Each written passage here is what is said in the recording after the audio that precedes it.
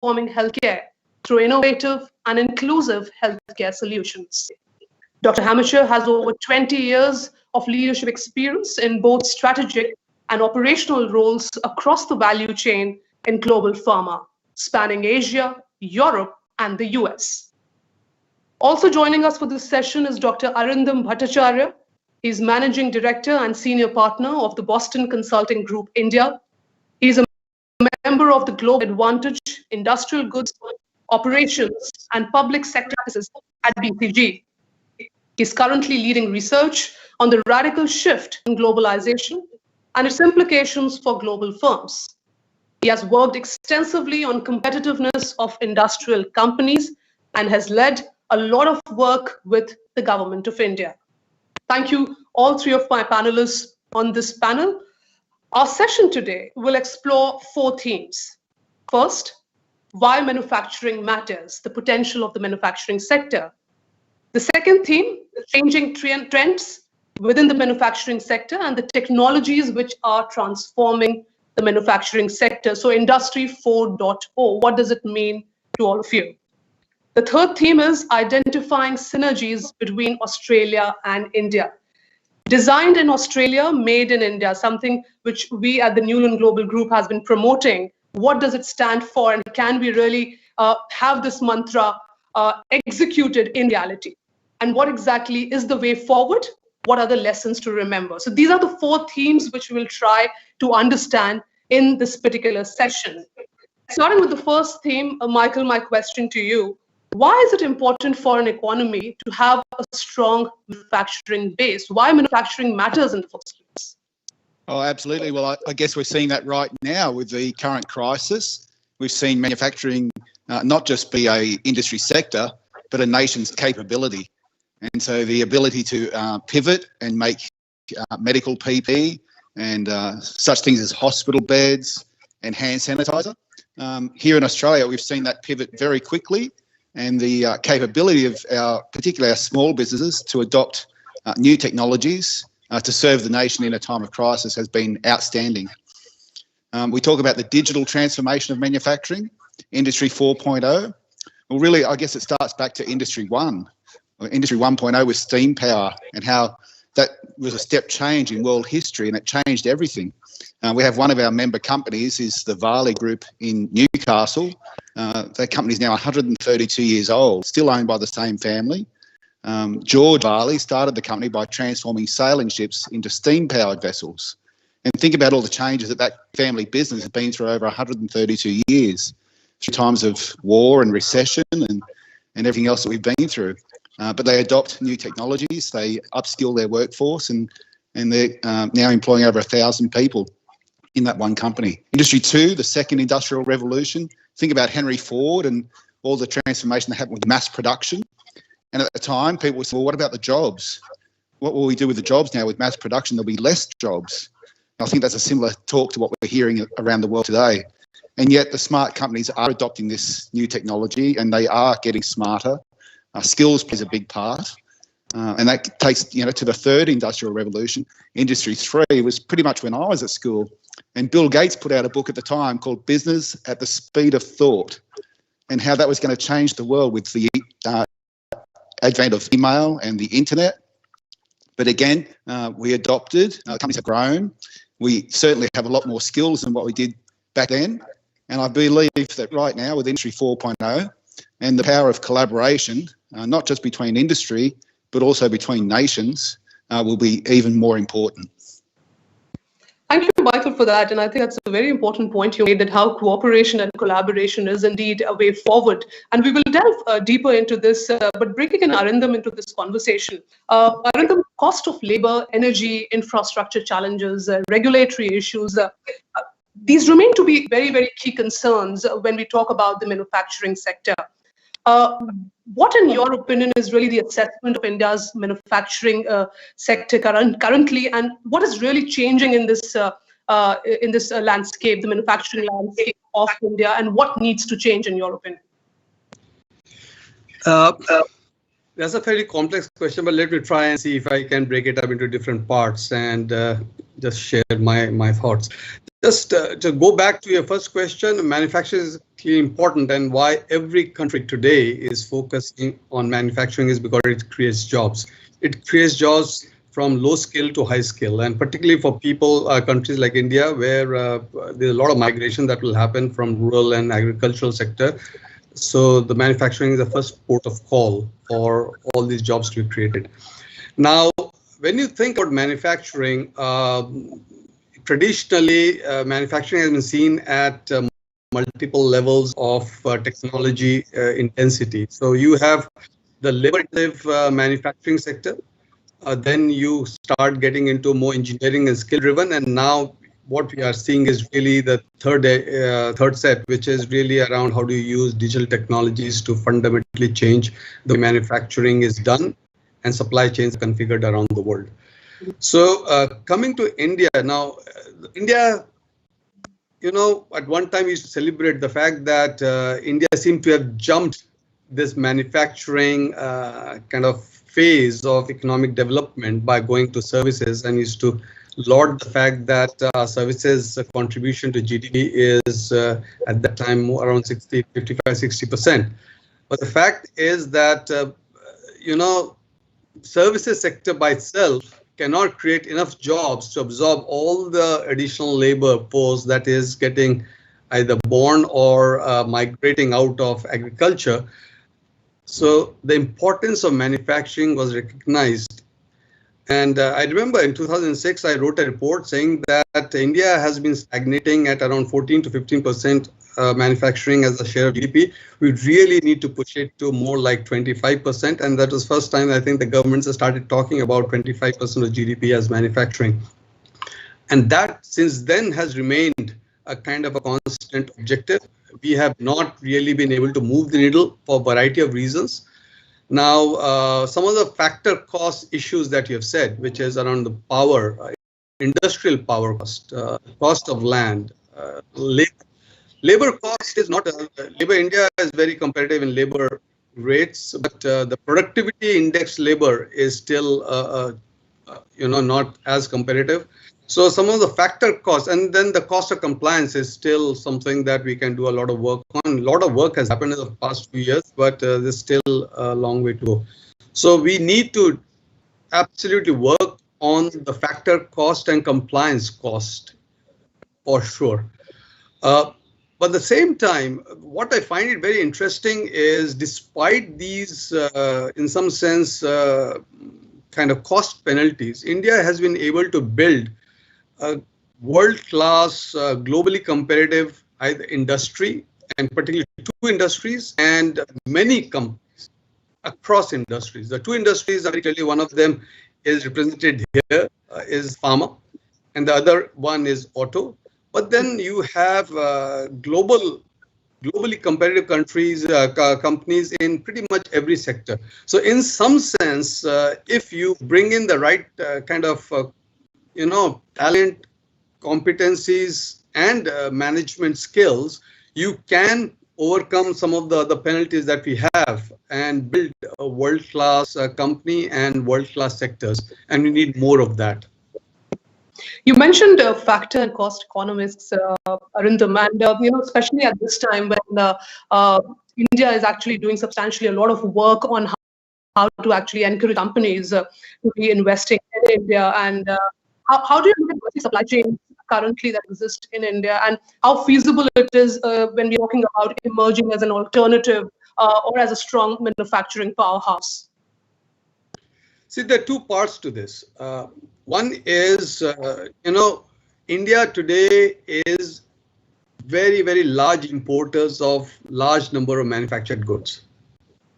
And there's no reason why we cannot be more competitive so that we can manufacture them. And there's a multiple set of what I'll call constraints that we have to release. I mean, a typical example of something that we did recently, BCG, is India is one of the fastest growing markets for air conditioners, for example. And we today manufacture a lot of our air conditioners, but we import a lot of key components of air conditioners. And the question to me is, why should we be importing some of the components like compressors when we are building a certain scale, and we have exactly the same kind of skills that are required in building a compressor as you have in automotive industry. So there is an opportunity to build a highly competitive, I'm not saying protected, but highly competitive kind of manufacturing base, which is catering to with growing scale, catering to the domestic market. And compressor is one, but electronics has been something that India has been talking about for a long time, and there are many other such product categories where we can build a large-scale, highly competitive industry. Then we talk about exports. Now, exports and a global trade is a lot more complex. I mean, a lot more complex because in many ways, this is not just the decision of India to be competitive. It is also how the global companies look at configuring their supply chains.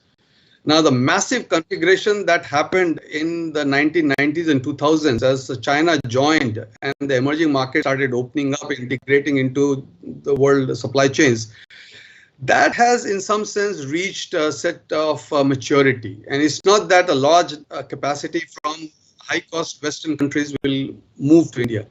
But within the emerging markets, there will be shift of capacities based on relative competitiveness.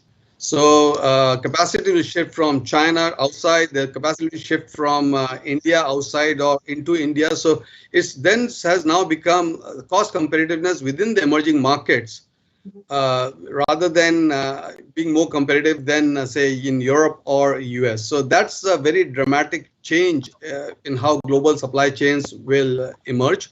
The other change, I think, which was mentioned earlier is the impact of all the industry 4.0 technologies, and that is again changing the cost economics of how do you manufacture, where do you manufacture, and it has both implications for India and other emerging markets, but also implications for a lot of the large consumption markets in the Western countries. Right. So what you're saying is that one really needs to identify the natural advantages in comparison with these competing countries. Bringing in Christian here, Christian, it's interesting because it was only yesterday when Prime Minister Modi reiterated in his inaugural address to the India Global Week that how pharmaceutical industry is actually India's pharmaceutical industry is not just an asset for India, but is actually an asset for the whole world. And it's interesting because we have seen the journey which the pharmaceutical industry has taken from the import, dependence before the 1970s to today, where India is actually the third largest pharmaceutical industries in the world by volume. Out of the top 20 global generic companies, 8 are from India. What's your assessment of India's pharmaceutical manufacturing and where India is really headed in the global scenario? Yeah, you're absolutely right. I mean, India plays such a major role when it comes to pharmaceuticals, generics, and now also other parts of the pharmaceutical industry like biosimilars, biotechnology is truly, truly emerging. Where does it play a major role and where can it head? I think the COVID crisis really shows us something. We need very robust and reliable production as well as supply chain. Everybody expects that essential medicines need to be available. Also now, despite certain logistic obstacles. And on the other hand, what is now also a high need is we see across the world that medicines are being repurposed, and we do the same in our group for the treatment of COVID. There needs to be a lot of flexibility and agility, and there needs to be a lot of scale to then produce medicines also in today's situation with COVID, so that the world can be treated. And India already has 3,000 facilities, manufacturing facilities in pharma biotech that are approved, and more than 400 when it comes to US FDA approval. So we need to be robust, reliable, we need to have the scale, we need to be extremely flexible to be shifting now to the new medications that are needed. And then one additional thing comes on top. My firm belief is that healthcare systems across the world, at least the majority, face additional cost pressure because of the COVID crisis. We need to be able to provide affordable medications for the treatment of COVID, but also for all other treatment and therapeutic areas across the world in an even more affordable way. And I think here there's a huge opportunity for India to play an even bigger role for generics, for biosimilars. These are the generics of biologics, more complex molecules, biosimilars. My prediction is that the need will be higher than ever. So we have as a muscle, the scale, the flexibility, as well as the affordability that India can bring. And when it comes to synergies, we need technology, we need robotics, we need to be able to predict demand. And there I see synergies also with Australia and their expertise. That's a very interesting point you made, Christiane, about how affordability, access, and quality, of course, is the very core of the healthcare. And India, of course, can show the way, because when we talk about pharmaceutical industry in the generics, it is in fact leading the way. You mentioned about Industry 4.0. What possibilities you see for in the area of innovation? Because just as much we're talking about manufacturing and technology upgradation, it's also very intricately linked with innovation and research. And that spending is unfortunately going down. If I talk about Australia, the nation's investment in R&D has actually fallen by 12% since 2013. And India's investment in R&D, and correct me if I'm wrong, is less than 1% of GDP. So how do you look at this really picking up? We're talking about Industry 4.0, we're talking about manufacturing, and simultaneously we are reducing our spending on research and development. Yeah, this is a very important topic, because I think the private sector, the academia, and the government need to come together to provide platforms so that we can also have a top-class research further and further emerging. We now again see during the times of COVID the tasks that researchers and clinicians have to do to quickly provide solutions. So I think there's a high need that we are evolving science. And we see lots of diseases still increasing. We have not solved the problem of cancer. We see that diabetes is an emerging global pandemic. We need solutions, and we need solutions to find new targets for treatment. We need solutions from scientists, from researchers, to come up with ways that makes medicines in the most affordable way possible.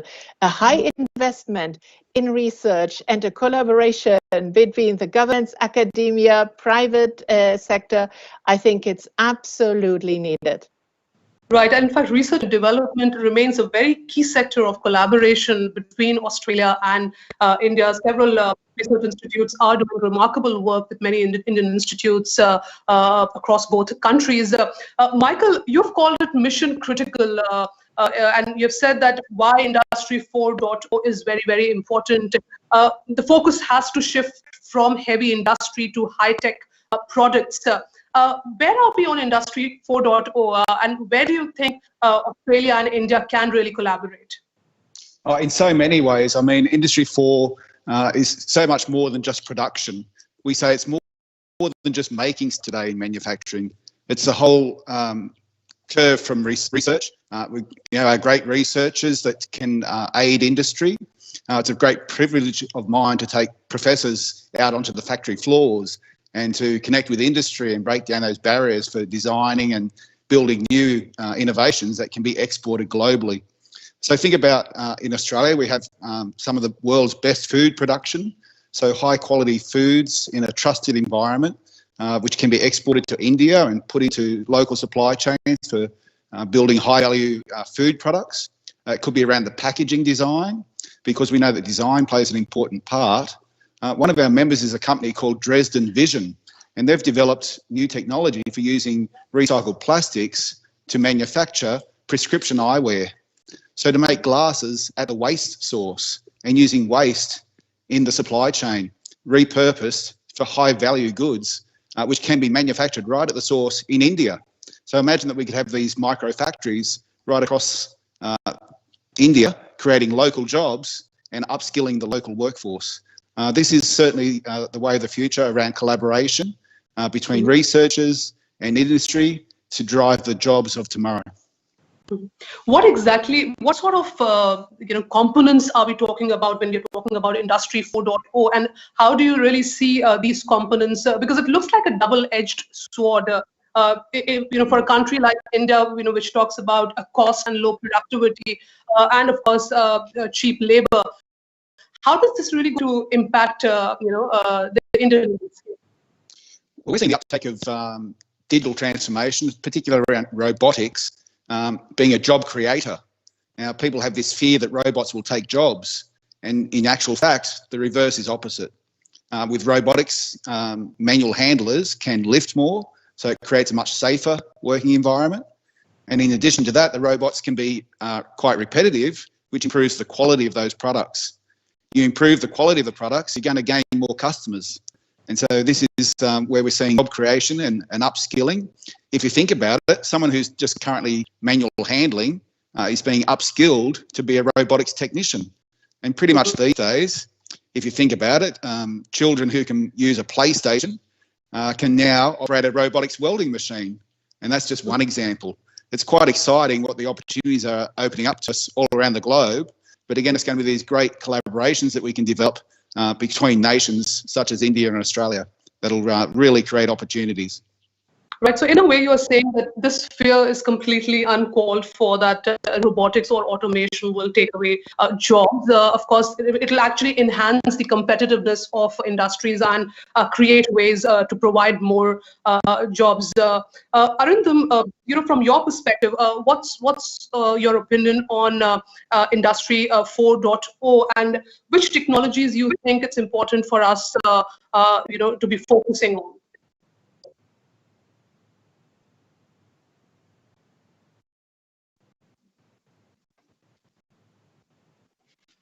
Arindam? I had muted myself. So I said, when you think about Industry 4.0, you can broadly think about Industry 4.0 in two parts. So one is the hardware. Hardware is the 3D printers, the robots, the sensors that you put into machines, and so on. And then you have all the data which is analyzed and which actually is used to improve the productivity and efficiencies of a plant, but also the entire supply chain, going right from the first supplier to the customer. And there you would collaborate across, because data can flow so easily across borders. They can actually build collaboration models across countries and across companies across the world. So these are two broad parts. Now, again, Industry 4.0 is used as a kind of a one word, but there are various ways to think about it.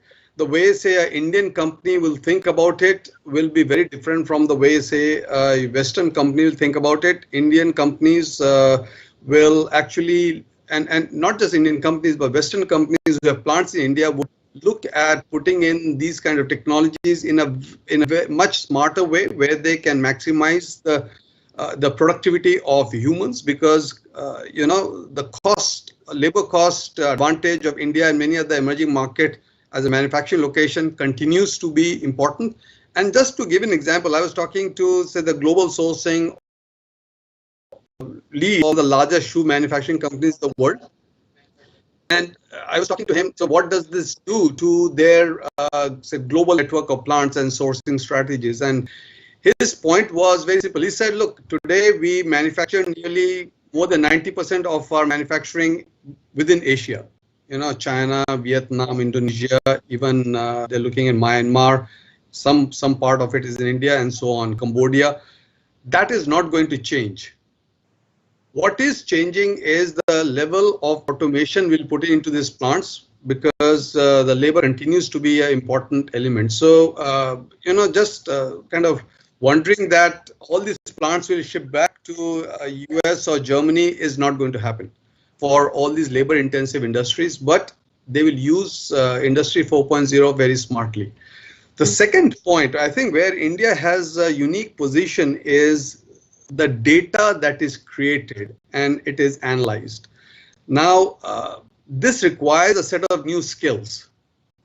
Digital supply chains requires a set of new skills, and India, with its strengths in technology sector, in ITES, and the way you can serve, data requirements across the world, gives it a unique opportunity, actually, to be able to play that role. And so, in some sense, we can create the ITS version 2.0, which is actually resting on Industry 4.0. And I'll give you a very specific example. I was talking to an Indian, IT company, and he was saying that today, when they do knee replacement, earlier all these medtech companies like Johnson & Johnson and many others, they would kind of take a 3D kind of image, then get it a mold made in the US, get a 3D printer to make that knee and send it back to the hospital. Today, that entire process of data processing and designing the 3D, design for the mold can be done in India, because it is a data intensive and analytics intensive process, and they are doing that. They are doing a significant part of that value chain for global companies in India. So in some sense, Industry 4.0 is creating a completely new set of opportunities for a lot of these technology companies to play more in the value chain that is happening. Right. So, of course, ITES, as you rightly pointed out, is a we can leverage the gains India has made in ITES globally, and of course the skills and the capabilities India has in this particular sector. What, in your opinion, Arindam, if one talks about Make in India 2.0, which is again talking about advanced manufacturing components, how do you see the potential of Make in India 2.0 aligning with Australia's advanced manufacturing and India's aspiration for global competitiveness in this sector? Because Australia's innovation and capability in advanced manufacturing is way ahead. So how do you see India and Australia identifying synergies in this sector? See, I think there is a bit of, in some sense, misconception making it 2.0. I don't think it's only focused around Industry 4.0, and that is one part of it, to create how we have a more leading edge industries and sectors. But there is a huge push by this government into actually getting some of the even basic labor-intensive manufacturing, where India seems to have missed the boat, because there are big shifts that are happening in the global supply chains. Furniture, shoes, toys, I mean, there are many others which are highly labor-intensive. These supply chains are changing. They are actually becoming smarter. They use a lot more technology than being purely labor-based today. But that is where there is one big focus of this government to say, can we create these large ecosystems? Because these are actually produced in large ecosystems to give them the scale and competitive advantage. That is one piece. I think the second piece is around what you just said, which is how do we bring more technology into our industry, particularly in some of our smaller industries. And that's the second part of what I'll call Make in India 2.0. So both are going together. Now, when I look at Australia, and Australia has certain deep strengths. Okay, we all know Australia's strengths in mining and mining technologies. Mining is becoming a completely automated and Industry 4.0 driven industry. It is safer, it is more productive, and so clearly, as India also opens up its mining, there is an opportunity for bringing those technologies, those advanced technologies into India. The second is, as I just said, is the entire food processing. Australia is a leader in food processing, and India is a leader in producing a lot of raw material, but it processes very little of it. And so there is a huge opportunity in bringing many of those technologies. Another industry which I find it very interesting, Australia has built a unique position, is in medtech, and both in terms of research as well as manufacturing. And again, India imports pretty much most of his, medical devices. So is there an opportunity for partnerships between Australia and these are very highly advanced, manufacturing industry and products. So is there an opportunity to create more partnerships, because India is such a huge market for as actually India's health systems also improve and more investments go in. There's a huge market. So my sense is these will be initially the three sectors rather than talking I 4.0. If we can talk about them very specific to sectors, I was very intrigued by this whole way of how you are taking industry 4.0 to SMEs. Right. And is there a way we can adapt some of the learning from there into also India? So I would imagine these would be the four interesting opportunities that we should be able to explore. Right. Christian, what sort of, you heard Arindam talking about medtech and the natural, advantage which Australia has in this sector. Where do you see Australia and India really building the strong innovation hubs between the two nations? Which industries can we really look at, and what sort of a partnership can we expect? Yeah, we can. I think we definitely have to look at the pharma and biotech industry. Pharma biotech is highly regulated. So automated process controls play a very, very critical role. Robotics play a critical role. Pharma biotech operates with a lot of standard operating procedures that colleagues need to perform. There is a way to have a certain technology, a tablet with you, but there are modern technologies where literally via glasses, you have your standard operating procedures with you. This is all about the quality of a product and at the end, the safety, patient safety. When it comes to the medication. So automated processes, the latest technology to allow to produce with the highest quality at each and every step. What will that do? The more seamless a production is, the more it will reduce the cost. When we look at the world, I think it's absolutely time that medications are reaching the hundreds of millions of patients in certain segments, cancer therapies, which they can't get today. And we have topics like how can we deliver with technology to remote areas? Right. Australia as a country is used to how to deliver to remote areas. We are talking, most of the patients in the world are in the so-called most of the world countries, and a huge number of patients is actually in remote areas. I think the supply chain delivery topic is a very, very important one. How can technology being used? Is it drones that are delivering medication so that patients have truly access to medicines? And to get the innovation, and then the production scale and the quality and the low-cost scale of India, I think these are some technology arenas we definitely should look into. The other question is the use of data, the data mining, the data architecture, the information architecture that then would allow us to distribute medications in the best way, to increase the efficiency and productivity in manufacturing, and to be able to build those data infrastructures, these architectures, and then mine it via artificial intelligence. I see that as a major area for collaboration, create synergies, bring great minds together to find solutions. That's a very pertinent point, Christian, because these are unprecedented times which we are in. In fact, we have gone virtual totally. And you mentioned about the need for technology to reach remote areas in India.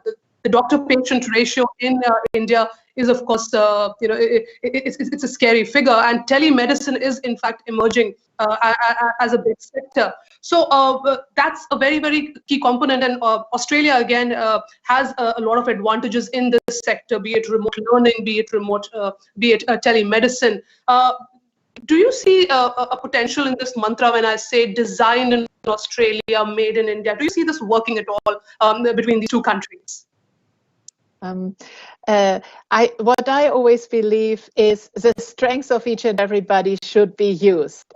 And then it also should be really an exchange of thoughts and to exchange the strengths. What knowledge can be transferred in both ways? Because I think also COVID has taught us one thing. We need to have some diversification. We cannot be only dependent on one country, on one location, on one manufacturing side. So the answer is yes. And how much can knowledge be transferred? And then to put the strengths together and learn.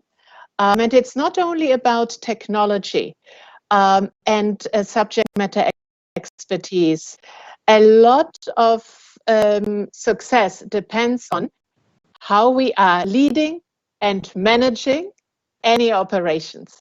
And beside technical topics, I think leadership, effective management across different cultures, across the world, how we do that in academia, in the private sector, and so on, is also an area to explore because there's a technical expertise as well as leadership to make things successful. Right, very well said, Christian, because policy planning is one thing which we have always been successful in, but when it comes to execution and implementation, how well we do that is something that remains a key concern. Michael, where do you see Australia and India? Because currently we are seeing deliberations around India's self-reliance and Australia's economic sovereignty. Do you see an opportunity for Australia and India to co-innovate, co-collaborate, and co-create? Which industries can we specifically look at? Oh, absolutely, 100%. Australia will always be a trading nation, but certainly we're stronger together. The more that we can collaborate would be better for all of us. We talk about the technologies coming through and design in Australia and make in India, as you suggest, is already happening on many levels and can only strengthen our trade. We have a company in Brisbane called iOrthotics, and they've developed new technology where I can use my iPhone to scan my foot, and then use the Australian technology can be putting that orthotics and sent anywhere in the world. So it seems to me that we have that technology in country in India and using the iPhone to scan anywhere in India and manufacturing those orthotics at the source. So creating local jobs in India through Australian technology. Now that seems to me to be a pretty good way of a partnership. So certainly the SME sector in Australia is always innovative, always coming up with new technologies and concepts. And I think we've got a bright future between both our nations. What will you advise to the companies which are looking to the Indian market, especially in the manufacturing sector? What will be your suggestion for them? Well, when we're talking about manufacturing, we're saying everything from food production through to the mining sector, as mentioned earlier, to now the space industry. It's a pretty exciting time. I mentioned it's a manufacturing moment, and it truly is. So think about the relationships that can be built between researchers, across industry, across people, because for me it always comes down to people and those human-to-human connections. How do we open up those trade dialogues to create those opportunities? And so if we talk about the mining sector just for one, think about the space sector and how that operates in mining now for autonomous vehicles and mapping the mining sites. That technology can be transferred to work in India, and I'm sure there's opportunities to explore there. So between government with Austrade and Oz Industry and others, I'm sure there's opportunities that we can open up, and anyone in the world should contact us through the AMGC website or the Advanced Manufacturing Growth Centre, because we're certainly making those connections. And with the Australian India Business Council, there's just some great collaboration happening here in Australia right now. Thank you for that, Michael. Arindam, what are the key lessons we really need to remember, when we are talking about building these collaborations between the two countries and, of course, the manufacturing potential of India?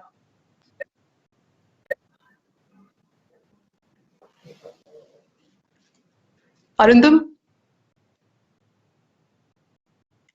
Sorry, I'm forgetting that I mute myself. Otherwise, there's a adequate. So if you look at the history of trade, and someone explained to me so nicely, the person told me that when you look at how globalization has happened, first thing that you got globalized was really raw material sources, that you started looking at raw material sources, particularly in the colonies. And at that time you had empires. And then you started globalizing manufacturing. And then now you started globalizing really in some sense, then happened services. And India was one of the forefronts of globalization of services, and IT services part of it. And now we have globalized data, and everything that rests around data has getting more and more globalized. So ideas are transferred around data. So, and that's where the value is also getting created. And what is happening is really in some sense, because these have gone in phases. I mean, most global companies today are networks. They have multiple innovation centers, both their own as well as partnerships around the world, because they want to source the top talent. So it's not that they want to look at just Australia or India or any, they are looking at top talent around the world.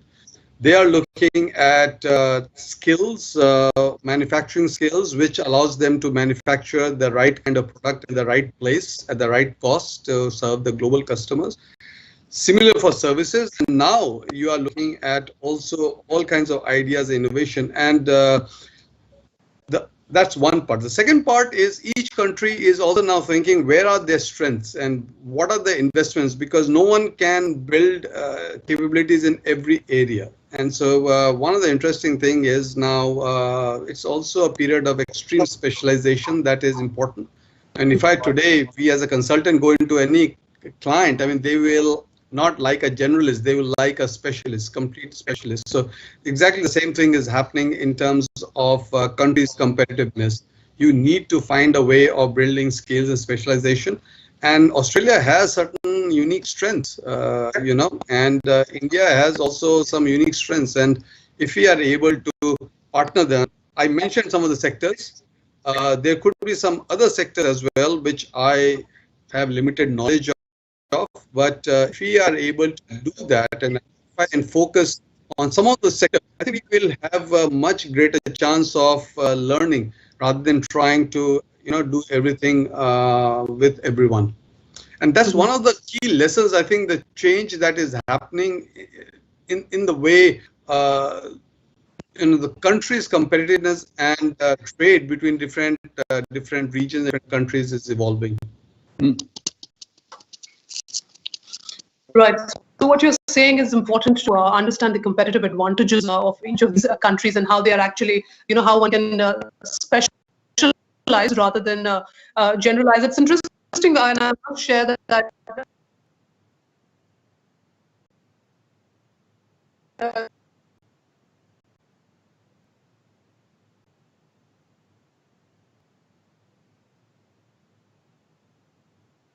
it's only precisely to identify the opportunity.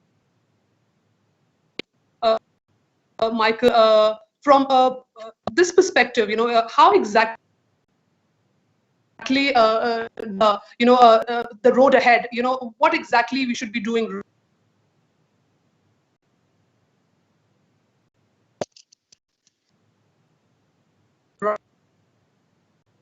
Well, we talked about the key strengths between nations. So look at the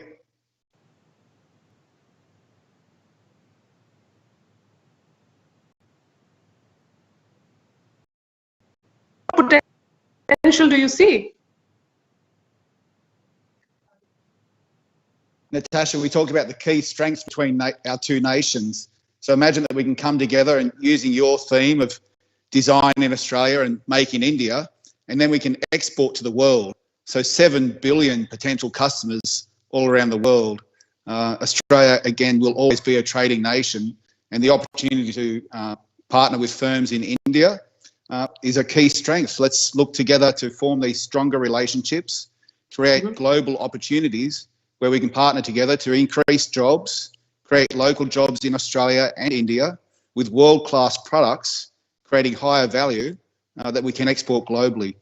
This is the future. This is advanced manufacturing, designing for a customer's need, designing new technologies, again, from everything from food production right up to the space industry. The new Moon to Mars mission is exciting in its own way, but think about the satellite technology that can be developed and that can be then used across India, but with collaborations and efforts both ways, also used in Australia for both our benefits.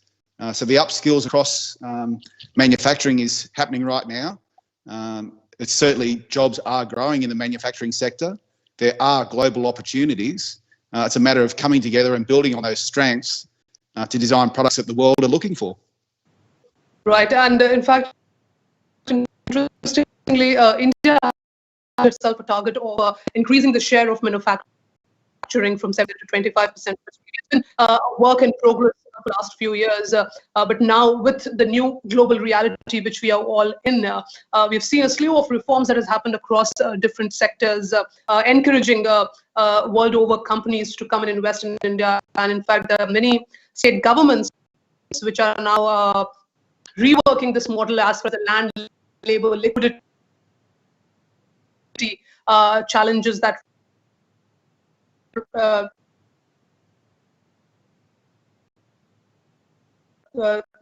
those needed to be addressed. What would you say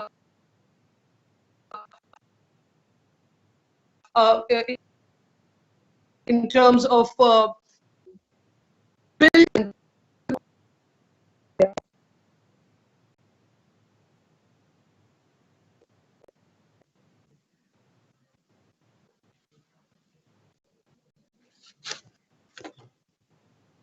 Christiane? Natasha, I could not hear you. If you quickly repeat your question, please. Yes, Christiane, your concluding remarks in terms of what exactly, if I have to ask you to conclude it in a sentence or two about, what we should remember and how do Australia and India can move together when it comes to the manufacturing sector? I mean, with the fast evolutions that we see across industries, what we really need are a partnership where we are complementing each other's. Nobody has a full set of strengths. And to clearly identify the areas, and I think there were many examples where the strengths are coming together and where we are building on each other and are also transferring technology and knowledge, and together create new ways how we can operate, creating new jobs and new solutions and opportunities for the future. It's all about building a very fluid and flexible network, depending on where do the specialists sit to find a solution for a specific problem. Thank you for that, Christiane. Arundam, cost, speed, innovation, quality are key components. What exactly would you say when it comes to reviving manufacturing between both these nations? Where should we look at? No, I mentioned some of the sectors. I think Australia has some very deep manufacturing capabilities in certain sectors. And today, this is a world today of specialization and skills. And India, in all these sectors, has enormous need of both investments and technologies and skills. And food processing is a great sector where the government, with the recent reforms, is trying to really bring opportunities for global companies, food processing companies, to come and create value for themselves, but also India and jobs. So there are several sectors, and I really do think that with the close geopolitical relationships with the two countries, I think we have a lot more opportunity to really increase our global trade. And I look at trade not in only physical terms, but also trade in terms of just IP and skills and so on. And there's enormous opportunity of doing that because there are certain deep skills in Australia which I think India can leverage.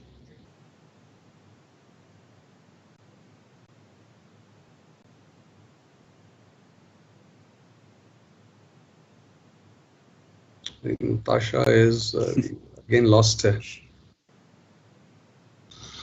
Well, I certainly agree with you. It's a great opportunity, and it's terrific to see our two prime ministers having such great discussions locally. And I think it's certainly opening up those opportunities for the future. I certainly agree with the comments made here today about strengthening those relationships, potentially a trade in skills as well. So developing this new technology and again being able to export to the world, this is the key driver for manufacturing and developing new markets. Right, thank you, Michael, and that's the discussion, and for incredible partnership in driving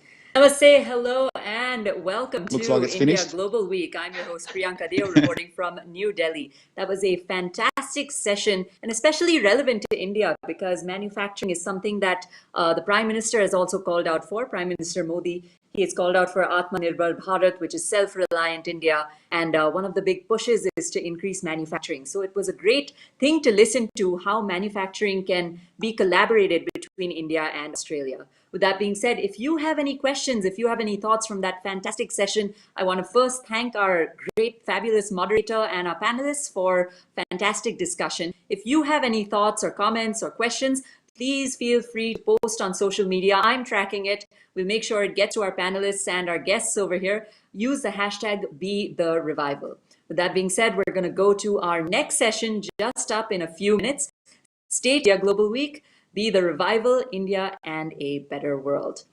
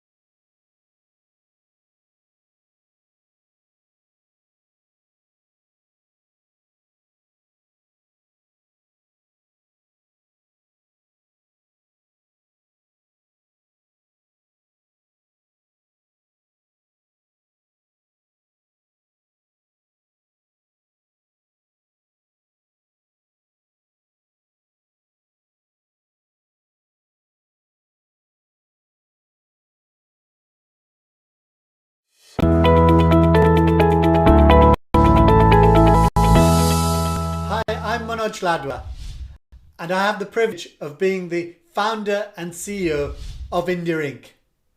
At India Inc., we pride ourselves in producing incisive content, engaging global leaders, and hosting impactful conversations.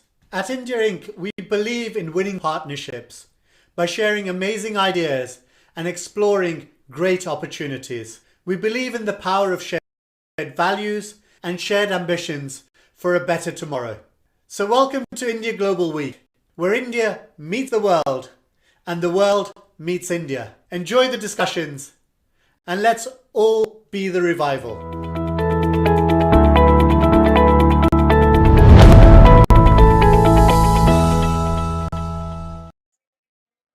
Namaste, hello, and welcome to Global Week 2020, Be the Revival, India and a Better New World. I'm your host, Priyanka Deo, reporting live from New Delhi, and I am super stoked. This just in, we have over 10,000 registered attendees from 69 countries, making it a truly global collaboration and conference. As Manoj said, what a great platform to share ideas and innovate.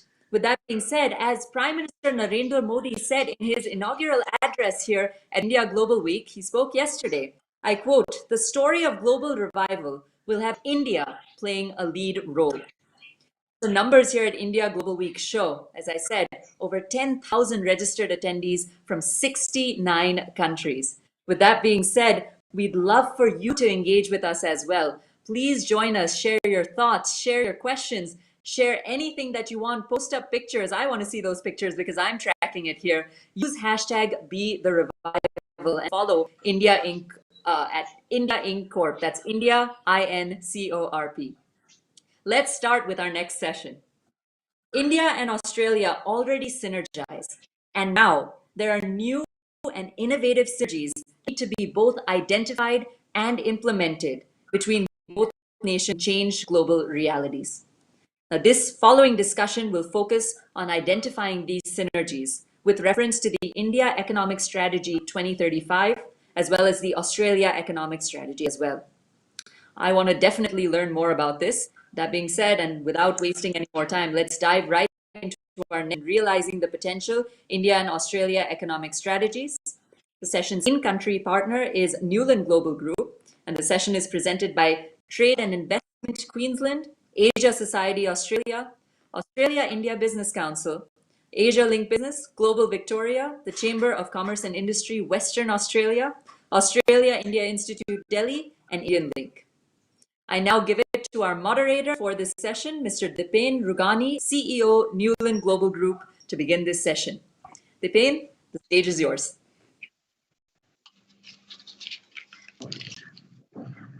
Thank you. Good afternoon, Australia, and good morning, India. Welcome to the Australia stream of India Global Week 2020, a unique initiative where India meets the world and the world meets India. In this session, titled Realizing the Potential, India and Australia Economic Strategies. In 2018, the Australian government released a report on its economic strategy for India, titled India Economic Strategy 2035, recommending to be put in its top 3 export markets, and India be made the 3rd largest destination in Asia for Australia's outbound investment to the tune of $100 billion by 2035. The report focused on building a transformational expansion of Australia-India bilateral ties with over 90 recommendations. The report identified 10 sectors and 10 states in an evolving Indian market, where Australia has competitive advantages and strengths, and where it should focus its efforts. However, it also categorically stated that opportunities would not come easy. The government would require a sharper national focus, patience, perception, and preparation is needed to engage with India. The report is the most detailed analysis ever undertaken of the complementarities of the two economies. The government of India commissioned a reciprocal report to the India Economic Strategy 2035, named Australia Economic Strategy, a blueprint to enhance trade opportunities between India and another country, which has never been attempted before. The first of its kind report by the Indian government, which reflects on the new emerging areas of cooperation, which can be explored between India and Australia. The release of the India Economic Strategy in 2018 and the imminent release of the Australia Economic Strategy is a way forward towards building a strong knowledge source that could enhance our understanding of each other across different sectors, help businesses strategize, explore, and expand in the Indian or Australian market with ease. Hence, it is our absolute privilege. We are joined today by the authors of these reports and senior diplomats, Peter Varghese and Ambassador Anil Wadhwa, along with renowned thought leader on India's market strategy and understanding the logic of consumer India, Rama Bijapurkar. Let me introduce our esteemed panelists. Ambassador Anil Wadhwa was a member of the Indian Foreign Services from 1979 to 2017 and has served as India's ambassador to Italy, Thailand, Oman, Poland, San Marino, and Lithuania. As Secretary East in the Ministry of External Affairs of India, of the Government of India, he oversaw relations with Southeast Asia, Gulf, West Asia, Pacific, and Australasia. He also served as Indian ambassador and permanent representatives to FAO, IFAD, WFP, UNESCAP, and worked with the organizations for prohibition of chemical weapons in The Hague, heading the government relations and media and public affairs branches.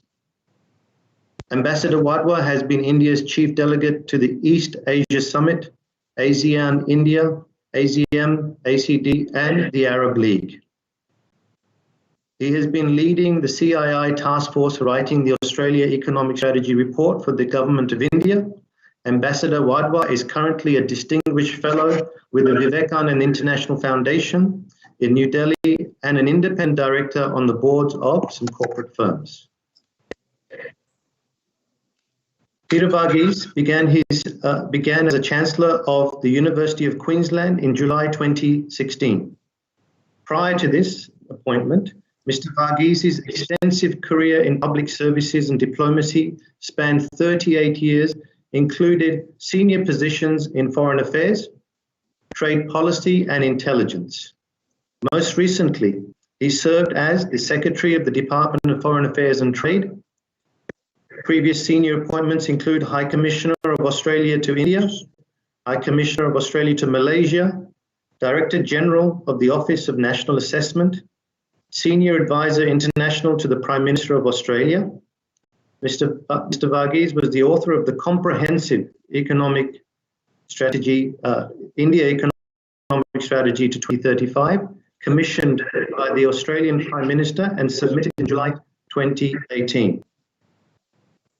Rama Bijapurkar is India's most respected thought leader on market strategy and India's consumer economy. She has an independent consulting practice that works across sectors and organization types, subscribing her mission as bringing market and customer focus to business strategy. In addition to a consulting practice, Rama has served as an independent director on the boards of several of India's blue chip companies, including Axis Bank, Bharat Petroleum, CRISIL, Chrysalis, Godrej Consumer Products, Infosys, ICICI Prudential Life Insurance, Mahindra and Mahindra Financial Services, Reddington Gulf FZE. She also serves on the Governing Council of the Banking Codes and Standard Boards of India. the Insurance Information Board, and is a member of the Eminent Persons Advisory Group of the Competition Commission of India. She has been a regular visiting faculty at the Indian Institute of Management, IIM, Ahmedabad, her alma mater, and is a member of its board of governors. Rama is a dominant voice in the media on business and policy issues in her areas of interest and work. She is the author of the internationally acclaimed best-selling books, We Are Like That Only, Understanding the Logic of Consumer India, Winning in the Indian Market, and she recently published a sequel to this titled A Never Before World, Tracking the Evolution of Consumer India. Welcome, Peter, welcome, Anil, and welcome, Rama.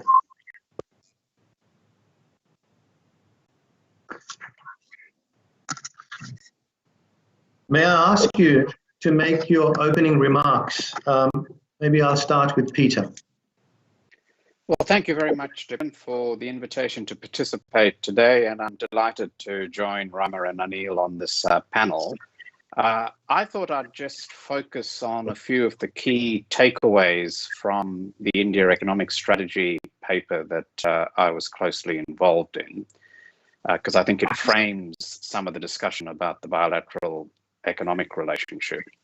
The first point I'd want to make is that it is always important to think long-term, but it is especially important to think long-term when it comes to India, because India is far too complicated a polity, an economy, a country, and a society for it to have a linear story.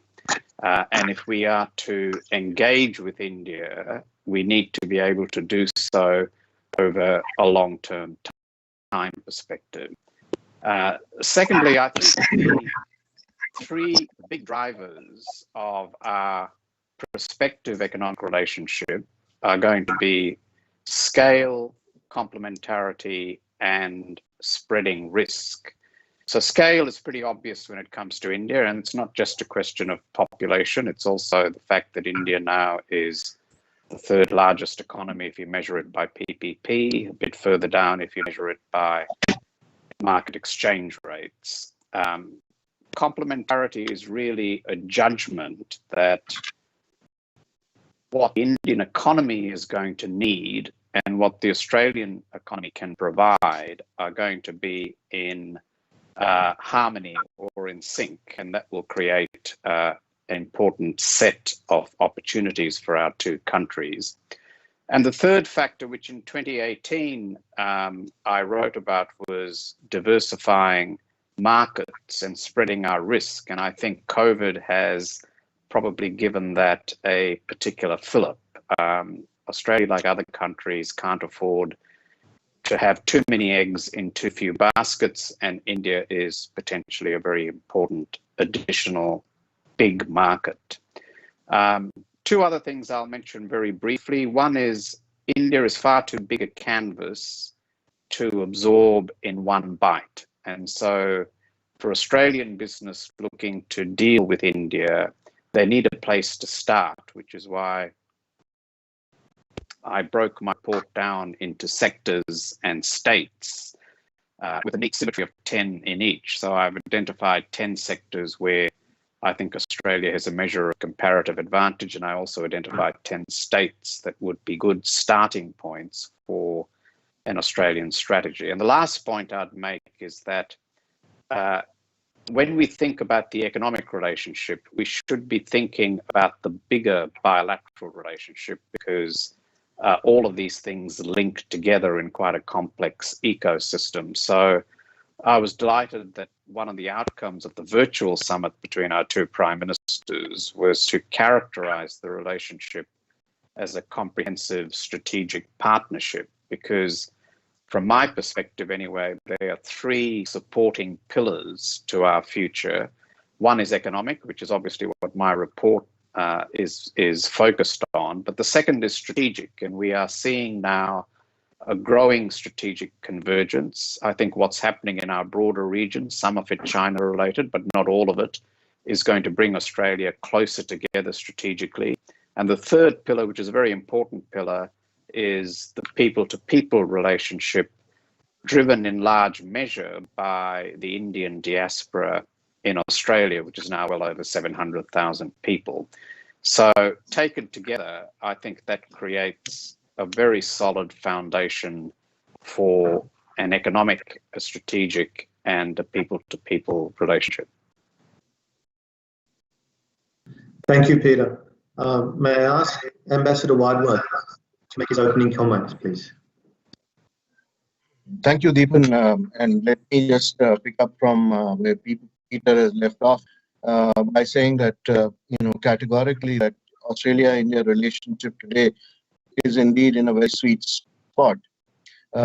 In fact, the virtual summit between Prime Minister Modi and Prime Minister Morrison on the 4th of June confirmed this all-round improvement in the bilateral relationship. So essentially, it is geopolitics which is supplemented by economics that has galvanized this relationship. The Indian diaspora now is close to 700,000, and the Indian student community in Australia has crossed the 100,000 figure. So this has ensured that India figures regularly in the political discourse in Australia. Also, we've seen ties which have been elevated to a comprehensive strategic partnership. And so a relative lack of awareness so far about business opportunities on both sides has created a large untapped potential in several key areas across the board in the two countries, in trade as well as in investments.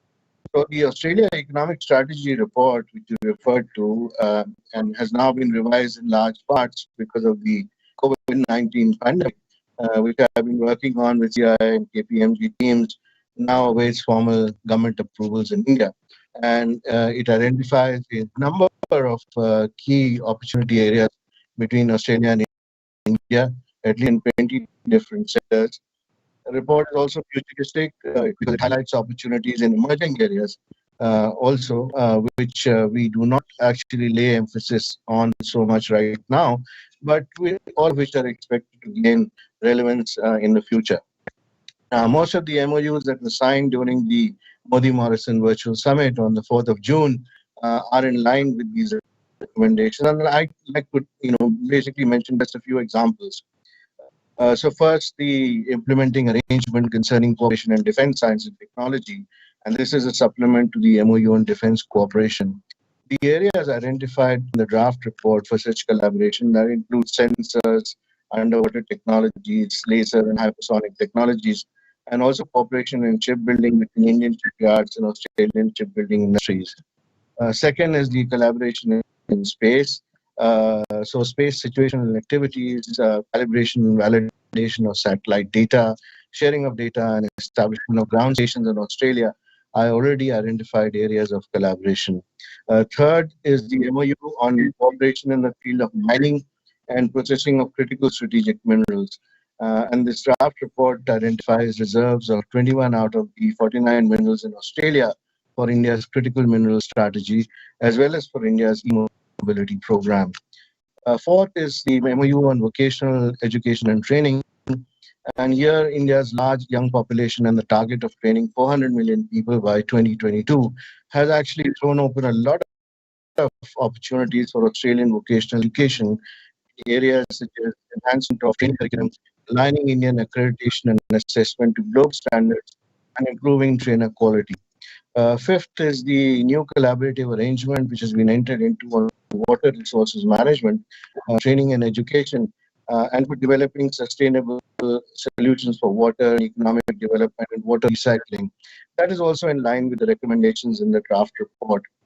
Sixth area I'd like to mention is the Australia-India Scientific Reserve Fund. That's an example of a successful research fund set up between the two countries, which has seen joint funding for a number of successful projects in the areas of life sciences and biotechnology, genetics, etc. So here, the two sides have agreed to have a one-off special COVID-19 collaboration round based on the Scientific Reserve Fund in 2020.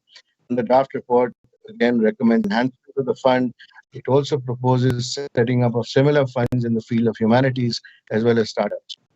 Seventh is the flagging of the need to strengthen India-Australia partnership in greens management and logistics to reduce post-harvest losses and to rationalize costs and supply chain logistics, and setting up education campuses in each of those countries during the summit.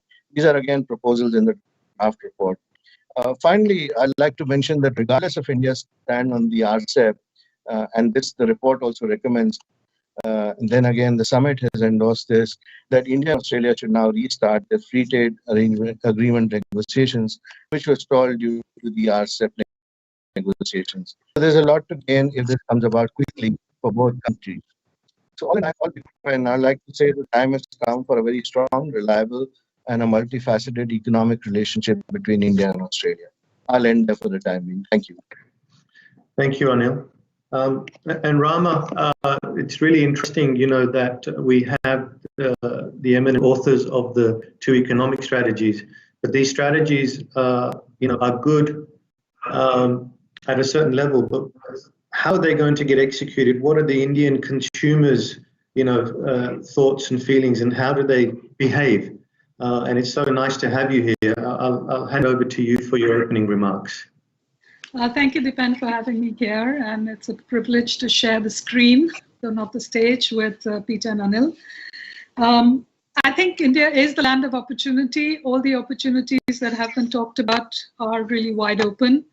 Let me, in the opening remarks, just talk about the opportunity at a high level, the gain and pain of it around markets and people.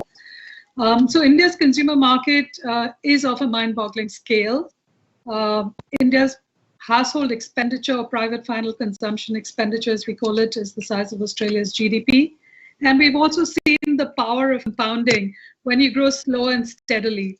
So if we do go back to the 7% rate of growth we've talked about, we will add another India to India in a decade, and that's a lot. I think we also have a profusion of talent that is that values learning a great deal. It's street smart talent, it's formally well-educated, world-class talent, and it is not very learned, but highly learnable talent. And thirdly, I think the story of India can't be complete if you don't look at the DNA of innovation, which is to get more with less. It's a DNA that other global companies have carried back with them to their home markets as well. On the supply side, the domestic market is still wide open. It is underserved and underexploited, so there really is room. The consumer is ready, and the scope for supply is really quite manifold. And there is pain. I think the speakers before me have also talked a little bit about the pain of the market. One of the biggest pains is that while it is a large economy, the average Indian earns per capita GDP of a little over $2,000 US, while the average Australian is many, many times that at 55,000. It is a regulated economy. There is regulation. I think the speakers have talked about it as well.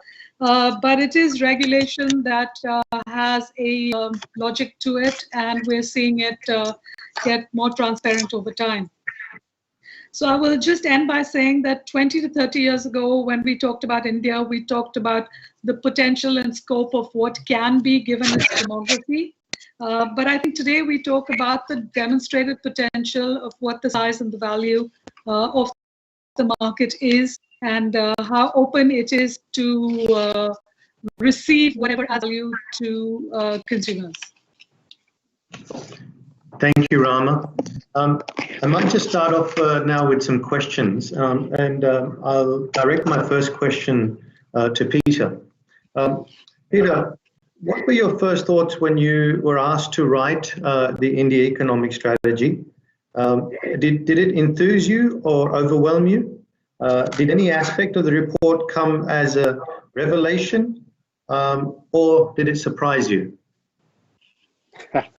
Well, Dipen, when I was first asked to do this, I actually politely declined, largely because I knew this was going to be a huge task and I already had a lot on my plate. But I was persuaded otherwise, and because I was given a very, very good professional team in the Department of Foreign Affairs and Trade to work with me, and the government commissioned some very deep dive research from McKinsey, it meant that what might have been a very impossible task turned out to be much more doable. In terms of surprises, look, India is always full of surprises. So at every corner, I think there was probably a surprise lurking. But, you know, in trying to present the narrative of India to an Australian audience, it's surprisingly difficult to define what an Indian economic model actually is.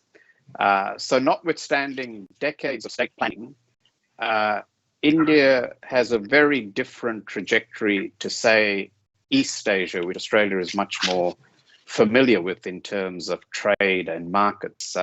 This is not an export-led economic model. It is very much a consumption model with an SME sector which is both hugely important but largely informal. And then there's this peculiar mixture in India where entrepreneurialism and entrepreneurial skills sit side by side with a political culture which tends to favor state intervention over market solutions. Now, like everything in India, all of that is changing, the mix is changing, but it's not an easy story to capture in a coherent narrative. I think the other thing for an Australian audience would be a recognition that over time, the magnitude of the opening up of the Indian economy is very poorly understood in a country like Australia, because I think Australians still tend to think of the Indian economy as a closed economy, a highly protected economy. And when you look at the figures, the proportion of trade to GDP in India is almost to the decimal point identical to that of Australia. And our self-image in Australia is a very open economy, very engaged with the global economy. So I think the surprises, to the extent that they were more in how you capture a complicated narrative and how you deal with the sort of inherent contradictions that both in Australia and India our systems will always have. Great answer. Thank you, Peter.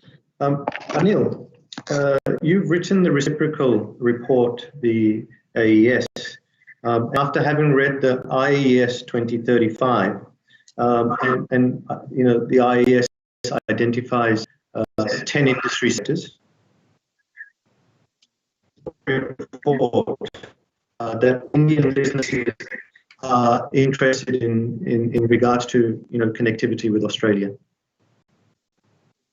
that are different to the IS. Right. So Dipen, as I mentioned earlier, this report has been prepared with CIA and PMG teams. You know, there are, of course, a number of areas which are overlapping in the two reports, which is bound to happen because there is convergence there. But you know, broadly speaking, I think I would say that there are opportunities for Indian businesses across the broad sectors of investments in mining and resources, in agribusiness, in utilizing best practices of Australian healthcare, in cancer research and trials, and also collaborating in India-specific solutions to education and skills development. Then again, offering Indian products in niche areas of information technology and in opportunities in other sectors like renewable energy, in tourism, in financial services, again in creative fields like digital technologies, animation and gaming, and then looking for collaboration in infrastructure, in joint manufacturing, in space and defense in particular, which have emerged as new areas. Then, as you mentioned earlier, there are opportunities for Indian businesses across the emerging areas like lithium-ion battery technology, medical and water technologies, data analytics and food computing, and also education and medical technologies, which have relevance in the future aspiration plans in both countries.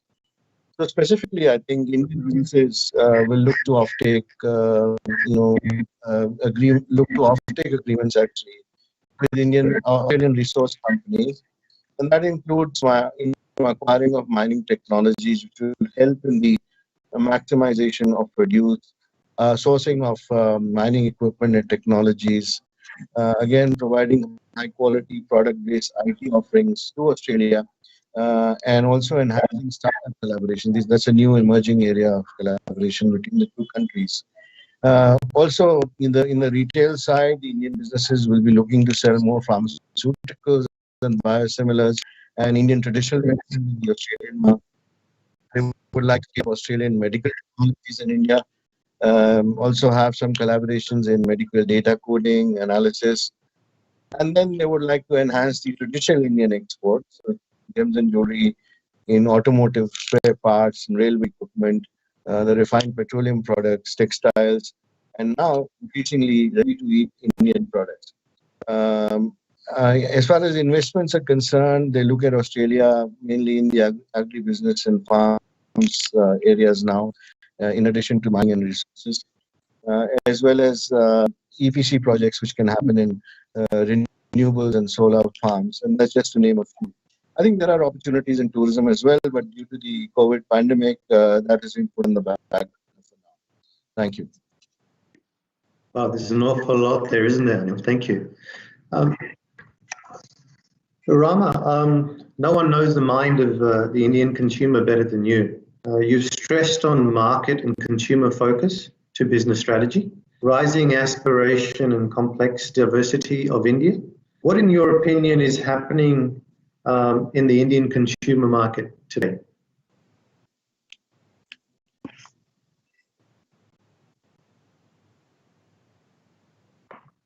You're muted, Rama.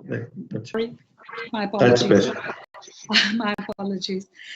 Today, the Indian consumer continues, it's both the rich and the poor consumer across the board. The desire for a better life, the desire to consume. Consumption is a solution even to less than perfect public goods like education and health. I think that's really what the Indian consumer is at. And for such a strong desire, I think we just need a lot more supply.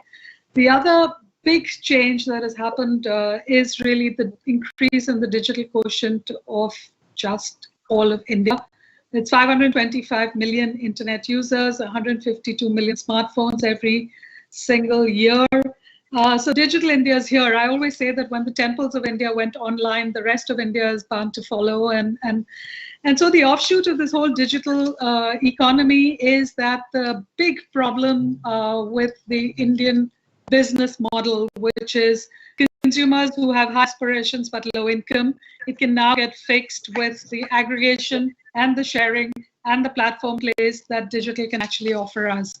So it's actually enormously exciting.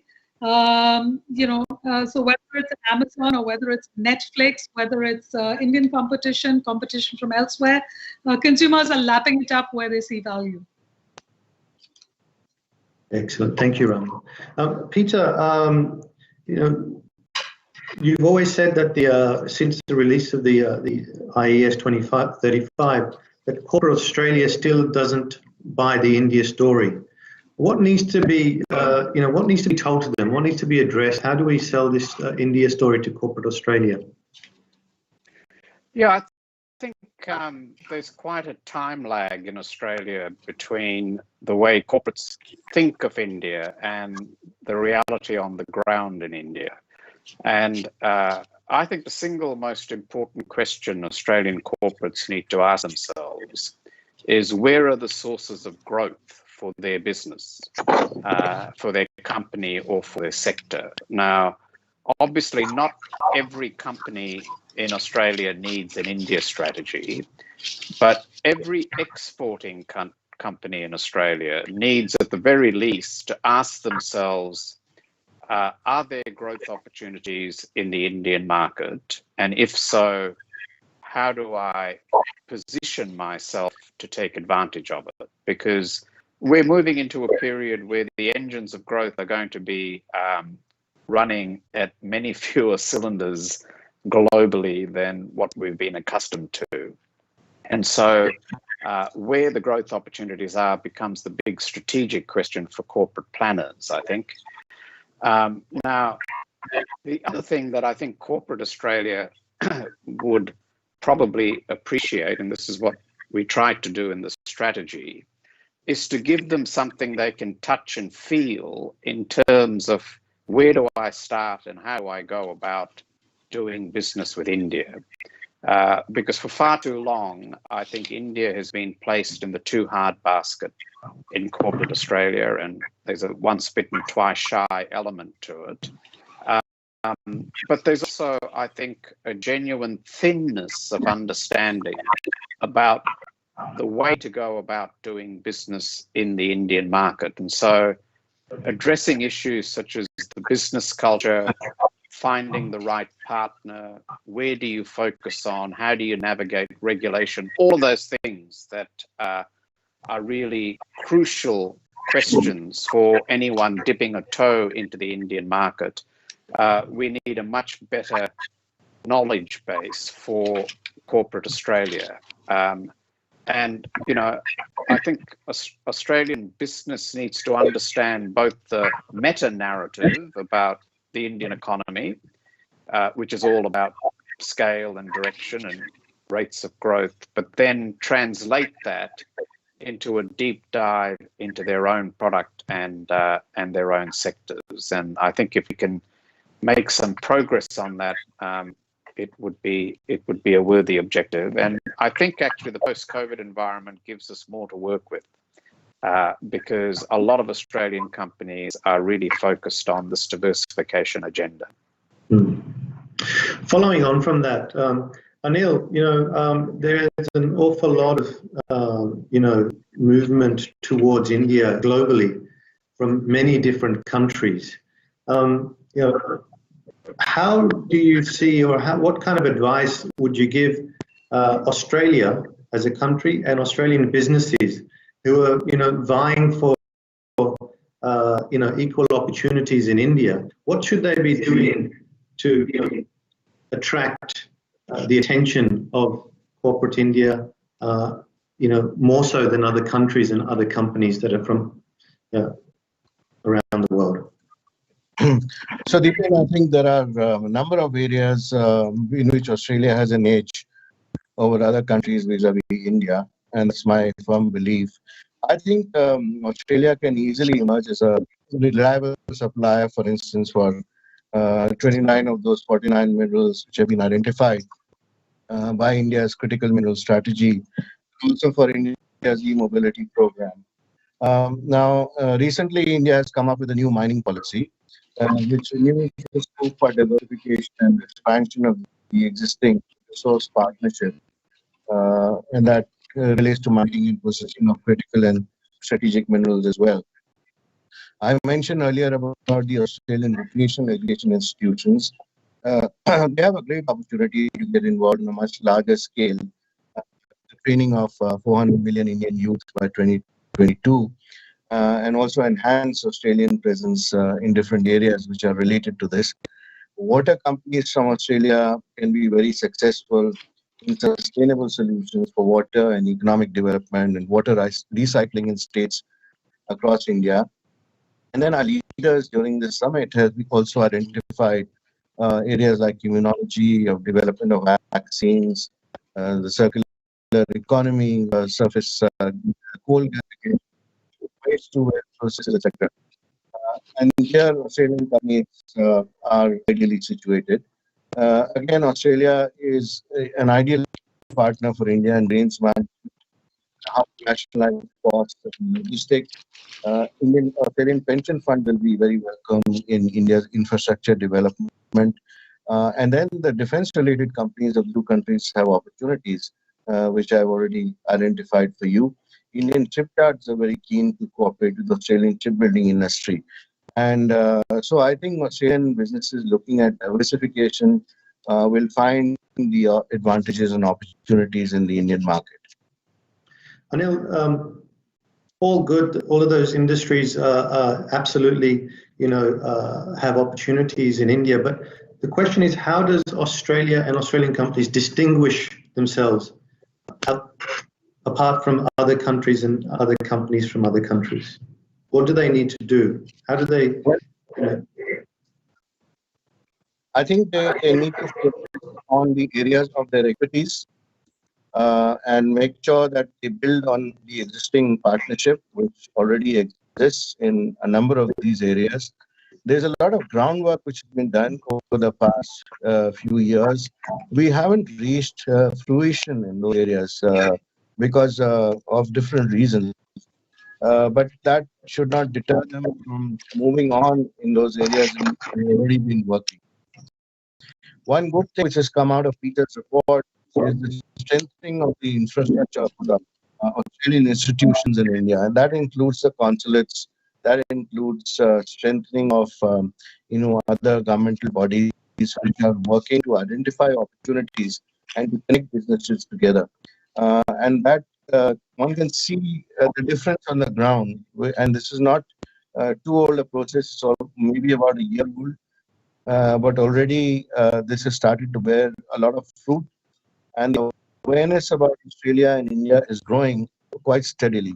And I think if this effort continues, you'll have more and more Indian companies who will be very happy to work with Australian companies once they know the expertise which is available in Australia, and the fact that Australia can be an alternative market, because so far India has looked to US, to Australia, and others for technology, and Japan and Korea. But besides that, I think the awareness about Australia was lacking, and that gap seems to be filling up pretty fast.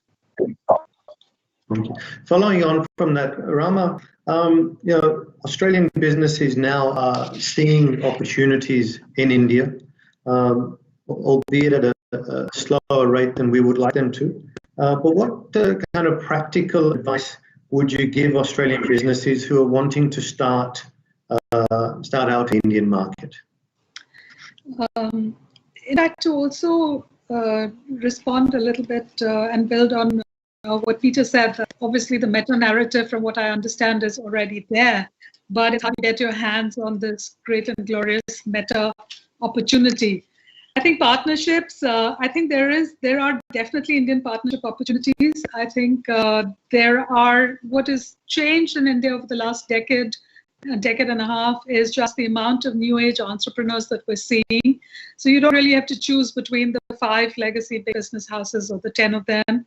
I also think that there is an abundance of Indian talent. So companies can come and hire an Indian management team that really helps them take the agenda forward. I think that talent is, in fact, we export a lot of talent, middle management talent, to multinationals around the world. As you know, I also think it could well be a series of small bets. It doesn't have to be one big bet your shirt.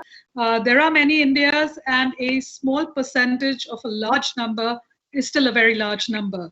I think Australian companies, and the other big place is also not just in partnerships with new age entrepreneurs, but also capital. So India has a very vibrant startup culture. We had 9 unicorns last year, 20 totally. I don't know where they are after COVID. But I think that there is an entire shortage for startup capital, basically. I mean, you get big capital, but you don't really get a lot of startup capital. And I think that's another very, very good place to be. And MSMEs often have what it takes, but they don't actually have all the formality that comes with it, the systems, the processes, the windows to the world. And so I think there are lots of opportunities for partnership in a manner which complements what Australian companies can do. From the ground up to build is right. You need patient capital, you need a long-term perspective, but you need an engine. What I would tell Australian companies is that if you have an engine built which can fire on all cylinders, which is different segments, different parts of India, there are many Indias, you will get growth on autopilot. So all you need is really to build a small and scalable engine. So that's roughly the territory of what I believe the opportunity is. Peter, opportunities without timelines is just a work in progress. What should be the right way of going forward in achieving tangibles in the Australia-India economic relations? Yeah, well, that's the key question, Dipin. And I subtitled my report From Potential to Delivery, because at the end of the day, if you don't deliver, it doesn't matter how good the story is, it's going to be a little bit academic. I think targets are very important because I think they focus strategy, and I did try and include some reasonably ambitious targets for the bilateral economic relationship. A trebling of our exports to India over the period out to 2035, a tenfold increase in outward investment. And I think the India story is going to be a little bit different for Australia in Asia, in that I think trade and investment may be better twinned in this relationship than they have been in our other big Asian economic relationships. And that's partly a reflection of Indian economic policy settings, which I think will be more investor friendly and faster to open up foreign investment than they will to open up market access. So that investment objective and target's important. I think government leadership is important for any sort of large strategy on both sides. In Australian terms, I'm very pleased that the government accepted my recommendation to set up a cabinet subcommittee tasked with regularly reviewing implementation of the recommendations. So this imposes a certain discipline to the strategy in that officials and ministers are held accountable for progress towards reaching these targets. The whole idea of sector-specific strategies, I think, is an attempt to get to the tangible more directly than you would otherwise. So each of those 10 sectors come with a strategy. And of course, focusing on 10 identified states doesn't mean you don't do other things in India elsewhere, but I think that also helps you get a level of traction that you wouldn't otherwise have. And the last thing I'd say, and this applies, I think, for both of our countries, is anything we can do to enhance market access to each other's markets, I think, will bring tangible results more quickly than they otherwise would come. And so I think it's important that we do try and address bilateral barriers, whether that's through the revived CECA negotiations or in other ways. And I think it's important that we both keep pushing on the trade liberalization door. I think if India could find its way to review its position on RCEP, that would be a great step forward, and it would have flow-on benefits for our bilateral relationship. So there are some of the things that you can go from promise to tangible. Thank you, Peter. Anil, I'm giving you the hard questions. I hope you don't mind. But as someone who has, spent considerable years in the Indian Ministry of External Affairs, where does Australia stand in terms of prioritized countries for engagement for India? We've always felt that Australia has always put India at the forefront of its thoughts, but it's never really been reciprocated as much as we'd like it to be. Where do you think, where would you say it is today, and how far have we come within, the corridors of New Delhi? So, Deepan, we know that India-Australia relationship has had its ups and downs, but currently I would say that Australia is seen as a key strategic partner, both geopolitically as well as economically. And there is an Australia-India vision for the Indo-Pacific, which coincides with each other. There is a convergence of interest in working in tandem in the Pacific and the Indian Oceans. Both countries now have a similarity of views on multilateral institutions, the rule of law, and a free and open Indo-Pacific. So Australia also economically, I would say, is an ideal strategic partner for India as it moves forward to achieve what we call here as transformative and inclusive economic growth. What India needs to do is to achieve this growth while also dealing with some peculiar challenges of a large and growing population And that itself throws up challenges like urban development, infrastructure, and water scarcity. So Australia provides a complementarity of resources which are available, and also the approach in dealing with these challenges, making it a right partner for India to collaborate with. There is this Make in India initiative, which was launched, as you know, in 2014. And now we have the Atmanirbhar or Self-Reliant Mission of India, which was launched post-COVID-19 in 2020. Both of these cover sectors in which India is open to investments and collaboration. And these include areas like mining, healthcare, pharmaceuticals, IT, infrastructure, defense, space, and tourism, etc.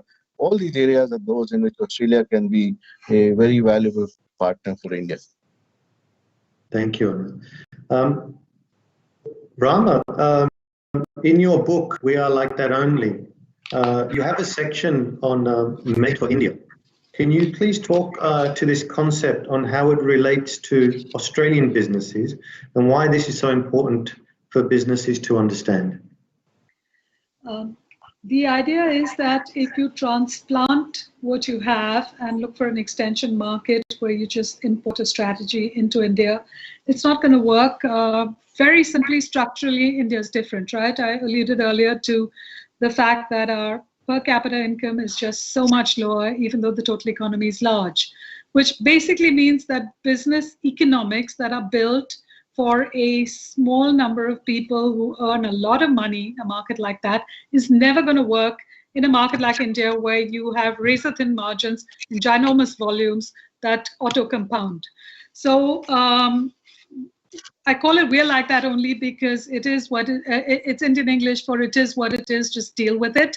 Because even in the lifetime of probably the youngest person listening to this, we're never going to hit a 60,000 per capita GDP kind of number.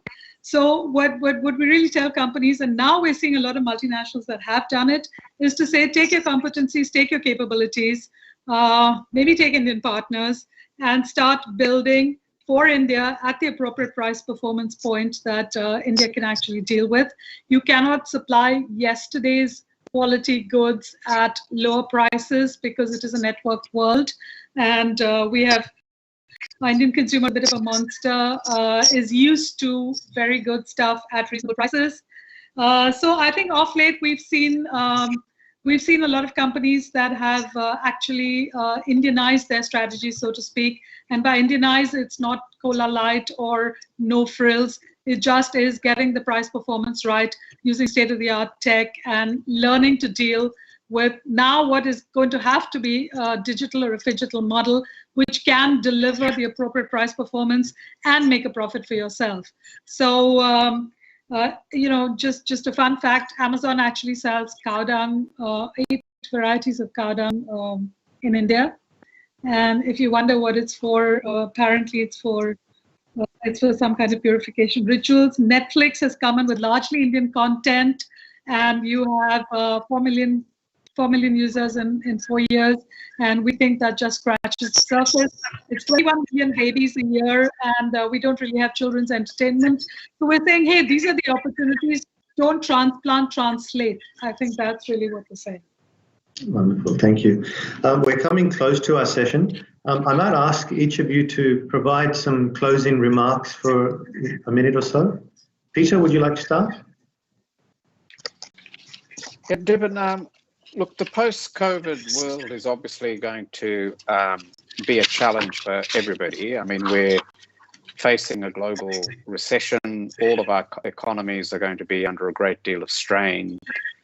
Many of the projections that we were living with are going to prove to be overly optimistic. But the point I would sort of leave you with is, notwithstanding the bumpiness of the next 2 or 3 years in terms of the economy, I think the sort of structural drivers of what's happening in the Indian economy, whether that is the urbanization of the country, the movement from the informal to the formal economy, the demography of a young India, the aspiration of the Indian people, all of those things I think will continue to shape the Indian economic story, and therefore will continue to shape the framework within which Australia and India will need to engage. Now, along the way, I think both our systems are going to be put under a great deal of pressure.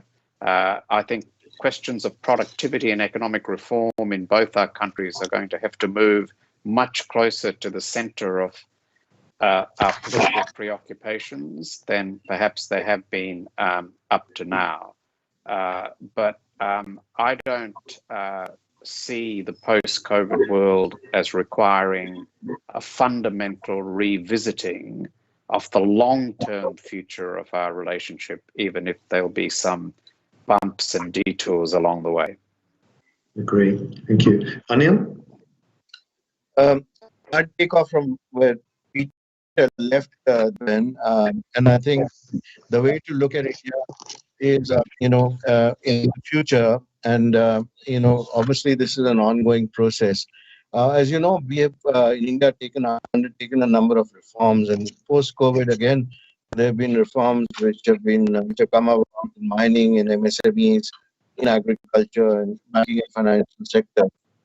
But in general, the attempt has been to pull India up the rankings in the ease of doing business, and obviously much more can be done.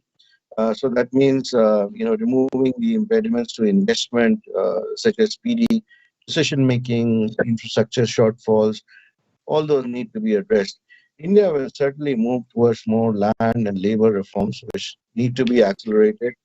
And I think it will try and create more of a level playing field for foreign investors in the domestic market, also strengthen a grievance redressal mechanism in the future.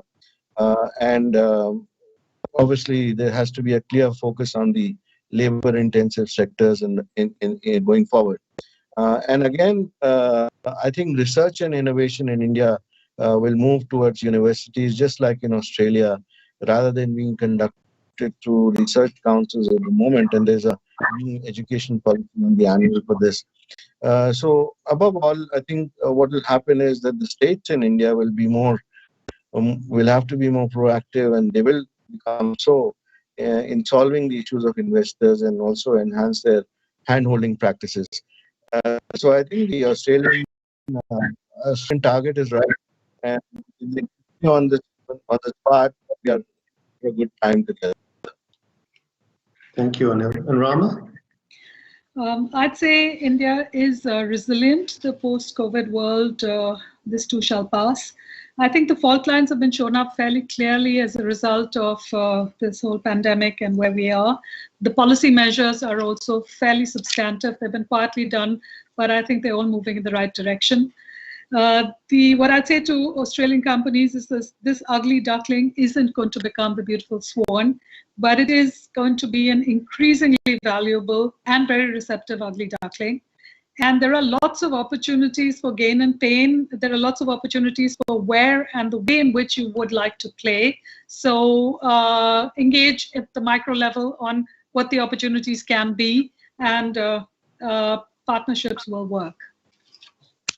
And in closing, from my perspective, don't look at India just as a market, but as a place where you design, develop, and manufacture holistically. India offers its own set of opportunities and possibilities.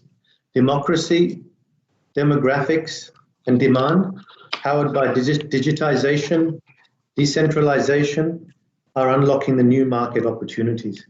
On that note, I'd like to sincerely thank our panelists, Peter, Anil, and Rama. Thank everyone in Australia and India and around the world for joining us. Please don't go anywhere. We have an exciting session on sports and the wars coming up too. Thank you very much, panelists. Thank you. Thank you. Afternoon. Thanks.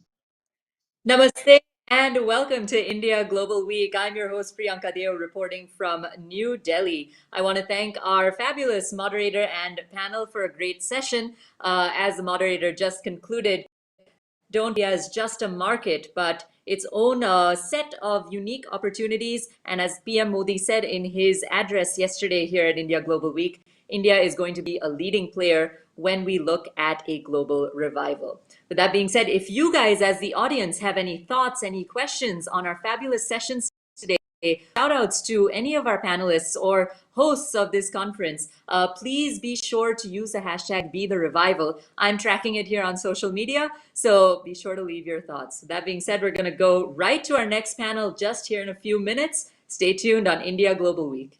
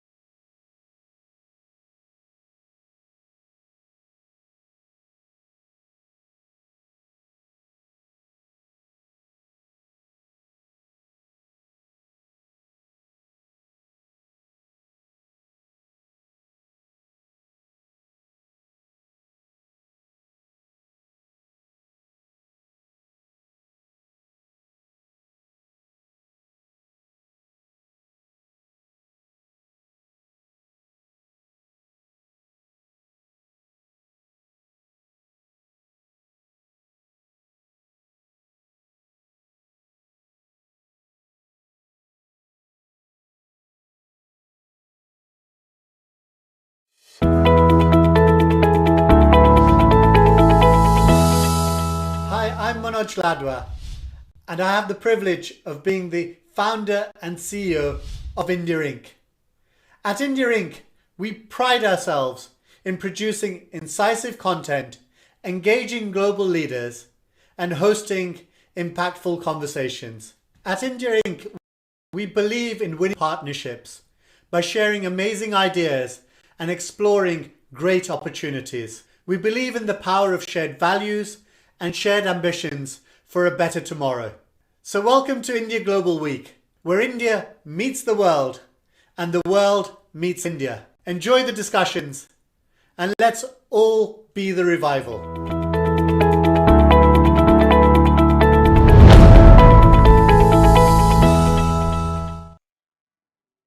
Namaste, hello, and welcome to India Global Week, Be the Revival, India and a Better New World. I'm your host, Priyanka Deo, reporting live from New Delhi, and I'm super stoked. I'm going to tell you why. PM Narendra Modi here in his inaugural address at India Global Week said, and I quote, "The story of global revival will have India playing a leading role. And one of the primary drivers for that is India's amazing talent." Now, the numbers here at India Global Week show it. This is why I'm super excited. We have over 10,000 registered attendees from 69 different countries, making this virtual conference truly global and interactive in nature. With that being said, let's get started with our next session, and I'm super excited about that. I'll tell you why as well. I remember going to the World Cup, watching India and Australia play. I cheered for every 4, I jumped up for every 6, and by the last minute of the match, I lost my voice in excitement. Then I realized, being a tennis player myself, I've played in the past and in the juniors, I realized that I got exposure in sport that I wouldn't have gotten otherwise. And when I watched this World Cup match, I also realized that sports can be a great way to bring nations together. It's not just about the game, but it's about the relationship as a whole. With that being said, I'm super excited to talk more about sports diplomacy because it can be a powerful tool post-COVID. Let's see what that scenario looks like between India and Australia. And for that, I want to go right into our panel discussion. I'd like to invite the moderator at this point, Mr. Dipen Rugani, the CEO of Newland Group, to moderate the session. Mr. Rugani, again, the stage is yours. Thank you, Priyanka. We seem to have lost Mustafa here. I'm not sure if we can get Mustafa back, but let me get started. Good afternoon, Australia, and good morning, India. Welcome again. This is a very, very exciting session. I'm really happy to be moderating this session. This session is on sports diplomacy. Diplomacy today is much more than a complex, exclusive and secret dialogue between states. Governments the world over are experimenting with innovative types of public engagements such as culture, digital and public diplomacy. In that context, can sports help diplomatically in international affairs? Of course, there are some historical successes of sports diplomacy. A US ping pong team invited to China in 1971 played a classic icebreaker role, famously known as ping pong diplomacy. Or after World War II, baseball games between the US and Japan, or be it cricket diplomacy between nations. Sports is a powerful symbol, national identity and vigor that engages the public, often passionately. Sport signifies both competition and cooperation. Sports has tremendous potential to create meaning, and that meaning can be harnessed by governments to make the most of their soft power resources. Sports creates superstars who are capable of transcending national, cultural, and racial boundaries. Australia is recognised the world over as a high-performing and passionate sporting nation. Sport is deeply embedded in our culture and our identity. As per Australian Government Sports Diplomacy, the 2030 strategy document, every year 11 million Australian adults and 3 million children participate in sport. Australians excel in sports. We consistently rank among the top 10 medal winners in the Summer Olympic Games and have maintained a top 5 position in the Paralympics since 1996. Australia currently boasts 45 world champion teams and individuals, with 21 of those representing Paralympic events. Australia is renowned as a host and a destination of choice for sporting events. Australia also has an established reputation of excellence across all aspects of sport industry, including competition and performance, events management, sports science, technology and innovation, design and construction, media and broadcasting. In recent years, the professionalization of several sports which have started competitive tournaments in India include basketball, football, kabaddi, tennis, badminton, swimming, etc. Of course, cricket and hockey have always been around for a long time. Joining us today for this exciting discussion are Steve Waugh, Australian cricket legend and former Australian captain, Dr. G.K. Harinath, OAM, Chairman of Multicultural New South Wales and former Chairman of Cricket New South Wales and former board member of Cricket Australia, Mustafa Ghosh, CEO of JSW Sport, Ravi Krishnan, Chairman and co-founder of Steptalon Lifestyle. Let me formally introduce our speakers.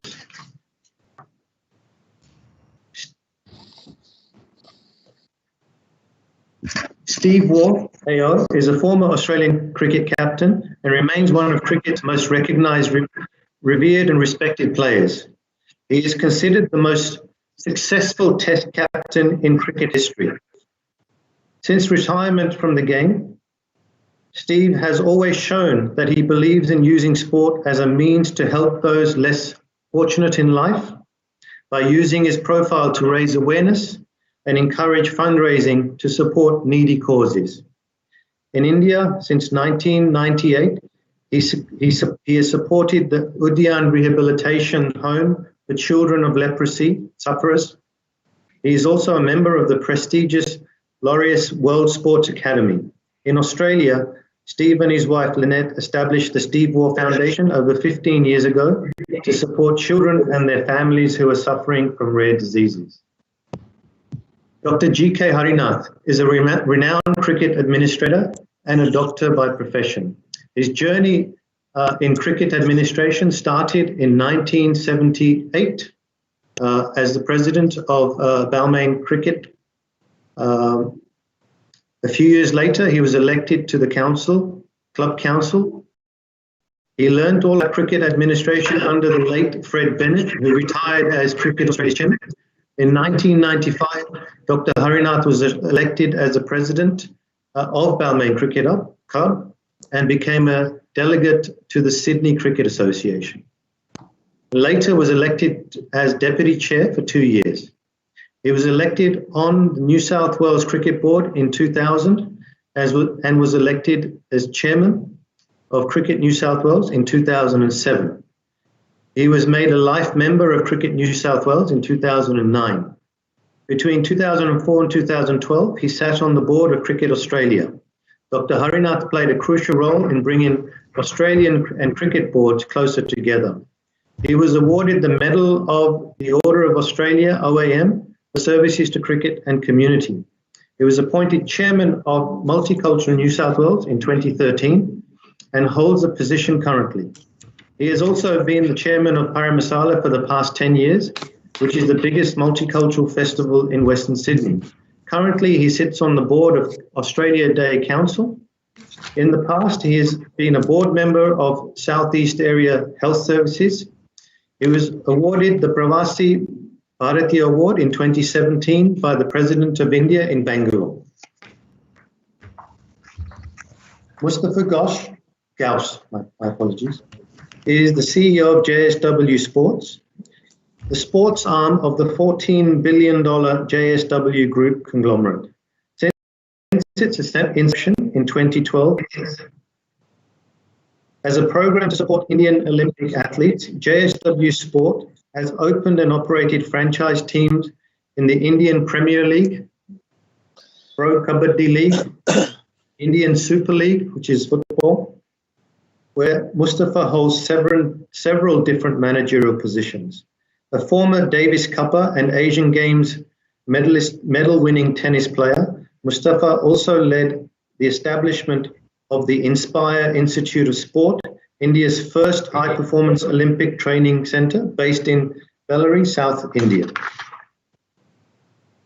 Ravi Krishnan is the former MD of IMG South Asia and one of the most prominent names in the Indian sports and media entertainment business. Ravi is a co-founder of Steptalon, that in his words, brings a sports marketing approach to wellness. Ravi moved to India from Australia in 1995 to set up IMG in the region. He created multiple successful properties during his time with IMG, such as India's only ATP event, the Sahara Cup in cricket, the Lucknow Fashion Week, India's first fashion week. Currently, he's the executive chairman of Steptalon, a business focused on effectively combining inclusive engagement, mass participation with health and wellness to establish, engage, and expand communities and corporates.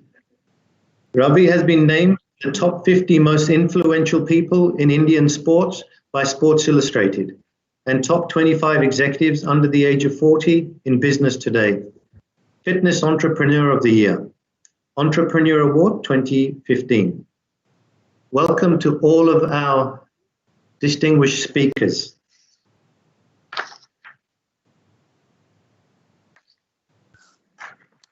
We're going to take a little bit of a different approach. What I would like to do is have a Q&A session with Dr. Harinath, Mustafa, and Ravi, after which I'd like to have a one-on-one with Steve Waugh.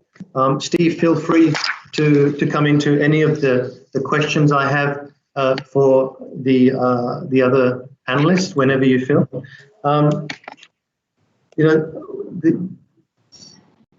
The discussions will basically focus on the potential of the Australia-India sporting ties and the opportunities for the collaboration between the two countries. So what I would like to do is request an opening remark from Dr. Harinath, Mustafa, and Ravi. Dr. Harinath, Ravi, maybe you can start off and discuss, can sports be a diplomatic asset between Australia and India? The answer to that is absolutely yes. And before I sort of launch into why I think that's the case, just to provide some context, I think context is important. I spent the first 27 years of my life in Australia and the last 25 years of my life in India. And whilst you did quote me being in something under 40, that was a long time ago. I'm way over 40 now. And I think that gives me context. I'm a proud Australian. I'm a proud Indian. And I've spent a significant part of my life, an equal part of my life in both markets. And all of my career has been in sports media entertainment. I thought it's funny because I thought I would take an opportunity to have a look at the definition of diplomacy. And one of the most interesting things, and you mentioned a couple of things, but one of the most interesting things I saw was that it's the skill of managing international relations, typically by a country's representatives abroad. You talk about ping pong diplomacy and other forms of sporting diplomacy, baseball, etc. And to me, they're all opportunistic or transactional. I don't see anyone taking a strategic approach to sports diplomacy in India, unless you use cricket as an example, because cricket is, by far and away the biggest. In my view, every board should have a representative on the ground, as we do have ambassadors. If you really want to be involved in cricket on a commercial other way, then instead of dropping people in and out, and I see this in Australia, my view overall, and this may be controversial, but I think Australia has underperformed in its relationships with India with regards to sports as a business, but just generally. And I said, having been on the ground, I think you cannot really conquer India, which Steve described as the last frontier, I believe, without actually making a real commitment to India. India cannot be done by remote control. And I think taking a transactional or an opportunistic approach, and I say opportunistic in a positive way, to diplomacy is not going to get you as far as you could by taking another approach. I mean, I was recently talking to the head of, who's no longer the head of a major sport in Australia, so that'll give you a tip, and saying, why don't you have a board member that's based in India? I mean, I think all cricket boards should have a board member based in India dealing with what is the epicenter of cricket. We can, we talk about, the tail of the dog, but let's be very clear as to where the epicenter of cricket is. And I think it can be a great tool. I think Indians have a real respect and a love for Australians. And a lot of that emanates from sport, and a lot of that emanates from cricket. I don't think Australia has treated that with the seriousness that it deserves from a business point of view. If you're running a business, a normal business or a regular business, if you're building a factory, a manufacturing plant, whatever, you will put someone on the ground to do that. You will not drop in and drop out. And if you treat sports as a business, which it really is, it's employment, it's diplomacy, it's quantitative, it's qualitative, it's all those things, then I think a real commitment, if you're trying to make your way into another country, then I think a real commitment to that is required. And that's by the way, that's a quid pro quo. I think if other markets want to take Australia seriously, again, they should also be make a similar commitment. And then I think it can be very powerful. Sports generally, I've been there 25 years. I've seen ambassadors come and go, and delegations come and go, and I sat in one recently from one state government, and to be candid, it's the same old stuff being trotted out all the time without any real results. I think awareness is one point, but awareness has got to lead to action, and action means results. And I think there's a lot of, I think diplomacy sometimes is often substituted for talk, and I think after 27 years of liberalisation, or 28 now, I don't think there's enough results, just generally in terms of trade, but I think sports could have been used much more effectively to create results. But I think that's, in some ways, you've got to take an approach that people like Steve and many other leaders have taken, which is set goals and go after those goals. And I think rather than moving goalposts. So that would be my view. I think it's a very powerful tool. I think it's an underutilized tool. Thanks, Ravi. Dr. Harinath, can cricket really redefine the Australia-India relations? Well, definitely, Deepan. I think I heard Ravi speaking, and I heard your opening remarks. I think cricket is definitely a changing scenario in countries like Australia and India. Australia is an established sporting powers. India is an emerging sporting powers. So it is the relationship between the established and the emerging powers which has got to be taken into account. See, it was different when you go in 1940s and 50s, 1980s, where India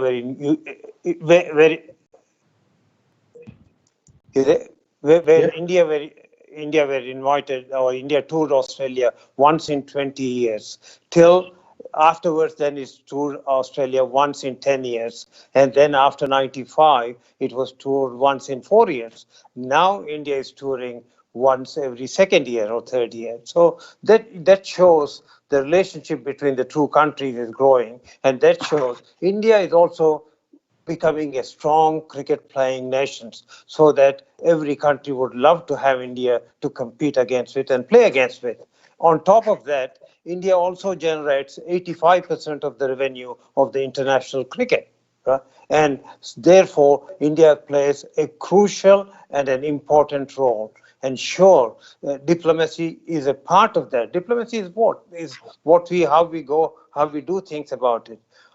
My view is, I'm not talking about the national team. The national teams will compete and play and beat the hell out of one team and other, but they're all good friends, right?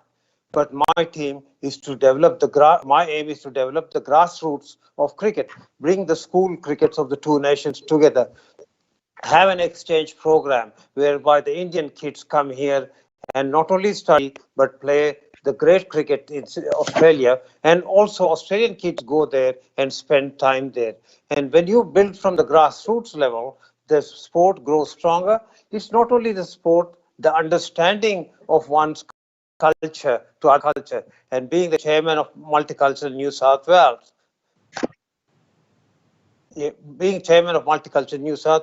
I can see how different culture can get together nicely and harmoniously and create a social harmony in Sydney and in Australia. The same thing in India is a multicultural country. If you take the 26 different states, speak 26 different languages, they eat different food, but yet they live cohesively and they live together. And cricket is a binding force in bringing them all together.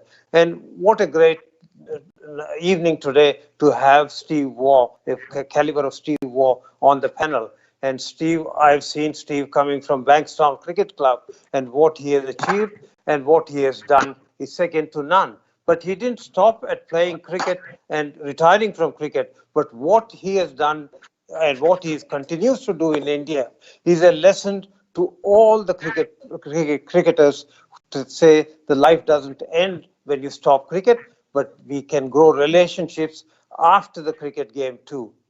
So there is a lot of things we can explore. I like the idea Ravi said to have a board member based in India. We discussed this issue when I was on the board, but I think it's not one person which will change. That is where I say it is the grassroots which can bring the change. And when you effect the change from the bottom to the top, it works very well and it works very solidly. Thank you. Thanks. So, we've done quite a bit of discussion on cricket here. I mean, I'd like to bring Mustafa in here. Mustafa, you're a Davis Cupper, you're a professional tennis player at one stage, and now you're a CEO of an organization that is a multifaceted sporting organization. How do you see India utilizing Australia's rich sporting heritage to strengthen the partnership? Thanks, Dipen. I think from everything that we are trying to achieve in India and what we aspire to, Australia is definitely a benchmark for us in many aspects of the sports industry. First of all, right now in India, if you keep cricket aside, everything else is not even off the blocks. I think we have a long way to go. I'm not saying in the various Olympic sports, but also in terms of various aspects of the sports industry. It's very disorganized right now in India, and we have a lot to learn when it comes to how Australia goes about building out various verticals, whether it is on the marketing side, whether it is on the digital side, and various aspects of fan engagement. I mean, there's just so much that we have to pick from this whole possibilities of linking up with various Australian organizations. So I think from our perspective, we do a lot. We try to do a lot. Our institute that we have built, the High Performance Center, has a lot of mirroring from AMS, because we've benchmarked that as one of the leading institutes in high performance. And I think from our perspective, there are so many aspects within the high performance segment that India is so far behind that there is a lot that we would like to learn from them. Thanks, Mustafa. So, we've heard from three distinguished panelists. Ravi, you talked about, things haven't really been done. Australia's underperformed, particularly when it comes to sports in India. Let's talk about what needs to be done for Australia to perform. Let's give us some examples. Just to be clear, I mean, when it comes to sports business, on sports we've done reasonably well, and I think we're really here. We're talking about diplomacy and how can sport contribute to diplomacy. So not just to sport, but to diplomacy across the board. So I think that was the purpose, and I think it can certainly, and I think using people, and I also think it's and so I have deep respect for you, Dr. Harinath, but I also would say that my view very clearly is things work top down. Grassroots is critical, but leadership is what gives grassroots the opportunity. Strong leaders. We talk about Steve Waugh and the leadership that he gave to the Australian cricket team. We talk about strong political leaders. I think strong leadership is what's required to give grassroots the opportunity to flourish, whether it become equipment, structure, etc. So I think the leadership that is the leadership that we give with respect to diplomacy will either be superficial or will make a significant contribution. And I always say, depending on this, I think sports can not only be sports diplomacy cannot be significant just to sport, but to industry and to trade, right? And I think that's the broader point here. How can we use athletes who have transitioned to business significantly to make a contribution to the trade, political, and other landscape? That's an important thing. And I think that's where we can use. I mean, yes, Steve does it. I mean, when you talk about Steve, there are others also, but he does with Diana or whatever. But how could you use someone like him, who's deeply respected in India, in a broader political, social, economic context? I think that's an interesting thing to talk about. I also believe, and I keep saying, is that it requires a commitment on the ground. When you try and do business in India, dropping in and dropping out just doesn't work. And neither that's by and that's by having people on the ground. And I'm not saying it's not just one. I agree with you, Dr. Harina, but it starts with leadership. And if you want to make a real commitment, have people on the ground, whether it's to sport or to business. Indians do have an affinity for Australia, and therefore I think we have a head start. We have an opportunity, and therefore sometimes when I see some of the other nations making more progress in trade, I think it frustrates me because I think there's a desire to do business with India. You talked about being one country, and again, and I think it's really interesting. Anecdotally, I'll say when I was in Australia growing up, I was Indian. As soon as I got to India, I was South Indian, Tamil, Brahmin. I was all things that I didn't realize that I was. So, I mean, I don't think this concept of natural unity, I think is not. I mean, we are unified in many ways, but we're a continent in many ways. They say there are three things that unify India: English, cricket, and the railways, all left by the British. So I think, at the end of the day, India, doing business in India is not about you're in North. I can tell you, if you're in North, you got to be a bit more on the front foot. If you're in the South, you got to be a little bit more conservative, a bit more, whatever, self-deprecating. If you're in the West, a bit more commercial. If you're in the East, you got to recite poetry. You know what I mean? I think at the end of the day, India is not one homogenous group, and to treat India as one big lump, I think is the first biggest mistake we could make. And therefore, I think diplomacy can be very important, and I think it can be a great way to propagate the goals of cross-border relations, trade and otherwise. But I think it all starts with leadership and also the real commitment on the ground. Thank you. Dr. Harinath, when you were sitting on the board of Cricket Australia, and I guess the communication between Cricket Australia and BCCI, there was a lot of work that needed to be done. Did both organizations actually take it far enough to really bring cricket to the forefront, or are they individually just looking at their own pathway? Because I think there is a real need for CA and BCCI to come together to actually grow cricket globally in a more prosperous way. What are your thoughts on that? Well, I think Deepan, from 2005 onwards, India and Australia worked together on various aspects of the game in a very orderly fashion.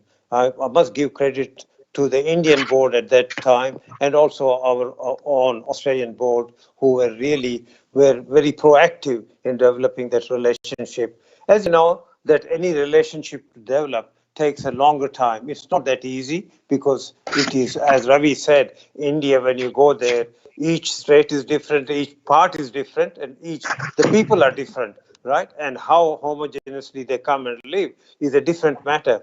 But to do business in India is something which is different, which ordinarily we can do it easily here. It is different when you do it in India. But that doesn't mean that we should not go to India and do the business. It is doing business in India is not only a challenge, but it is the biggest rewarding factor.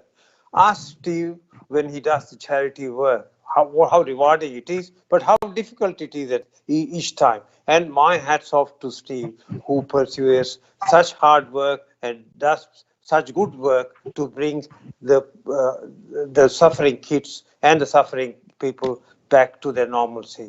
And it's a great work. So I see there are a lot of opportunities in event management, sports science and technology, and innovation, where we can work together. Both the countries can work together, and also in playing.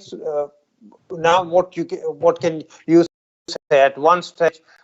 When Australia was at 90%, India was at 20%. Then in 2010, it came 50% equally. Now it's touch and go.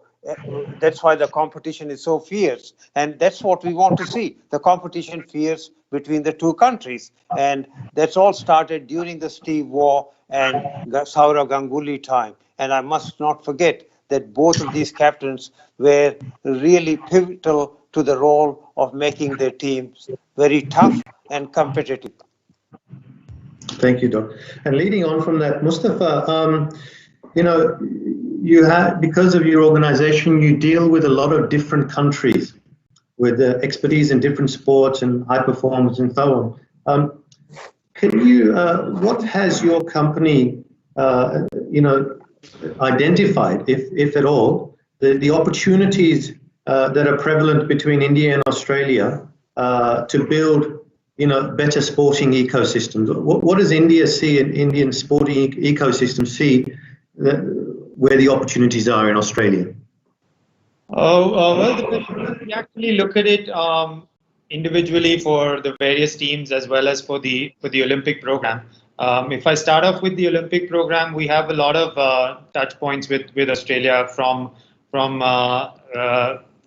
ideally right now with the sports that we are associated with.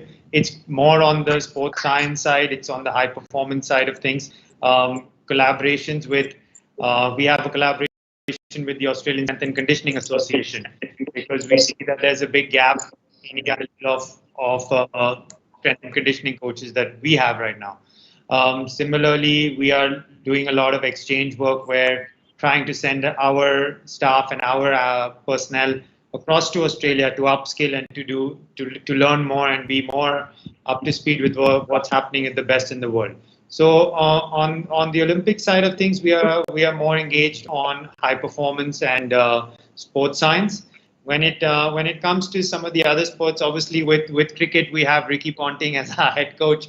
So there's a constant picking of brain on how we work. We also have James Hopes as part of our coaching staff. So there's a lot of constant interaction with them too on how we can improve our franchise, grow out our franchise, and they're both great with the younger generation, and I think they're having a huge impact on the next lot of Indian superstars that we have, at least in our franchise. And then another touch point we have pretty aggressively has been on the football side, where we're constantly looking at players from Australia to be part of our team. We currently have a player who's part of our system, and he's been there for the last few years, and prior to that we had another guy. So mandatorily we always have to have one Asian player in our system, and we've always looked to Australia for that, because we find that is a very strong connect and a lot more synergy with India. So from our perspective, we kind of look at it individually with every investment that we have. And we constantly look at Australia to do more. And I think the education side is another factor for us, where we see that Australia has some very high level in universities that we see we could learn from a lot in India. Thank you. And a question for all three of you. What do you see as the role today of the sporting organization and the role of an individual sports person, whether they be current or past? Ravi? Well, look, I think at the end of the day, organizations are driven by individuals. I read recently that any organization is really driven by 3% of its employees, right? So, it's funny, I used to say at IMG when I was there, we had 3,000 employees. I used to say there were really only 100 really engine room ones, and that was 3%. So I think, at the end of the day, this whole thing about organizations are the sum total of, the power of the individuals, but they're brought together by good leadership. So I don't think they're divisible. I think at the end of the day, that's what it takes. And I think, and again, I'll say, you've got to select the best people for the best roles. And Steve will tell you that, that batting order and all that sort of stuff is important. And I think, sometimes we don't put the best people in the best roles. And I've seen that. I saw that in the IPL. When the IPL started, and I was very involved in the IPL, you'd find, someone that pull someone out of the brewery to run a team, not treating it like a business, right? And then eventually now there are proper CEOs running teams with their multi-million-dollar businesses. So you've got the sports, because sports is fun. Sometimes people don't treat it as a business, but really at the end of the day, it's got grind and it's a business. And if you want to be successful or utilize it, you must treat that as a business. But so I think putting good people on the ground, giving good people responsibility and accountability. That's the only way to build anything. Good diplomacy, good business. Just on the point of Hari, another to say, I think you talk about competition, and I think competition is great. I think if we can use the competition to create collaboration, that's what you want. I sort of remember, that Borg and McEnroe had this great rivalry, and then Borg was best man at McEnroe's wedding. And I think maybe one day we'll see Steve and Saurav do a business together, and that'll change competition to collaboration, and then we'll have real diplomacy. Harinath, Dr. Harinath, same question to you. Yeah, thanks, Dipan. Look, I see in a different view. I think the states from Australia should not look at the big cities anymore. No, they should not go to Bangalore, Bombay, Delhi, or any big cities. They should go to the smaller cities where Indian diaspora, the young people, are in plenty number there, and that's where the real talent lies. And the states should sign up with those states which are not big enough or not come forward. That's where we got to establish the relationship. And Australia has got a very good chance to do that, because by going from the northeastern corner to the western corner or the middle of India, we got to develop the business relationship too at the same time. And I think we got to have a change of thinking, change of attitude. And no matter what we say, because I'm born in India, but this is my hometown. That's what we call Janmabhoomi is India, Karambhoomi is Australia. And I would love to see the relationship between the two countries, not on the sporting field, off the sporting field, in the business wise, to grow up and up and up, because there's no coming back when you have 1.2 billion people, the biggest mass of people in one country, with the advanced technology, advanced know-how, and advanced thing in this country. Can you imagine if these two nations get together, how strong the whole world will become there? Thank you. Mustafa, same question to you. Yeah, I mean, I do feel that it's important that we have a collaborative effort, whether it is with organizations or individuals. Yes, there's doubt that individuals like Steve and Saurav are huge ambassadors for the respective countries, and they continue to have a huge fan following and in both countries. And it's very important for us to leverage that and make sure that together they are achieving the goals that are set. And yes, from an organization's perspective as well, that it's important that it's not only top down. I feel like in countries like grassroots up approach is also very important, because we are still very, very far behind on the basics of the sports business and the sports ecosystem, whereas Australia is a lot more advanced. But conversations like this and discussions on diplomacy and discussions on policy forming is equally important. And if the governments or sports ministries are collectively working on that, then that's the top-down approach that would drive the message a lot harder and a lot deeper than just individuals and organizations as well. So it is a whole collective effort, I think, that is needed for us to really achieve true success if this is an important point and a factor for all of us. Well, thank you, gentlemen. And talking about sports diplomacy and the role that past sportsmen play, the epitome of that is Stephen Waugh. Stephen, welcome and thank you for joining us and thank you for being patient. That's good to listen. Looks like you're in Europe somewhere. Is that India, the Himalayas? I'm in India. You're in India. In the background now, I'm playing cricket with the monks. So yeah, that was in January. I went to India for 18 days, photographing all around India in my project I'm currently doing called The Spirit of Cricket. So through my eyes, why is cricket a religion? So I've been really fascinated by that. Over the 30 odd years that I toured playing cricket in India, and I never had an opportunity to get outside the bus and take photographs because as high profile sports people, you sort of get mobbed within 2 seconds. But now it's a bit more subdued, so I've always wanted to do that. So that's the project we went on, and we saw some amazing people and some amazing sights.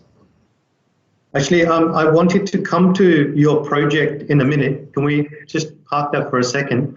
Actually, one of the things that really wanted to, the people listening wanted to hear your personal story and journey of India. I believe this started in 1985 at your first test. Walk us through that when you first arrived in India, what you saw, how you felt. Yeah, well, yeah, it was 1986, and that was a famous Thai test tour. We had that amazing test in Madras or Chennai, whichever one you want to call it. But yeah, that was coming from the western suburbs of Sydney, landing in Mumbai or Bombay back then. Getting out the airport, I thought I was on another planet. I didn't know where I was. I mean, there were so many people everywhere, and on the streets it was chaos and colour and noises, and it was just nothing like I'd ever seen before, and I was just fascinated. I just couldn't stop looking out the window and seeing sights I'd never seen before. But it was also very difficult too because back in those days, I think Harry touched on it. We didn't go to India very often. And in fact, 1986 was the first time I think we toured there for 10 years, and we didn't tour again there for another 10 years. And consequently, I think I don't know whether because we hadn't been there much, but we tended to get put out into venues that weren't the major venues, and we were staying in hotels that weren't what we were used to, and it was a tough tour because all of us got sick at some stage. It was the crowds we didn't understand, and they were very vocal and noisy, and it was just a tough tour back those days. We had a bit of a siege mentality too. When something went wrong, we magnified it in our own mind, and we couldn't get over it. But having said that, I've got to say the first time I went to India, I didn't know whether I loved it, I didn't know whether I hated it. I just knew that it was interesting and fascinating. But each time I went back there, subsequent years, I began to fall in love with the place, and the people are friendly and welcoming. We got such a great connection through cricket that brings the people together. So, yeah, my first trip, that was very confronting because it was so different to what I was used to. The western suburbs of Sydney, I was sort of cocooned a bit in my lifestyle and a bit wet behind the ears, and then to be transported to India, it was like I didn't know where I was. I normally ask people when they first go to India to describe it in one word. How would you describe India in one word when you first arrived? What was it? Chaos. I'm not sure it's changed since that time either. Excellent. Yeah, look, it was that. Yeah. You travel to India on a regular basis. You have some incredible memories and some memories that you cherish forever. Things that really touch your heart.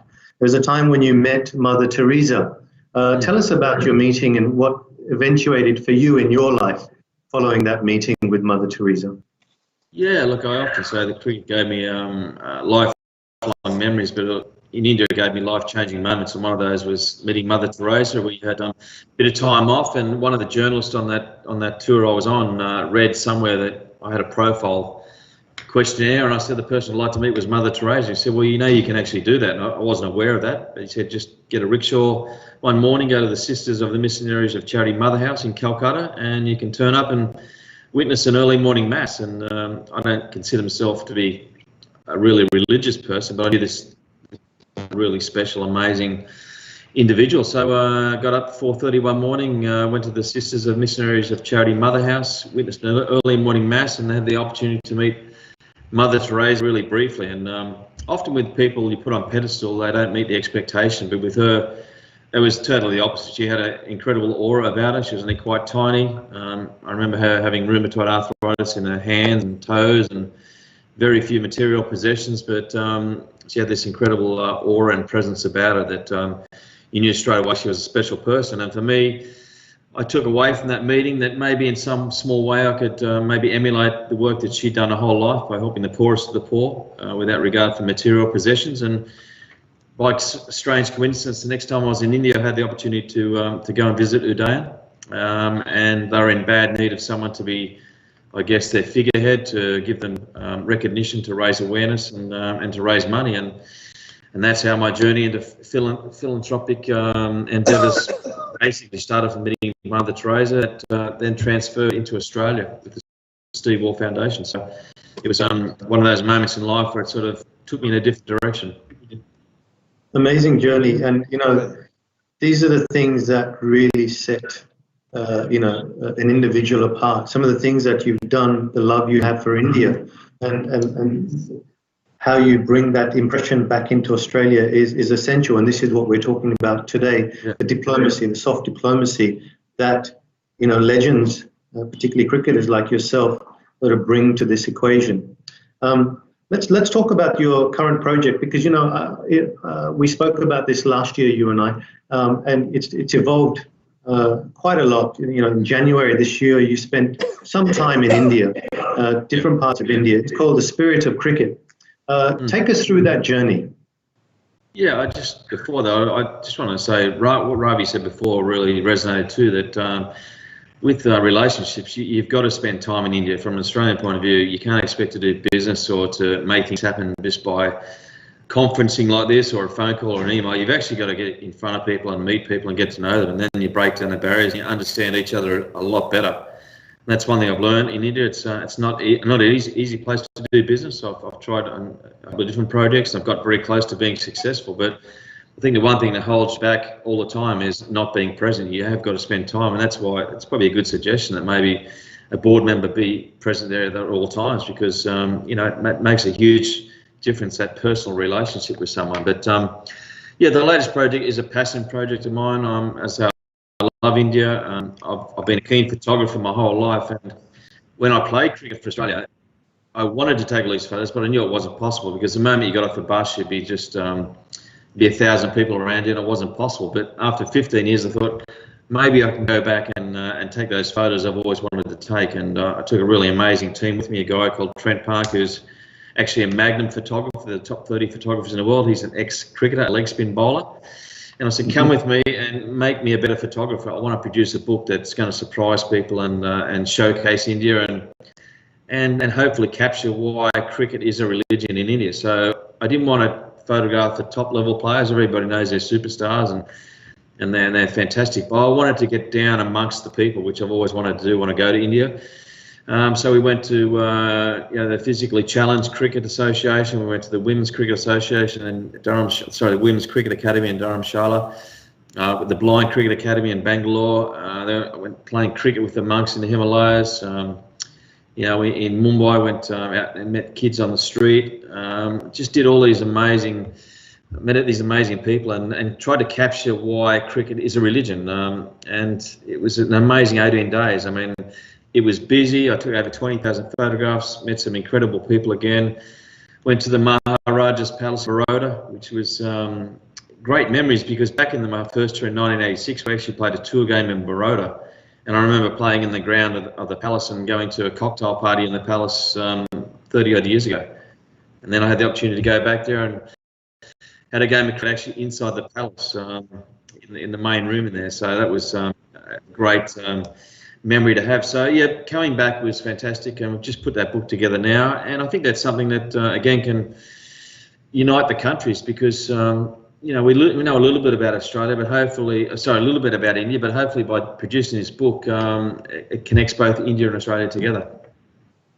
Steve, when is the book coming out, and where can people get this book? As I sit here, we're just about to finalise the book right now, so people can have a look, and they go to stevewaugh.com.au next week and have a look and order that book online. But it's been 6 months coming together, and it's been difficult to get rid of a lot of photos, because the great thing about India is there's so many amazing things you see, and I couldn't believe, looking back through the photos, just the diversity of people and the scenes and the settings and just the passion of the people with cricket. I mean, and one thing that the two things that stood out to me were the physically challenged cricketers, and wait till you see the photos of these guys. They're absolutely amazing. And the Women's Cricket Academy in Dharamshala, I was very impressed with the professionalism of those young girls and the standard and the skills they were displaying. I think women's cricket is about to explode, particularly in India.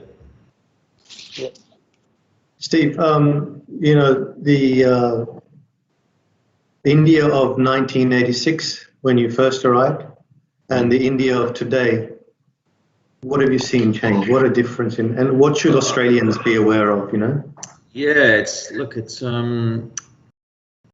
massive. And even the last couple of years since I went back, it's been a huge difference. I think every time I went back there, I just couldn't believe how much development there was in real estate. Well, firstly, the airports have totally changed. I mean, I used to go to Bangalore Airport. It took 4 hours to get out of the airport.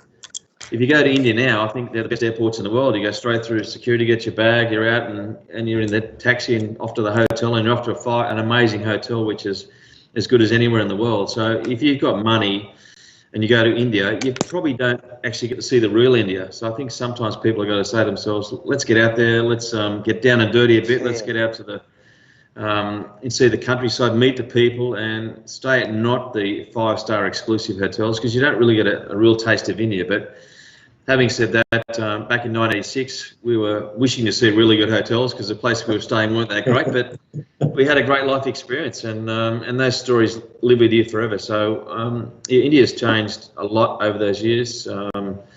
I even went to Calcutta on my last trip, and I couldn't believe it was a bit like going to almost Las Vegas. Because I met the billboards and the neon lights, and they changed incredibly over the past couple of years.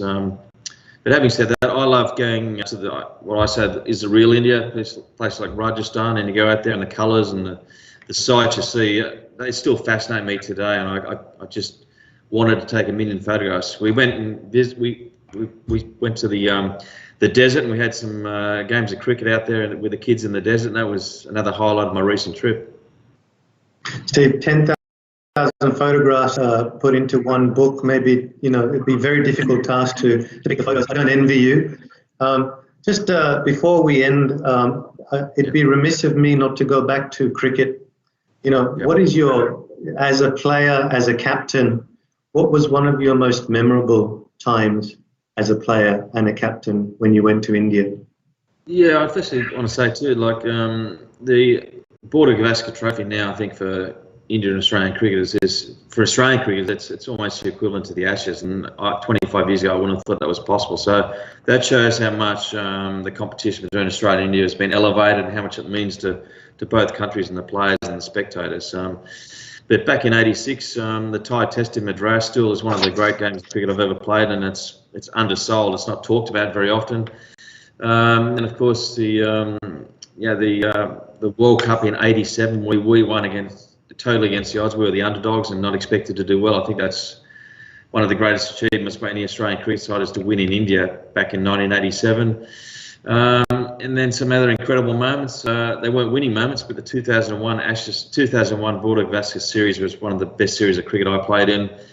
And just even that losing test match in Calcutta, whilst we didn't win, it's still one of the highlights of my career, you know, playing that match and watching Laxman and Dravid bat that whole day. I mean, that's the great thing about test cricket. You're never sure what the outcome's going to be. And, you know, that's a moment that people will talk about for many years. So I've had incredible memories playing in India, scoring 100 in Calcutta. When they used to have massive crowds in test matches, I mean, 95,000 people for 5 days in a row. So we nearly had 500,000 people watching test match live. So I was lucky to play in the era where we had these incredible crowds with noise, and, you know, I think that that were difficult times to play, because, I mean, particularly if Tendulkar was out there scoring runs, I mean, as a captain, no one could hear my voice, so it was basically by hand signals you're trying to captain the team. So that was a real challenge. Steve, you're an absolute legend. Please continue doing the work that you do between Australia and India. Thank you very much for spending some time with us today. Mustafa, Dr. Harinath and Ravi, really appreciate your time and your participation today, and all the very best. Thank you to everyone who joined in today for this session. Please stay close. We've got another session after this, which is going to be really, really good too. Thank you, everyone, and good afternoon. Thanks a lot. Thank you. Thank you. See you guys. Namaste, hello, and welcome to India Global Week 2020. Be the Revival, India, and a Better New World. I'm your host, Priyanka Deo, reporting live from New Delhi, and super excited.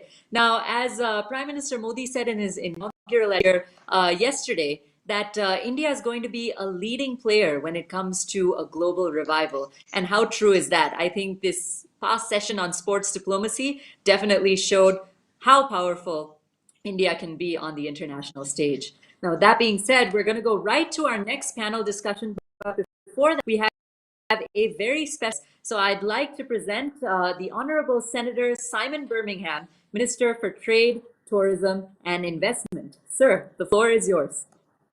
To my friends in India and around the world, I send the best wishes of the Australian Government and all Australians for India Global Week 2020.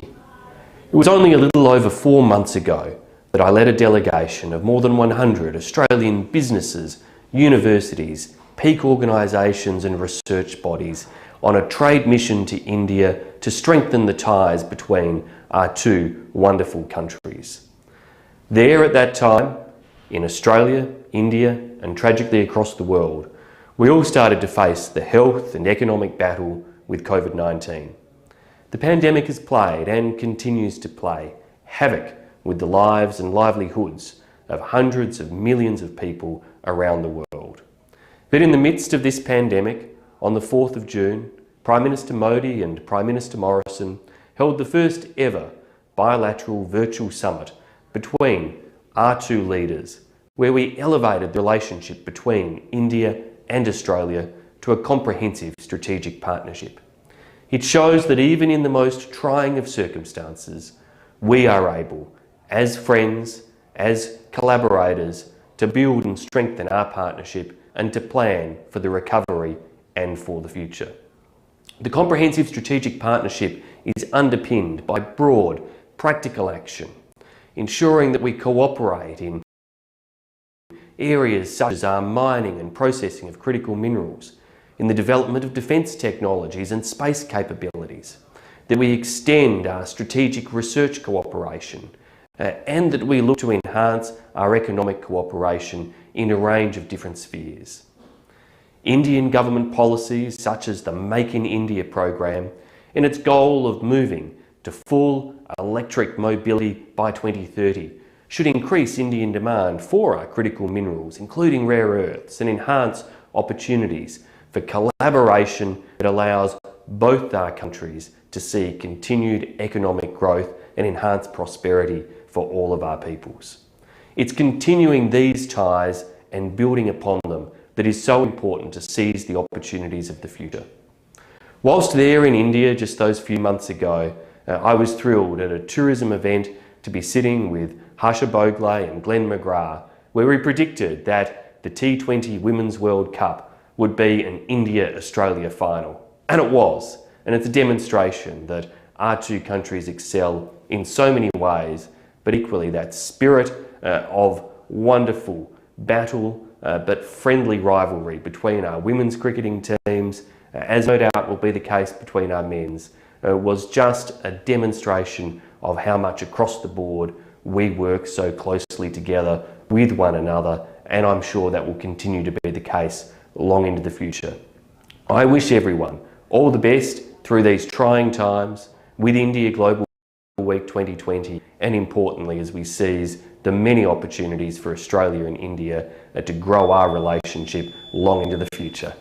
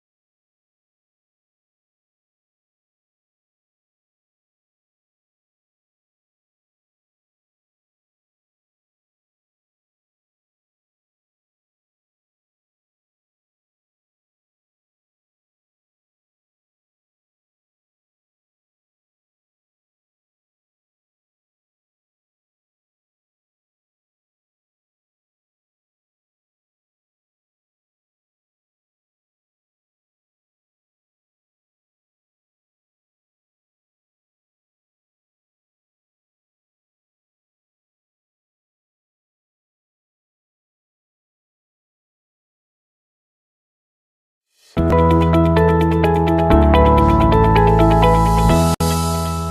I'm Manoj Ladwa, and I have the privilege of being the founder and CEO of India Inc. At India Inc., we pride ourselves in producing incisive content, engaging global leaders, and hosting impactful conversations. At India Inc., we believe in winning partnerships by sharing amazing ideas and exploring great opportunities. We believe in the power of shared values and shared ambitions for a better tomorrow. So welcome to India Global Week, where India meets the world and the world meets India. Enjoy the discussions and let's all be the revival.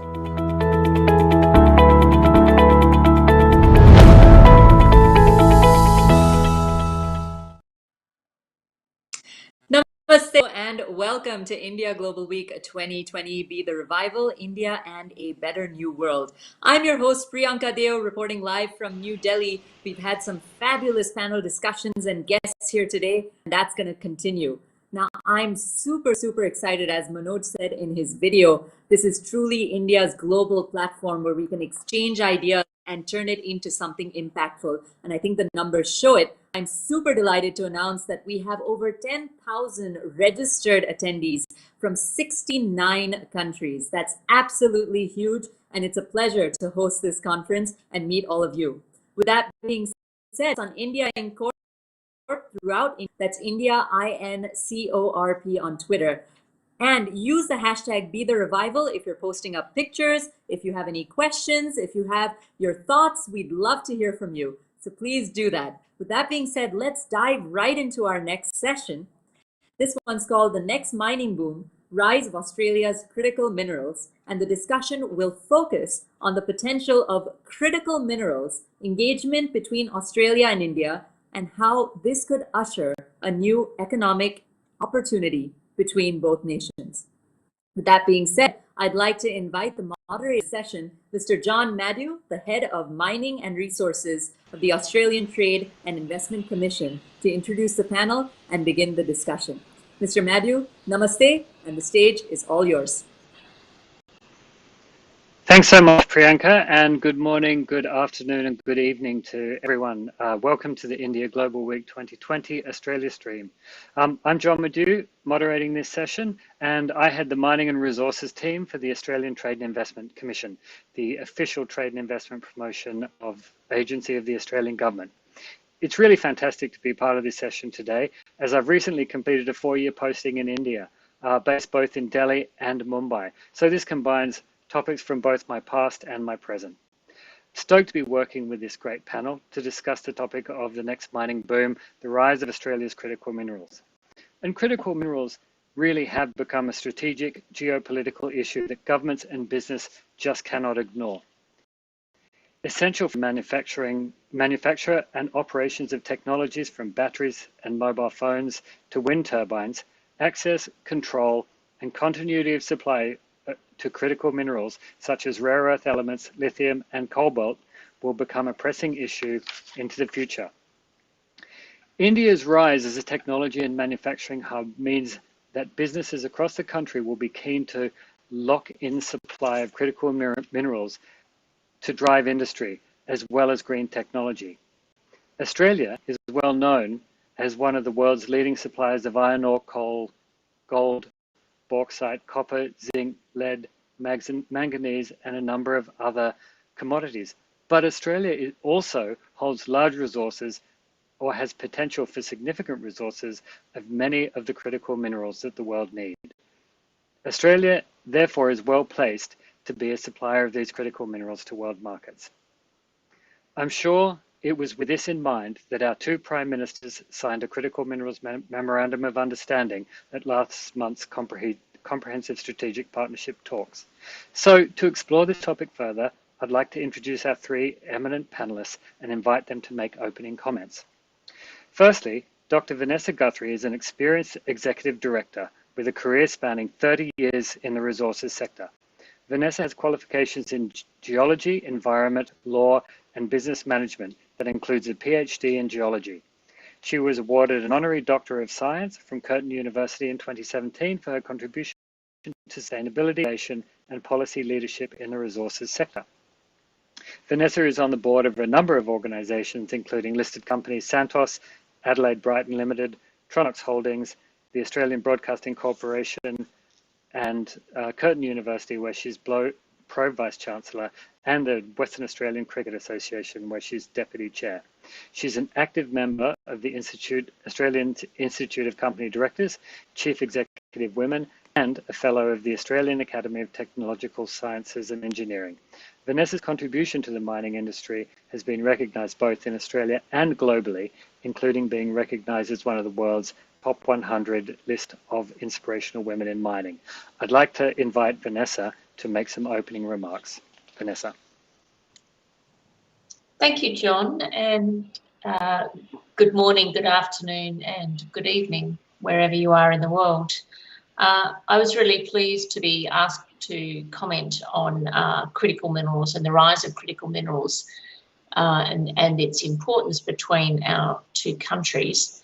And I'd like to frame the comments, my opening comments, around the perspective from Australian mining companies in engaging in the critical mineral space. There have been, in the past, 3 conventional ways in which Australian mine companies have engaged in India, as they have elsewhere offshore. It's either been through direct investment into mining tenements and leases in India.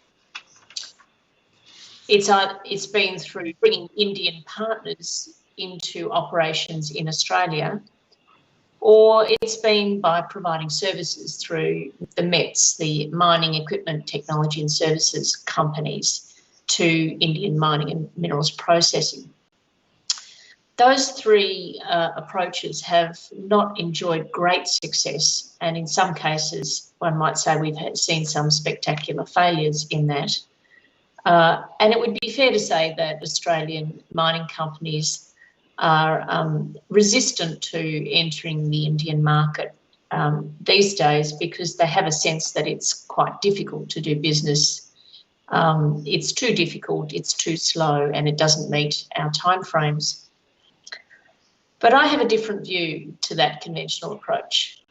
On the back of the MOU signed between our two countries recently, I believe that we have a 4th way to grow the value between our two countries in critical minerals. That is to take a fresh approach that aligns with the India Economic Strategy of 2018 for Australia and with the approach from Prime Minister Modi around self-reliance in India. And that is that we work together based on our strengths. So Australia's great strength is in mining and mining exports. India's growing strength and great strength has been in manufacturing and manufacturing hubs. So by partnering together down the value chain, we have an opportunity to grow value for both our countries and then leverage on those strengths between each other for Australia to grow its advanced manufacturing hub and for India to grow its mining production. One of the lessons that we've learned out of coronavirus has been that self-reliance overcomes the security risk in our supply chains. And for critical minerals in both India and Australia, this is no different to where it has been elsewhere.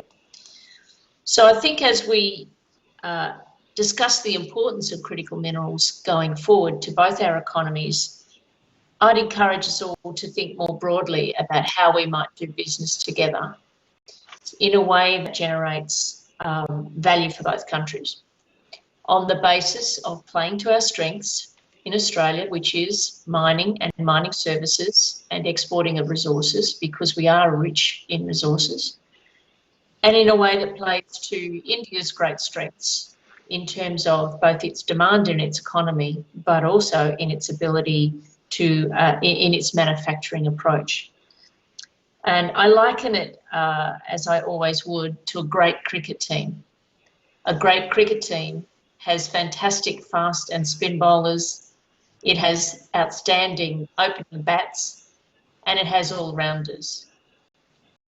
and playing to our strengths between our two countries is actually like winning a World Cup by using our strengths to improve our performance across the board. So with that, I'll leave it with that. Thank you, John, and I'll hand back to you. Thank you, Vanessa. Good cricket analogy is always good for Australia and India.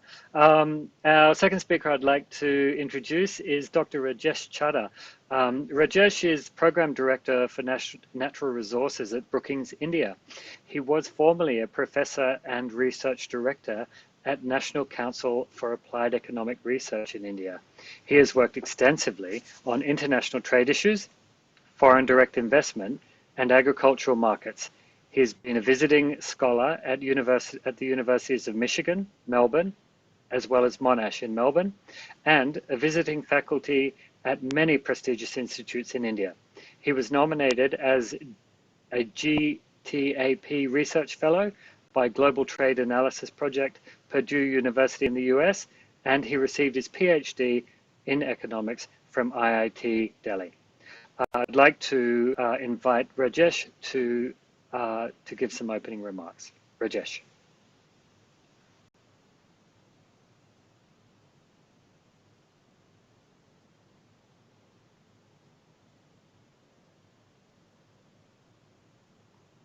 I can't hear Rajesh. I'm not sure whether anyone else can. I'm sorry. I think I was listening to you and it was muted. Yeah. There we go. You're on now, Rajesh. So thanks very much, John, and thanks to the India Inc. for inviting me to this important discussion.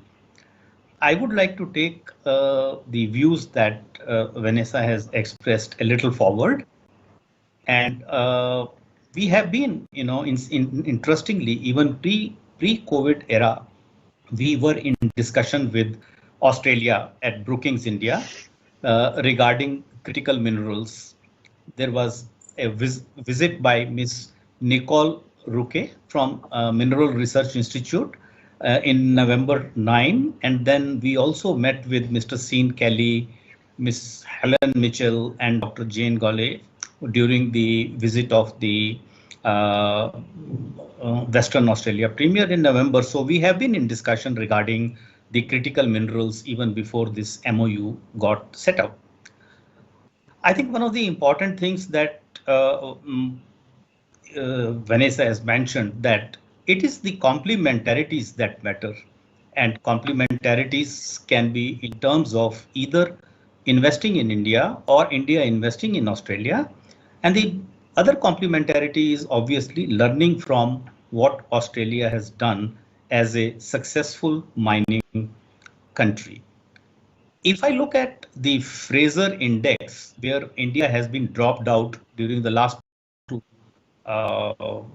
times, just because I'm hearing my echo. Anybody else is? No. Okay, so I think there was some echo.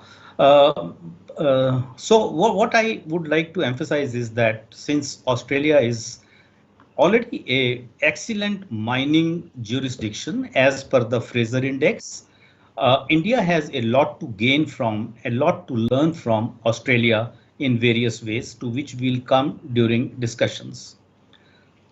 The worry at the moment is that it is now quite well documented that the global supply chains of critical minerals, including lithium, cobalt, titanium, and rare earths, is heavily skewed, and there are monopolies in most of these critical minerals, where you have China dominating in rare earths, and cobalt coming from Congo, and so on and so forth. So I think it is time post-COVID that we need to learn, even though we were in discussion with Australia earlier. I think it is time to take the steps forward, the way we can bilaterally gain to maximize the critical minerals supply to India, as well as learning about critical minerals from what Australia has been doing. Remember the two, why I talk about the critical mineral security as far as India is concerned. I am reminded of 2010 when China had stopped exports of critical minerals to Japan, and there was a major price hike. And later, the natural disasters can also spoil the mineral availability. For example, Xalic, a mineral which was produced only by one company on the east coast of Japan, post tsunami had a serious impact on the metallic car paints for Ford, Volkswagen, BMW, Toyota, etc. So, spreading it over at various different areas is obviously important. The 21st century needs of clean energy and high tech for India are extremely important. And India has very clearly put it as a reform package. This was prior to the June 4 bilateral summit of the two prime ministers of Australia and India, that the Indian Prime Minister declared a major package of stimulus post-COVID reforms.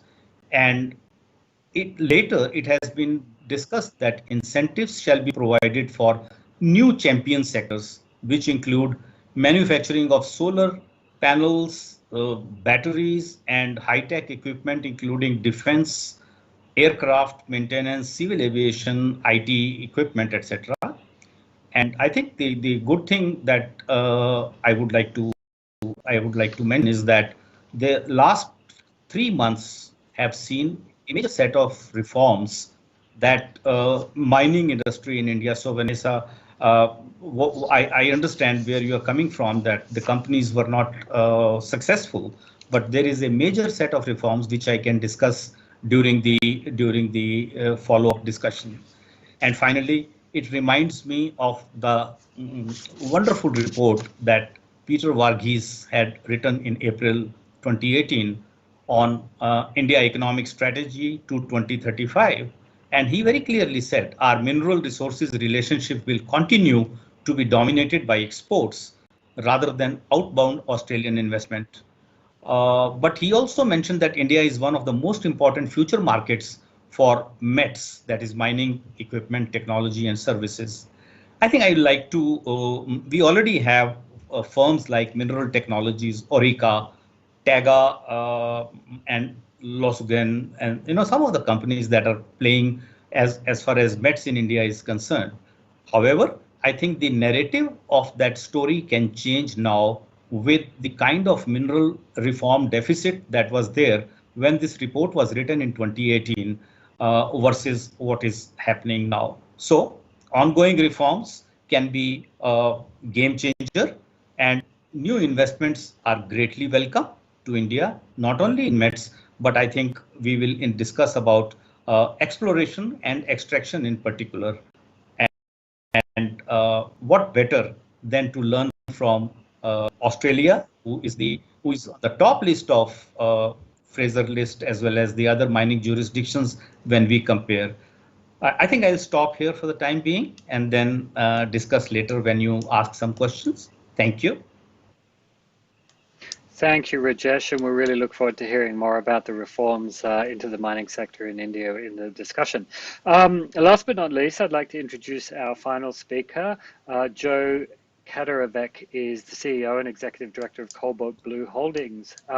He commenced his career in the Royal Australian Air Force as an engineering officer before transitioning into PricewaterhouseCoopers, overseeing global resources engagements. Over the last 20 years, he's been involved in equities and investment research, including senior roles with Deutsche Bank and Five Oceans Asset Management, which was focused on mining, minerals processing, and energy storage. Most recently, Joe held an international consulting role with a focus on renewable energies and battery storage technologies. Joe is an engineer with qualifications from University of Sydney. He's got an MBA from Deakin and is also a chartered financial analyst. Joe, would you like to make some opening remarks, please? Yes, thank you, John, and it's a pleasure to be on this panel in such esteemed companies. And good morning, good afternoon, and good evening, all. My answers, and not just in this opening section, but throughout the panel, will tend to be through a lens of a commercial and industry participants rather than as one who is necessarily entrenched in the policy side of things. My background, as you've mentioned, in our company is involved in the battery materials space. So again, I'll tend to answer these questions through that lens. I think fundamentally the transition between our two countries must depend on understanding each other's needs. And in the critical materials space, that's important because in the battery space in particular, the downstream needs, the needs of the consumer and the needs of industry are evolving at a very, very rapid clip. The technology that today is applicable, for example, in electric vehicles or in energy storage and the like, will not be the technology that will be incumbent in the next 10 to 15 years. So the products today will certainly be a marked difference to the products of tomorrow. Lithium, cobalt, and even nickel sulfates as a subset of those critical materials are not terminally traded. And the reason I bring that up is because they're not terminally traded minerals, it's very difficult to understand what the end company specifications are or demand specifications are. They tend to be closely held specs, and therefore it's very difficult for emerging Australian companies to understand what is the product I need to be selling to this market. And then you overlay that with the fact the market is evolving at a rapid pace, it's very difficult to bring that into production. From our side, it's also difficult because these aren't terminally traded products, and therefore one can't hedge forward as a producer in the space. The only way to get into production as a producer of these materials is to get a company-to-company contract. That means we need to reach out to Indian consumers, to Indian manufacturers, and establish relationships very early in our development and understand what it is they need, what specification. Importantly, purity plays a big part in this, and ultimately create offtake arrangements that are beneficial for both parties. Just by way of, to give you some example of how small some of these markets are, and I'll give an example from my own industry, from cobalt. The entire cobalt industry globally today is only around 120,000, 130,000 tonne of metal. Now that, by way of example, would fit into one bulk carrier, one Cape-sized bulk carrier in the iron ore field. So that shows you how small the market is, and then the fact that it isn't terminally traded as an intermediary between producer and consumer also highlights the opacity of the market. I do believe that understanding each other's needs, as Australians, us progressing down the value chain, as Indians come up the value chain, is an important part of overcoming the burdens of development. From our side, as producers, we can develop large quantities of high purity products going into these markets. We're very willing to do that, and I think that that will create customers coming to us in the future. Integration is vital in that process. A bilateral construct would therefore be extremely helpful for both countries, where we can operate from different ends of the production chain. Vanessa mentioned a few moments ago that Australians are good at mining and the Indians are good at manufacturing. That's effectively another way of saying what I'm saying. In the battery and critical materials space, of the 10 broad production steps that need to happen between digging a mineral all the way to a final pack assembly, there's no reason why, as Australians, we can't adopt the first 3 of those steps and create precursor products in this country for lithium, for cobalt, for nickel, and create them at a specification that's meaningful to Indian consumers. At the same time, the Indian industry, in batteries in particular, is at a small stage. My understanding is there is some 44 gigawatt hours in development in India, which is relatively modest compared to global investment. But as they expand, both as a scale, but also expand upstream, it's important that we meet at some logical crossover point. And in our industry, that's all about the Indians making the battery componentry, electrodes and the like, and the Australian industry feeding those with precursor products. So that's really all I have to say in this opening address. I'm more than happy to take Q&A from that point. Thank you. Thanks a lot for everyone for those opening comments. They were really insightful. Vanessa. a large endowment of critical minerals and a good potential there. What possibilities do you see for this sector in the next 5 to 10 years? And how do you really think practically, you've talked about the models that didn't work. How should India engage with Australia and Australia engage in India to maximize that potential? Yeah, thanks, John. And I think Joe's comments around the value chain actually are exactly where Australia and India can both participate in this. As you point out, Australia has a large endowment of almost every mineral that might be required to maintain the global economy today. And critical minerals, all of those are no exception. We hold something like 55% of the world's lithium, but we are almost 100% today dependent upon China as our major customer of that. China holds 63%, for example, of the world's output of rare earths. And some of that comes from Australia. But again, we are locked in to that market concentration. So while I would say it's important for Australian mining industry to not shun that relationship or not walk away from that relationship with China, because it is very important to us and to them. But if you step back from that, I think Joe is alluding and look at the concentration risk or the market risk that this presents. Australia is highly dependent today on one customer. And so the opportunity that exists in the next 5 to 10 years for both Australia and for India is to actually open up that corridor in bilateral, as Joe points out, rather than spot cargo markets, but actually in one-to-one, deep and meaningful long-term relationships that actually create a reliable supply chain, value chain, right from the dirt in the ground to the wind farm or the battery. Joe, I think, has laid out very clearly how that value chain exists and where Australia plays its best strengths and where India can play its best strengths. That is not to say that that's the space where we should stay.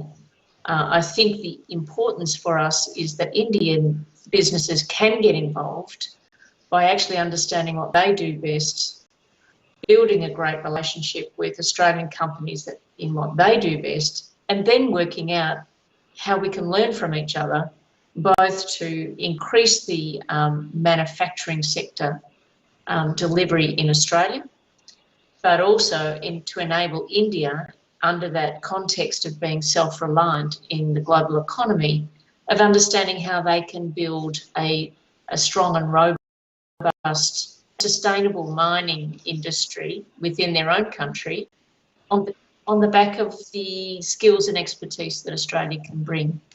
So when we talk about a partnership of Australia and India on, say, one critical mineral, it's not just the mineral that forms the basis of that relationship. It's the knowledge of the market, it's the skills and expertise. It can be much broader than that in terms of how we do business together. I think that's the difference in the model that Australian mining companies need to get into their heads around how to enter the Indian market. It's a patient one-to-one relationship construct that will actually create the best value for both countries. Thank you, Vanessa. Rajesh,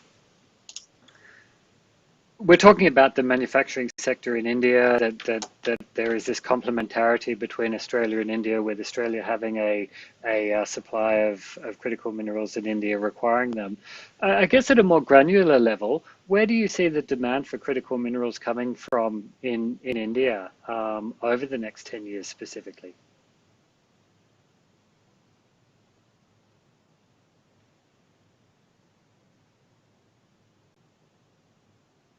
We're on mute again.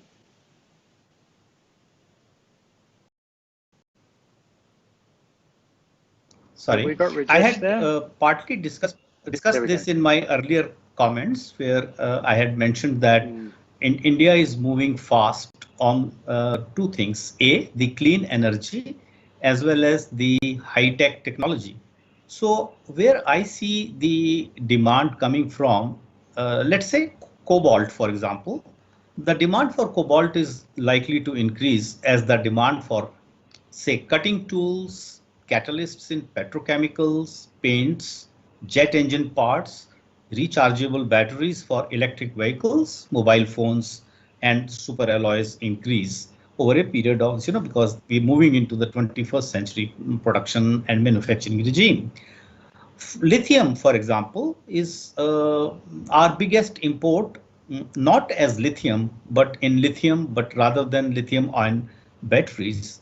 And with given that India is moving very fast towards clean energy, and the Prime Minister has already declared that by 2022 or 2030, we will have 500 gigawatts of clean energy, and we would obviously need these lithium and batteries. And what better would be what my earlier speakers have said, to do these things in India, to have a manufacturing setup in India. Indian companies have announced some plans, and there is some lithium ion discoveries, deposits in south of India very recently. Finally, I think titanium is going to be used for chemical industry, space sector, power generation, and atomic energy. And rare earths are obviously used in multiple products, including IT and high-tech products.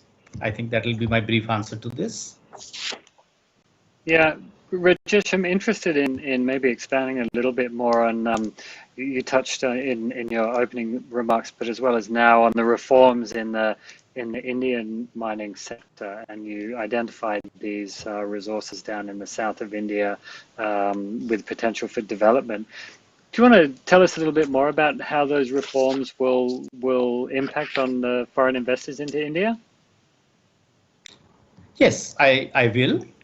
And I think I'm on this time. So yes. So I think I will define or outline some of the reforms that were ongoing through the National Mineral Policy, which was announced in 2019.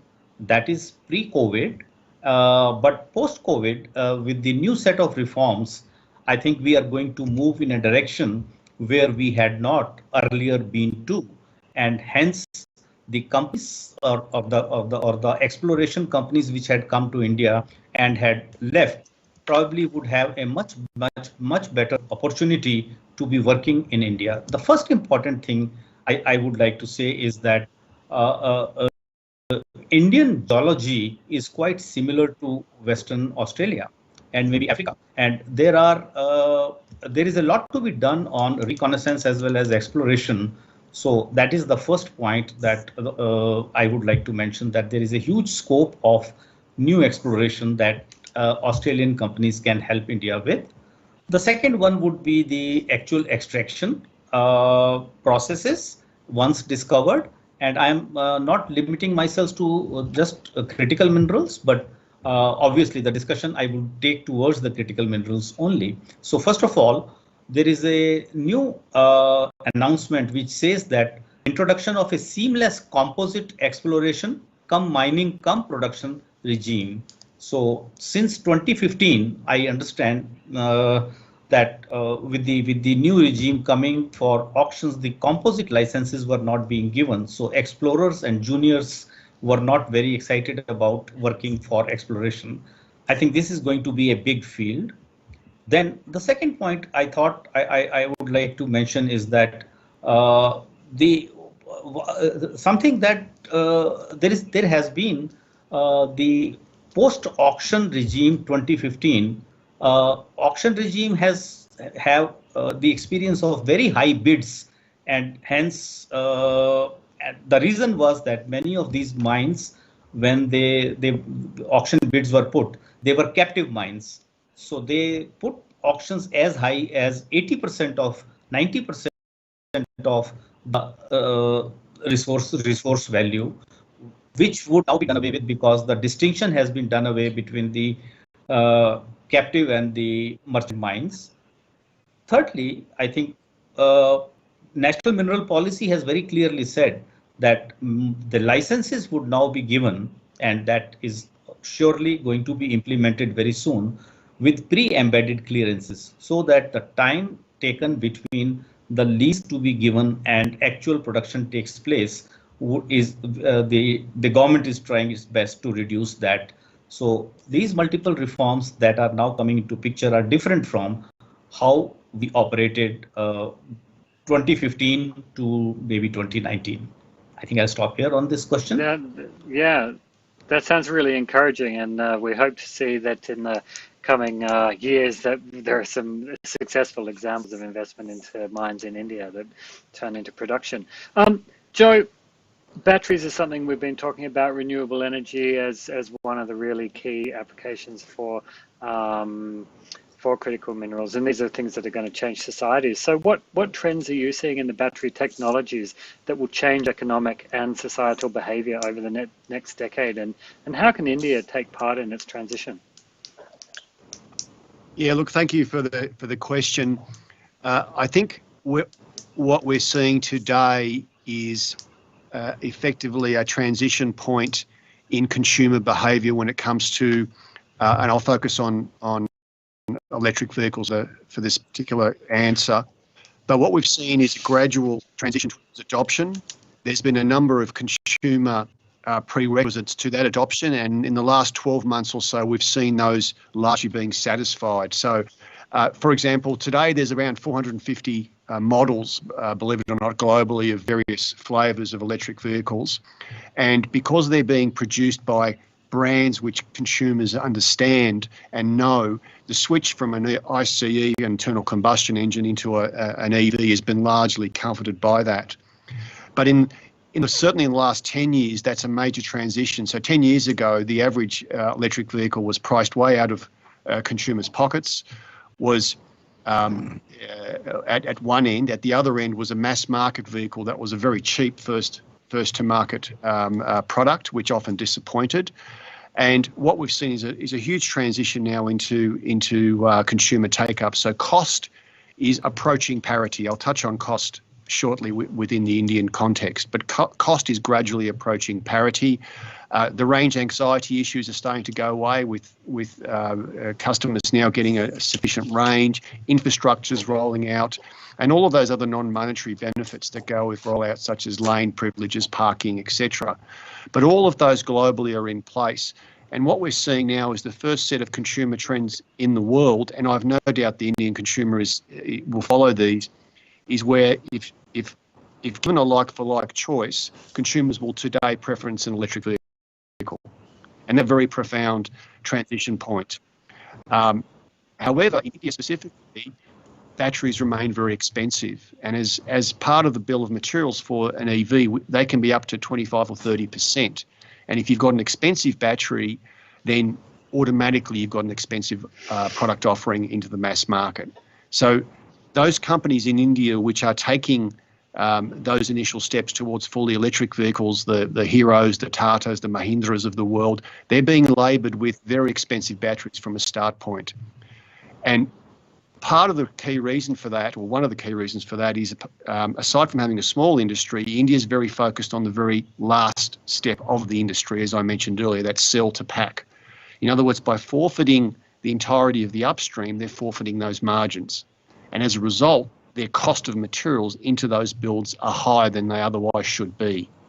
With, as touched on earlier, with a significant amount of processing done in East Asia, particularly via one country, and in cobalt terms, that's 80% of the market, you lose that margin, you lose the ability to create a specification which suits your product. And in EVs and even in energy storage terms broadly, these are highly customised batteries. You can't just walk off the shelf and try and get a one-size-fits-all.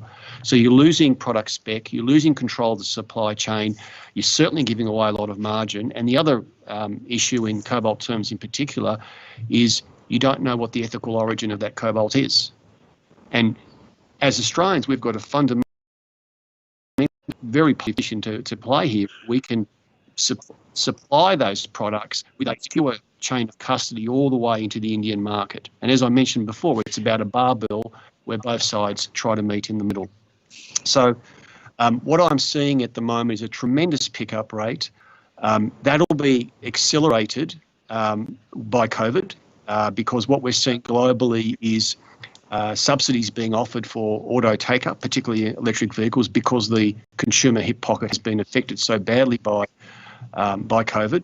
We're also seeing governments bail out automakers globally, and that taxpayer money will be directed towards future-proofing those industries. So by necessity, government or taxpayer money is being used today to retool industries to make electric vehicles.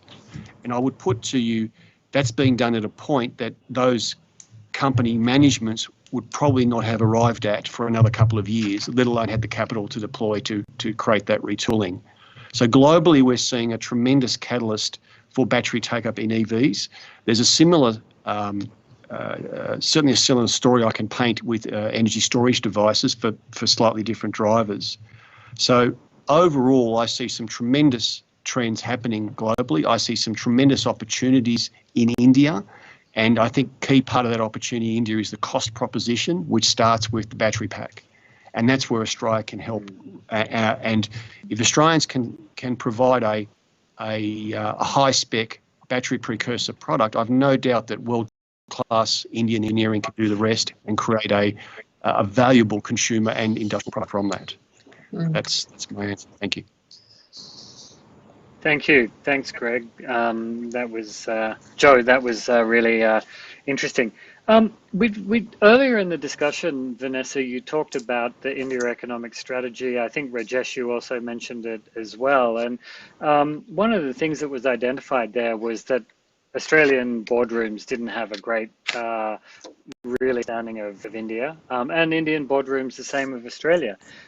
So today, as of 2020, Vanessa, broadly speaking, where does India sit in the priorities and the understanding of Australian boardrooms? And specifically, how does the resources sector think about India? Thanks, John. Look, I think it's fair to say that the boardrooms that I have been in, and I can't speak for every sector in the economy, but I'm broadly in the manufacturing, materials, industrials and mining sectors. India is seen as a market, both from a demand point of view, but also from an investment point of view, which is absolutely full of potential, but quite a nascent market, one that we just, any time a company has attempted to get traction in India, it's been a slow burn. They haven't really been able to get traction. And so because of the other pressures on boards, in particular around the timing, the long investment horizons, and the pressure to shorten and produce returns for your shareholders, it leads boards and companies to say, to run out of patience essentially and say it's just too hard to do business in India because it takes too long. Now, I have to remind myself all the time of growing up in the 60s and 70s that this was a comment I heard around the dinner table about Japan when Australia was building deep and meaningful trade relationships with Japan. It's just too hard to do business with Japan because we don't think like they do. And during the early 1990s, I recall having the same conversations as a mine manager about China. It's just too hard to do business with China because we don't understand how they work. So I have the view that India and the boardrooms I sit in, India is a country full of potential for markets for us as a customer market, as a destination for investment, and also as a country which, as Joe has pointed out in battery technology in particular, but in other technology, high advanced manufacturing pathways, where we can partner very well on the back of what we bring to the table and what they Indian markets can. But it will take patient and persistent relationship building on a one-to-one basis in India for Australian companies. And so I do think it's full of opportunity. Boardrooms see it as full of opportunity, but I don't think anybody has yet quite cracked the code of how to build those relationships with partners in India that will then release the value in the long term. Thanks, Vanessa. That's really interesting insight you have there. And as a trade commissioner in India from 2016 to 2 months ago, I can say that during my time there, certainly I saw the at least understanding within Australian boardrooms that they needed to know more about India certainly come to the fore, and it looks very different today than it did even a couple of years ago. Rajesh, and John, Australia and India. John, to add to that, sorry. And to add to that, I think we also understand better the more time you spend in India, the better you understand it. And we also have to, there is not such a cultural divide between Australia and India. We operate under the same rule of law. We operate with a similar political structure, albeit somewhat far more complex in India because of the population and number of states. So it's actually not that foreign to us, but it's about patiently spending some time to understand it. Yes, great, thank you. Rajesh, turning to this critical minerals memorandum of understanding signed between Australia and India only last month, talk the geostrategic motivations of the government of India in seeking better access to Australian critical minerals? Yes, thank you for this question. I think I'll take it forward from where Vanessa has left. There's one difference between what the experience of Australian probably companies has been in as far as the mining is concerned till, let's say, last year, with a game-changing statement coming directly from the Prime Minister, as well as the MOU that has been signed very recently, and the major reforms that have been, so we are following up on the reforms that, which talk about the reducing the time period for starting the extraction process, that is EIA bill. Then we have also talked about, more efficiency as far as the auction process is concerned, distinction between the final and use has been done away with. So I think I will take just 3 cues from the MOU that has been signed, that it very clearly says that information sharing between both countries, which is very important, so that, this has, both the speakers have already said that, that information is important. So first bullet I would like to mention is the information sharing between both countries. Second, the MOU also mentioned connecting research institutions and universities. So that is the second important point where probably we might have missed earlier. And third, collaborating on actions to support stable, secure and resilient supply chains for critical and strategic minerals. I think this is coming from the geopolitical discussions or discussion that we had in brief about the monopolies being set up in certain countries, and one shock can completely fracture the supply chain. Last point, I think the Indian government has also set up a special body called Kabil, Khanij Videsh India Limited, which is a setup of 3 companies taken together: Nalco, Aluminium, Hindustan Copper Limited, and Mineral Exploration Company, MECL. They have been tasked especially to look for what has been discussed in our discussion today, critical minerals, either get the critical minerals from abroad or also search for opportunities for investment in cobalt and lithium mines elsewhere. And it would also work towards acquisition, exploration, mining, and processing of strategic minerals in other countries. That's what I'm saying, for ensuring adequate supplies to the domestic markets. And this would be government to government collaboration.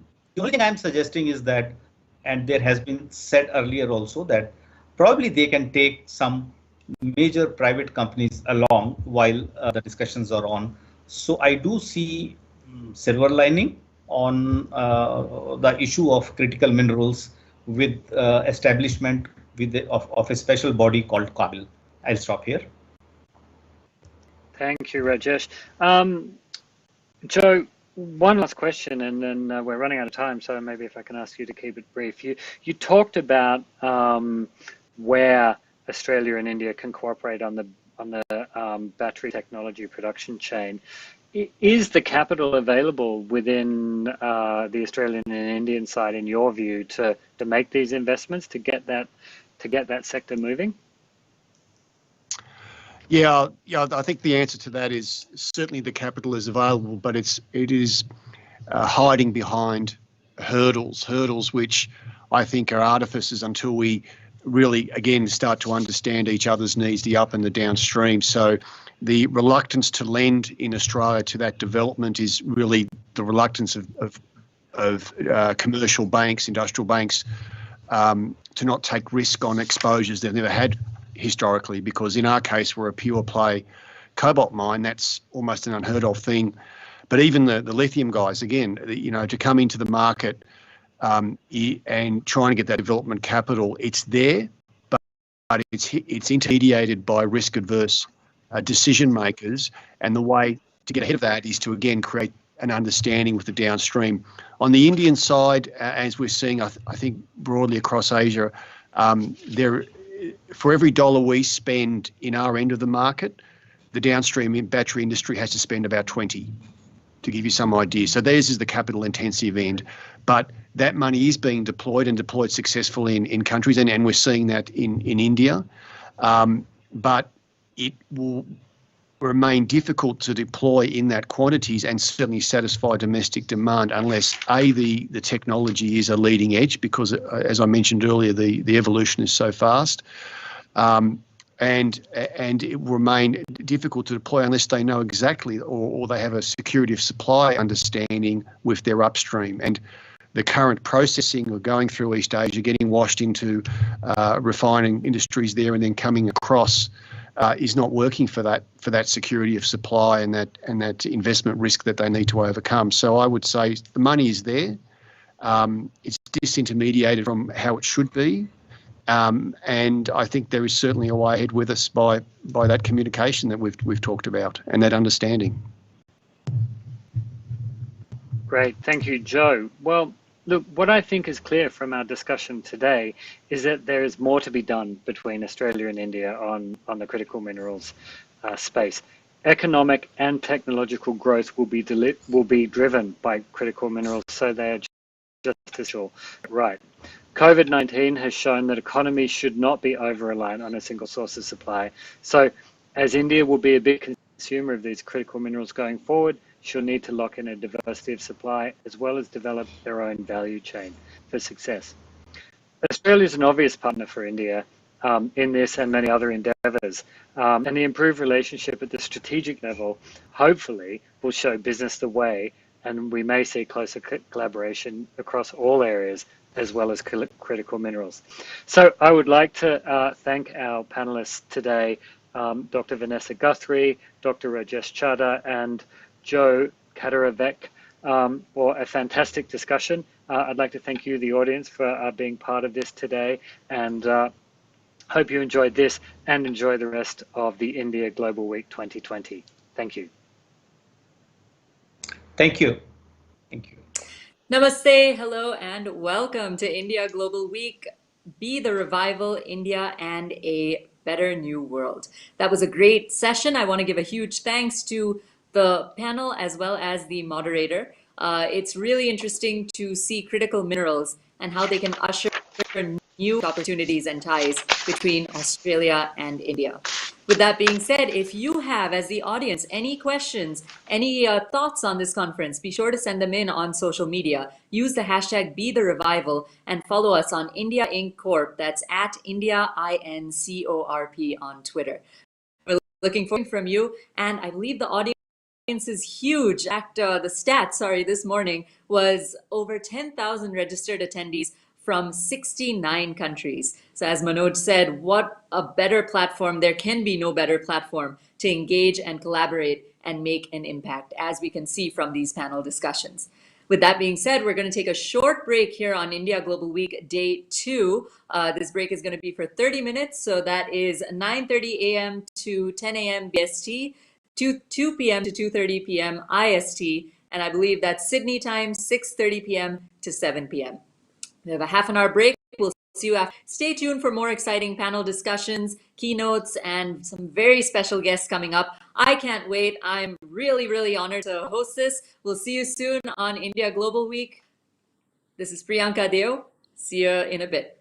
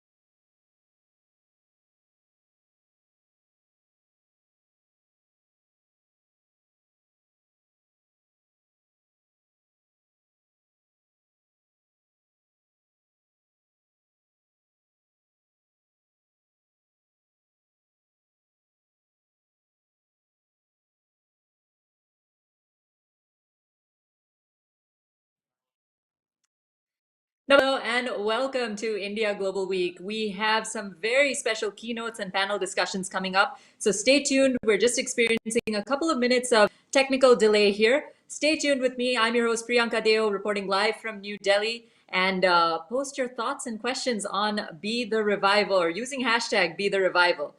From all of us here on India Global Week, stay tuned, sit tight, and we'll be right back.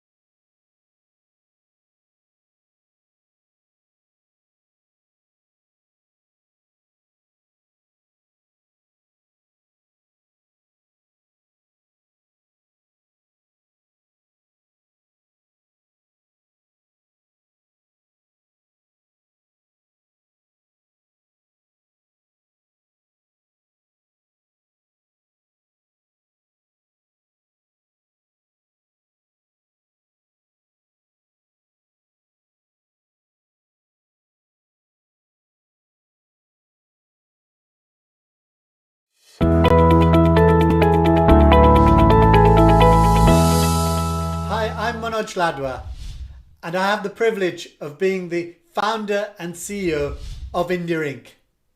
At India Inc., we pride ourselves in producing incisive content, engaging global leaders, and hosting impactful conversations. At India Inc., we believe in winning partnerships by sharing amazing ideas and exploring great opportunities. We believe in the power of shared values and shared ambitions for a better tomorrow.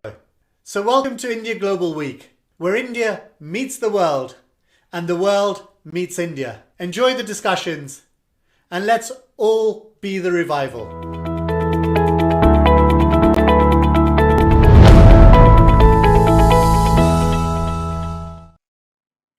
Namaste, hello, and welcome to India Global Week 2020, the revival, India, and a better. I'm your host, Priyanka Deo, reporting live from New Delhi. It is a pleasure to be with you here at India Global Week. Lots of exciting panel discussions, guests, and lots more come up. With that being said, if you're taking any pictures, if you have questions, if you have any thoughts, please share them with us at India Global Week. Use the hashtag the revival, and we'll check them out for sure. Without further ado, let's go to a very special keynote that we have with Mr. Ashok Malik. Mr. Ashok Malik is the policy advisor for the Ministry of External Affairs, Government of India. Mr. Malik is a commentator on foreign policy, strategic affairs, and political issues. He also served as a press secretary to the I now give the stage to Mr. Ashok Malik. It's a pleasure to have you. Namaste, and the stage is yours. Thank you.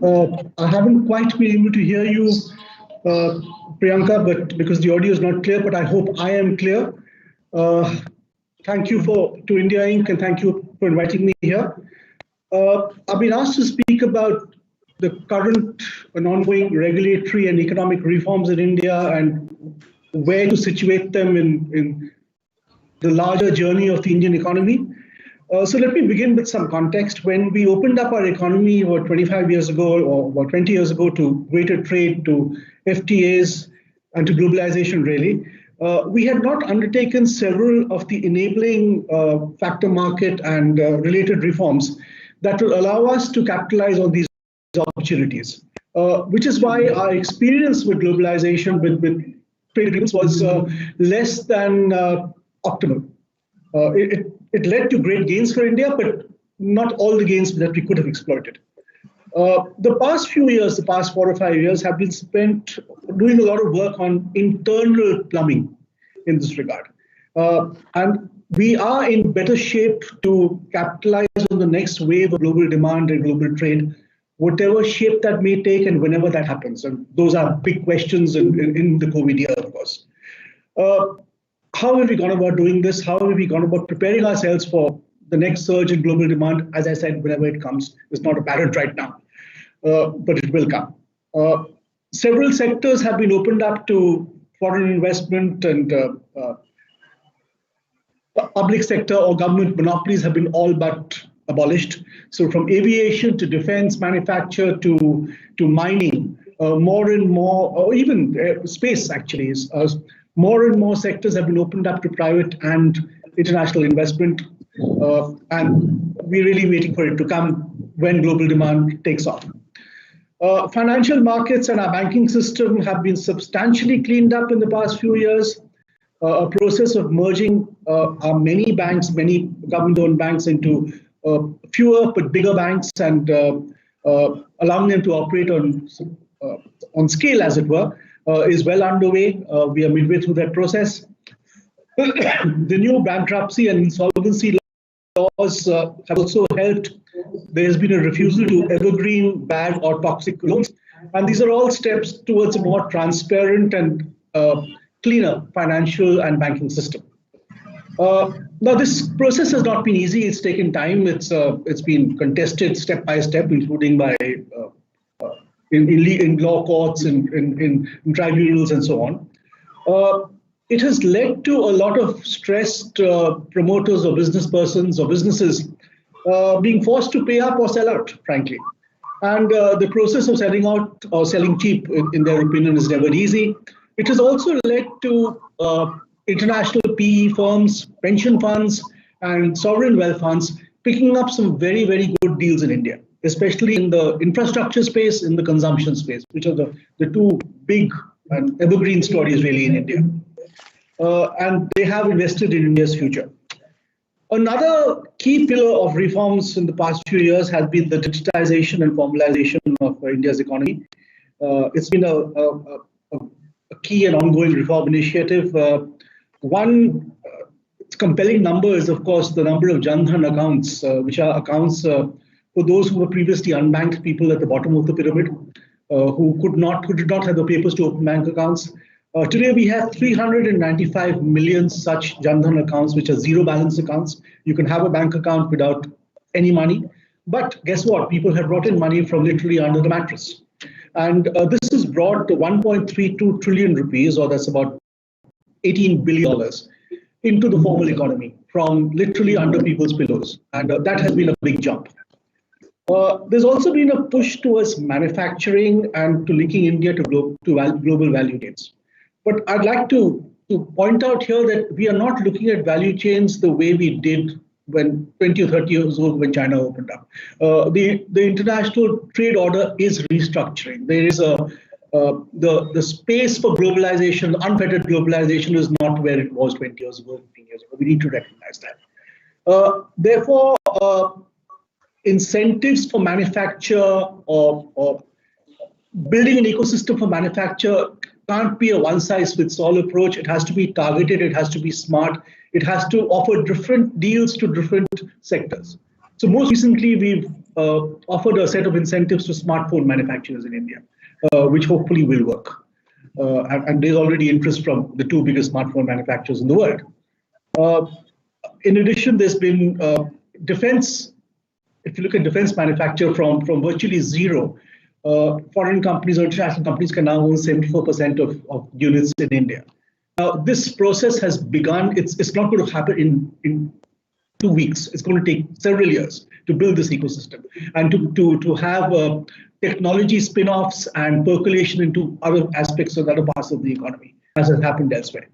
Mining, another area which has opened up most recently, but at a time when the prices that resources are fetching are not exactly sky high. This will take time. But the conditions are in place for foreign investment as and when demand picks up. And finally, there's the liberalization of farm markets in India, as well as of freeing up India's MSMEs, which are really the backbone of manufacture in any mature economy. India's MSMEs have been starved of capital. They've been starved of growth opportunities because we've defined the MSMEs in very, very small terms. So there's no incentive to grow at all. In the past few weeks, we've taken steps in both these areas, with the hope that MSMEs will now grow and be able to actually link to global chains, value chains as suppliers and become part of global manufacturing and supply systems. That's where we are. It's been a tough past few months with COVID.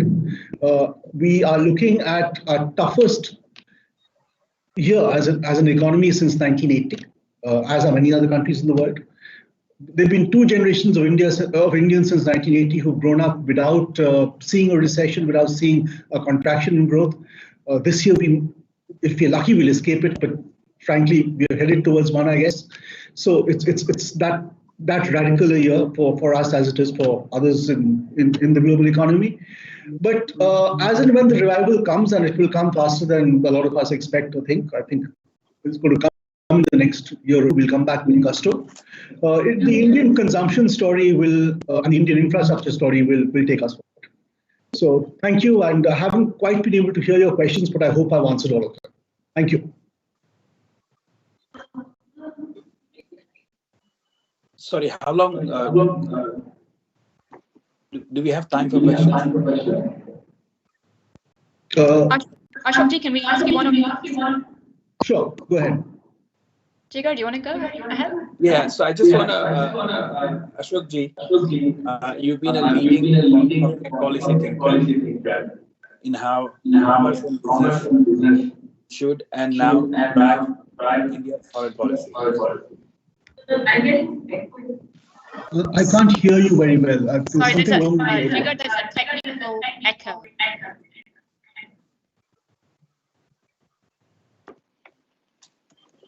You know, why don't I leave you to have a conversation with yourselves, and if you have any questions, just mail me. The organizers will give you my email address. I'll be happy to answer questions and chat offline. So have a great discussion. Thank you so much. Thank you, Priyanka. Believe it or not, it's 1971 in India.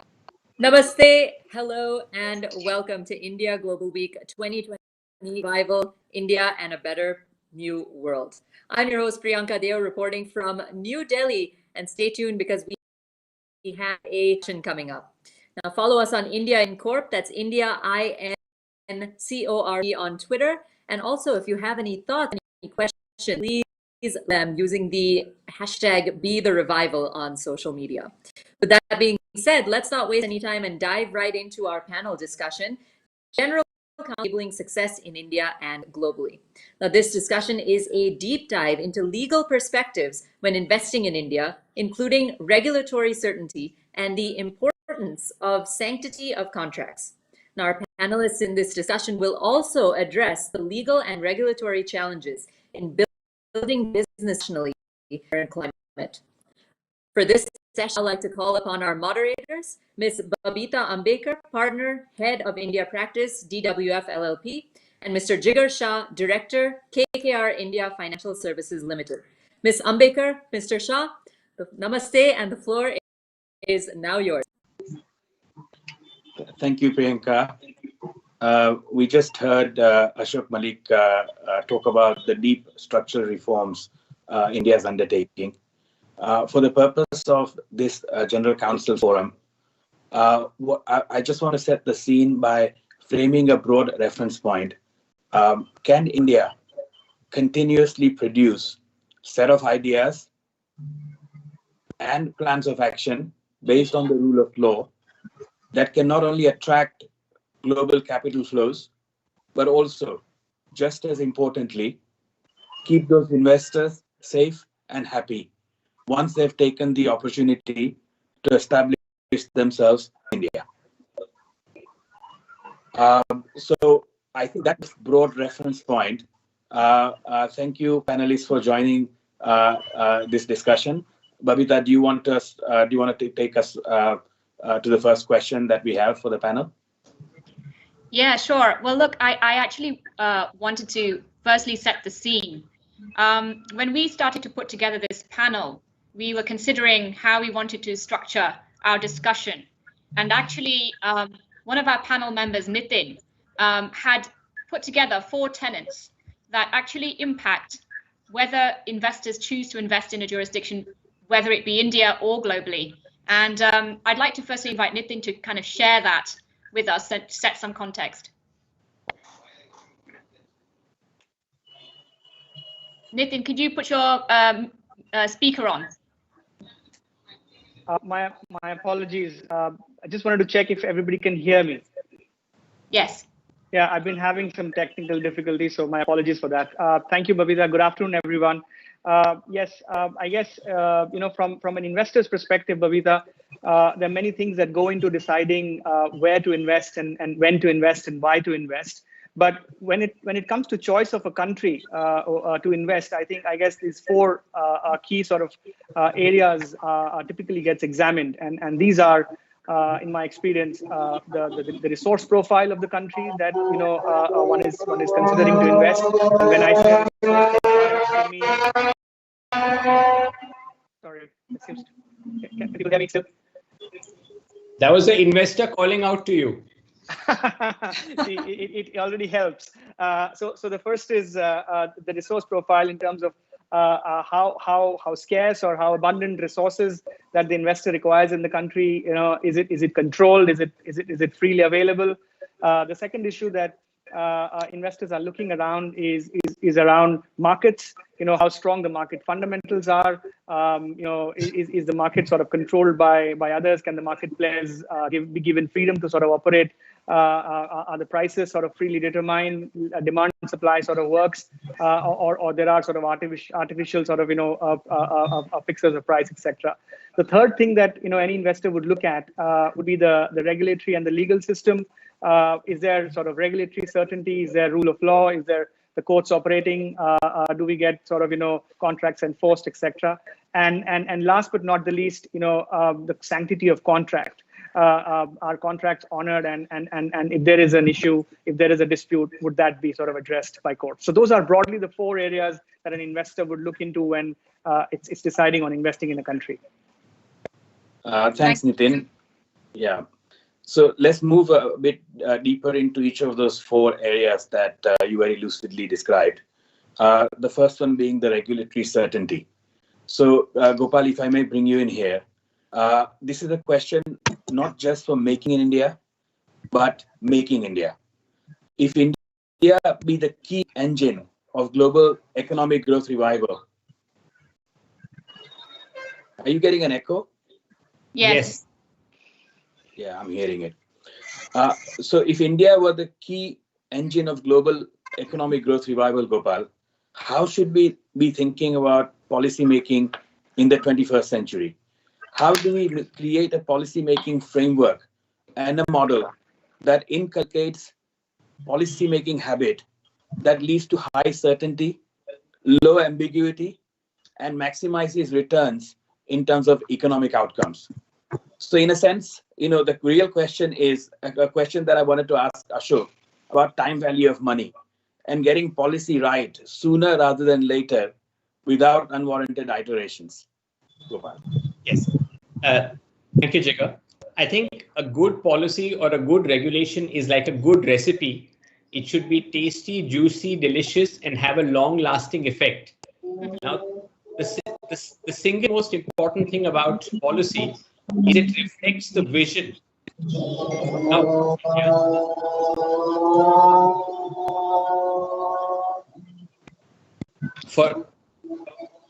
am I audible? Has the echo gone?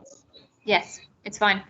Yes. So it's like a vision document which the government creates for investors and for players in a sector in order to give them a clear indication of what its goals, targets, and objectives are, and broadly in drawing up a roadmap as to how it will be achieved. Now, primarily from an investor perspective, I think the important thing is that will this regulation or policy be long-lasting, whether it will be durable, and whether it comes with support and consensus across the board, so that once they take a decision and plan their business affairs, they know that for a long period of time, the policy is there to stay. Second, and I believe in this very strongly, that the whole culture has to be one which is enabling, supportive. So businesses do business, but policy and regulation provides a framework and a level playing field for businesses to thrive. And third, and most importantly, that the Indian legal system recognizes legal certainty as a very important facet of the rule of law. The Supreme Court of India, in the famous Vodafone case, actually reiterated this principle and said it's very important for business to be able to plan effectively, that you must have predictability, stability, and certainty, all, as I said, of long-lasting value. So for investors getting their return and ensuring that the investment is viable, Indian policy must be like a magnet which attracts them, embraces them, and they want to take the flight of investment into India happily and willingly. And the government of India and the Prime Minister have often said that India will put out the red carpet for them. There would be a reception, so to put it. And one of the ways of making this reception very effective is to have a single window where investors, all their issues, concerns can be addressed. And over a period of time, almost like having an investment commission and a law which secures and protects investment, will ensure that their confidence of coming to India as opposed to going to some other country will be there. And lastly, Indian policy and regulation must be goal-based, principle-based, methodology-based, looking at global best practices, because as the theme of this thing, of the conference, of revival and being part of the new world, it must seem like its trajectory as, let's say, Singapore, which is extremely business friendly. So in the next round, where investment will be scarce, we must be so attractive to investors that policy, regulation, and the legal system must act in unison in national interest as institutions of governance, which will inspire and instill confidence and sentiment. And I think that's probably the most important message that I'd like to give through this particular conference. And the ease of business, which the government has said, will truly be ease of business when businesses are able to implement on the ground their plans, execute them, and reap the returns and rewards, which is expected, promised, and assured. So having a script and sticking to the script, like having a good soil and good turf, which will be nourishing and healing, is important, almost like holistic healing. So it has to be a package, a regulatory policy package and culture of continued support that the Indian government and policymakers will stand by investors and businesses during this period of time. Thank you, Gopal. Okay, I'd like to understand a little bit more, perhaps from a sector-specific perspective on this subject of regulatory certainty. And perhaps I can move to Gezad with respect to one of the highly regulated sectors, pharmaceuticals and healthcare. Gezad, being the GC of Glenmark, I would like to understand to what extent regulatory certainty bears importance for investments specifically relating to the pharmaceuticals and healthcare sector. Thanks, Babita. Am I audible? Yes. Yeah.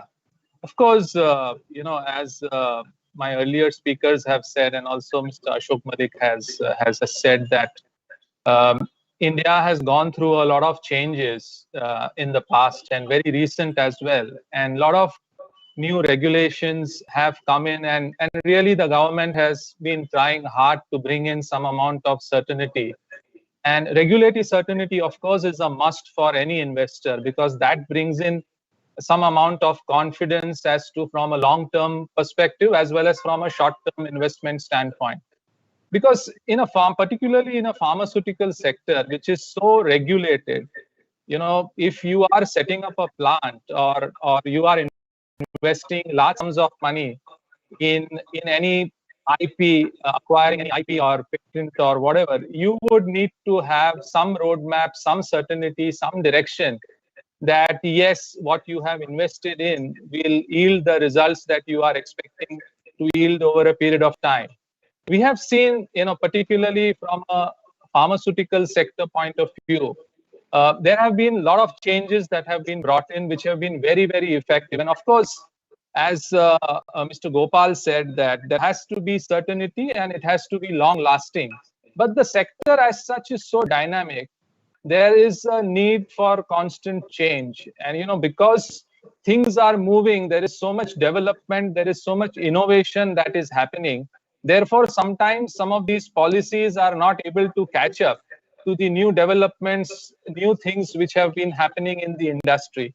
But having said that, in my view, I think particularly in the pharmaceutical sector, if you see, there are marketing practices, and those marketing practices to some extent are very differently adapted and followed by different companies. Multinational companies operating in India follow some different standards. Indian companies itself, amongst Indian companies, there are different standards followed. There is no clarity over there in that space.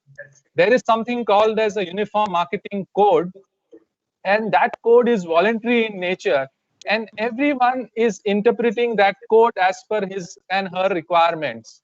So therefore, some amount of certainty and clarity is absolutely necessary from an investor standpoint. Coming to the next point is pricing of a drug.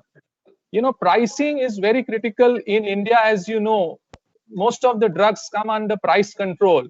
So pricing of drug is very, very critical for an investor. Even for an Indian population, if a multinational company wants to introduce an innovative product in India, it would want to have certainty that it will have a stability as far as its pricing is concerned. If that is not there, then that ambiguity is there, because of which a lot of companies would then shy away from bringing in new innovation in India.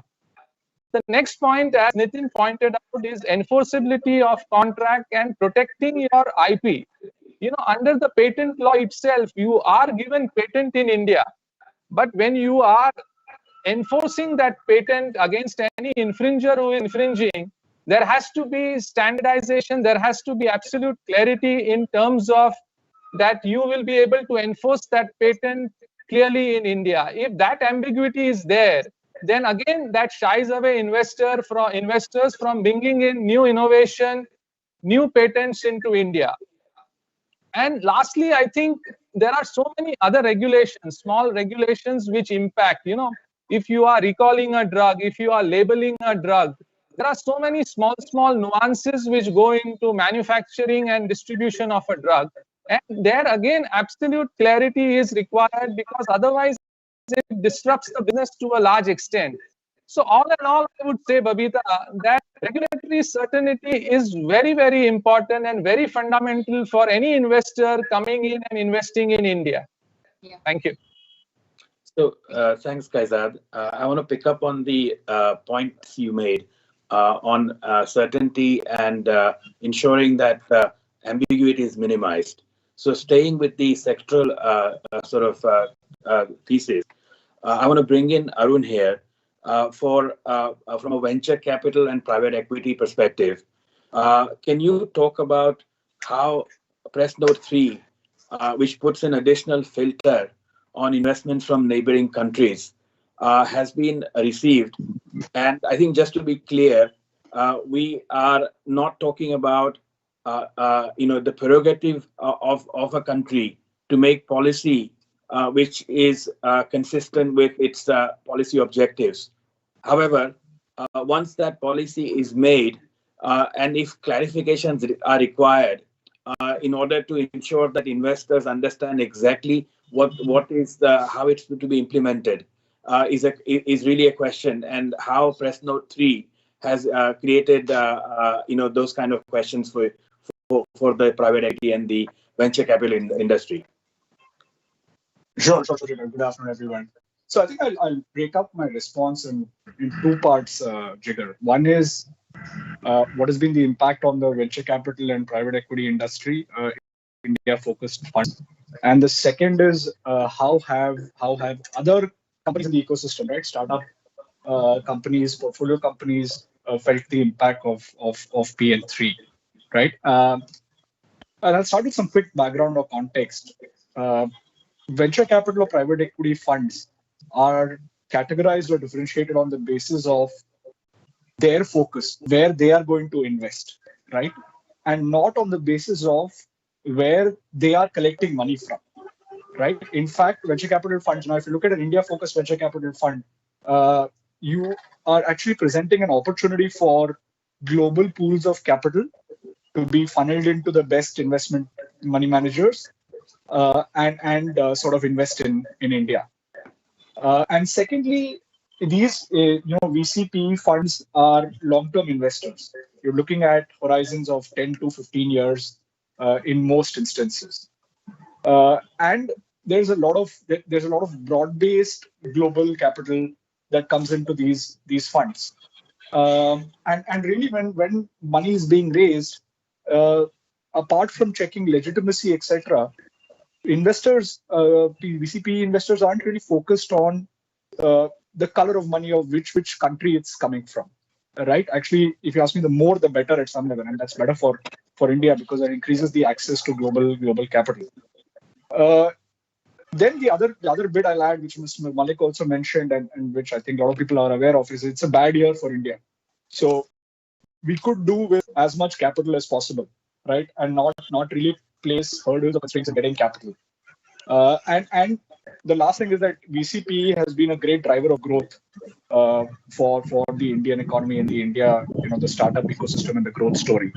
So if you look at it in that backdrop, having a blanket legislation, which in the name of national security sort of questions any investment where any sort of potential Chinese investor could be involved, without adding filters and layers, either from a sectoral perspective or from a control or an economic threshold perspective, just feels very excessive. And what it does is it just lends a lot of uncertainty and sort of adds to a lack of stability in attracting capital to India. And that's a short answer from a VCP perspective. And I think the other part I wanted to touch upon is the focus for industry companies or the startups that have been raising capital from Chinese investors. And a lot of these are Chinese public companies, if you look at it, right? And if you just look at the past 4-5 years, Chinese capital, public Chinese capital, has been a great source of growth capital for Indian companies, especially the Indian startup ecosystem. Now, they are at a point where they desperately need that capital, but are unable to understand why they're not being given access to that capital. Now, if let's say you're I'll take ride sharing business or a food delivery business, is that the kind of business that you had intended to be covered by this legislation? Were you intending to not let foreign capital from particular sources come into these kind of businesses? I'm not sure, right? And that is why I think there could have been a more nuanced policy making and implementation, bearing in mind thresholds, economic criteria, and also perhaps sectoral criteria. And while thinking about sensitivity, could it have been defense, insurance, or something like that, and that's a separate process, but not a blanket legislation. Thanks, Arun. Well, look, we talked a bit about tech. We talked about Ola just now. Nitin, would love to hear your insights because, as we know, regulatory certainty is critical for tech companies. So, from your perspective, what enables success for new age tech companies? Sure. Just double checking. Am I still audible? Yeah. Okay, excellent. So look, I guess a lot has been said about regulatory certainty, Babita, and it's extremely important for pretty much every industry, every sector. But for the tech companies, regulatory, the role of regulations, a role of predictable and stable regulations is extremely important. And to some extent, tech companies have a slightly different problem, and let me explain that. What typically happens is, if you see, tech companies are essentially attempting to solve simple yet complex day-to-day problems by applying sort of innovative technology and coming up with disruptive and creative business models. And in doing so, what they're doing typically is they're trying to build these business models at the back of, probably for want of a better expression, where there is regulatory gray. Often what the technology companies find is that the use case and the business that gets developed is sort of extends to places where the original the law, statute, or the regulation is perhaps not even contemplated. They're not necessarily illegal, but the rules are not clear. So what typically happens in the tech space is that inevitably, world over, regulations are actually catching up. So a bit of a catching up on that. And the reason, as I said, is because either the laws are too dated, are missing, unclear, and therefore, after a certain period of time, when certain businesses have developed, I mean, look at India, look at pretty much every other technology businesses that we look at, whether it's food delivery, aggregators like us, fintech, you name the space, there is a need for the law to catch up. So I guess, once you're in a scenario like that, there is an extreme need for regulatory, what I call regulatory accountability. And what I mean by that is that I guess, the regulators should, when they're trying to regulate something which has already occurred for a while, where billions of dollars of investment have already gone in, where perhaps paradigms have shifted, where consumer preferences have shifted, where millions of employment has been created. In that situation, I think it's extremely important for the regulators to try and balance the convenience of all the stakeholders. and not necessarily look at a particular class of stakeholders who would be most impacted by the regulation. So I guess from a technology company standpoint, we always come up with disruptive, innovative technology solutions to simple problems. We expect the regulations to also be smart. We expect the regulations to also be innovative, and not necessarily tie itself to the law book, which were written when none of these were conceived. So what we are looking for is regulation which essentially is pro-competitive, a regulation which is pro-innovation, a regulation which is fair, which is equitable, a regulation which sort of, as I said, balances the convenience of pretty much all stakeholders. And world over, some of the good examples, and by the way, in India as well, and again, Ashokji mentioned, the Honorable Prime Minister mentioned yesterday, India has taken a lot of steps to sort of, not only revive from this crisis that we have in form of COVID, but generally to sort of, change the perspective of India as an investment destination. And I guess one of the things that really work is regulatory sandbox, which is now quite prevalent in the fintech space. It is also prevalent in many other tech space. So I guess that's one area where regulations could be experimented in a sandbox environment.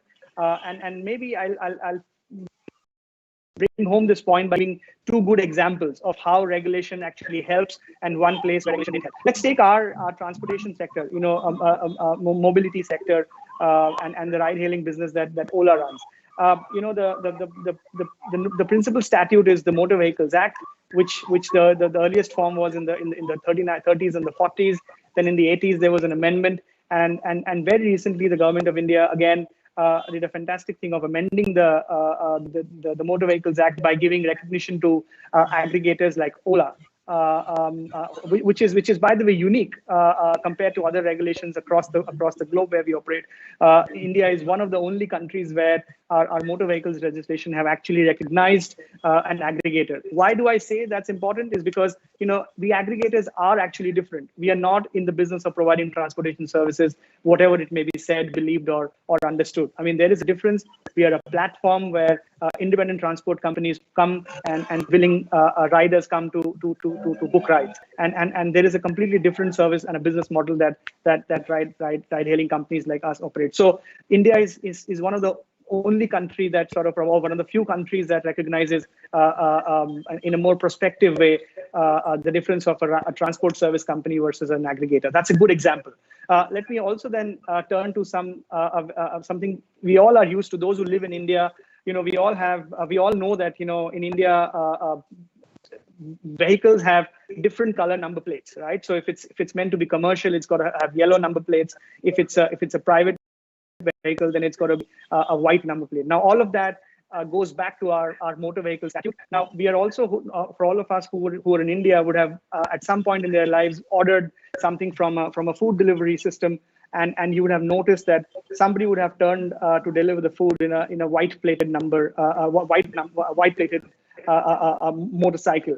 Now the business has been built over many years. The regulators had their knowledge about the fact that such a business has been built. Now the question is, if the regulators are now thinking of regulating this sector, there are a few options. The option is to stop it, to ban it, to prohibit it, saying that, oh, you know what, you've not followed the registration permits or the licensing plate permit, or think of something very creative, that how can we legitimize the use of personal vehicles for food delivery, because that has now become a use case, and that is something that billions of dollars have been invested, and something that has created huge amounts of job and well-being for the country. So that's an example where if regulations are catching up, then I guess regulations would need to really consider the balance of convenience of all the stakeholders. Thanks. You spoke about the balance of convenience. So let me move on to the insolvency and bankruptcy code from that perspective. For banking and finance, the IBC was a game changer, and it played a critical role in changing the promoter and the borrower culture in India. Gopal, I would like to hear your views on what do you think the impact,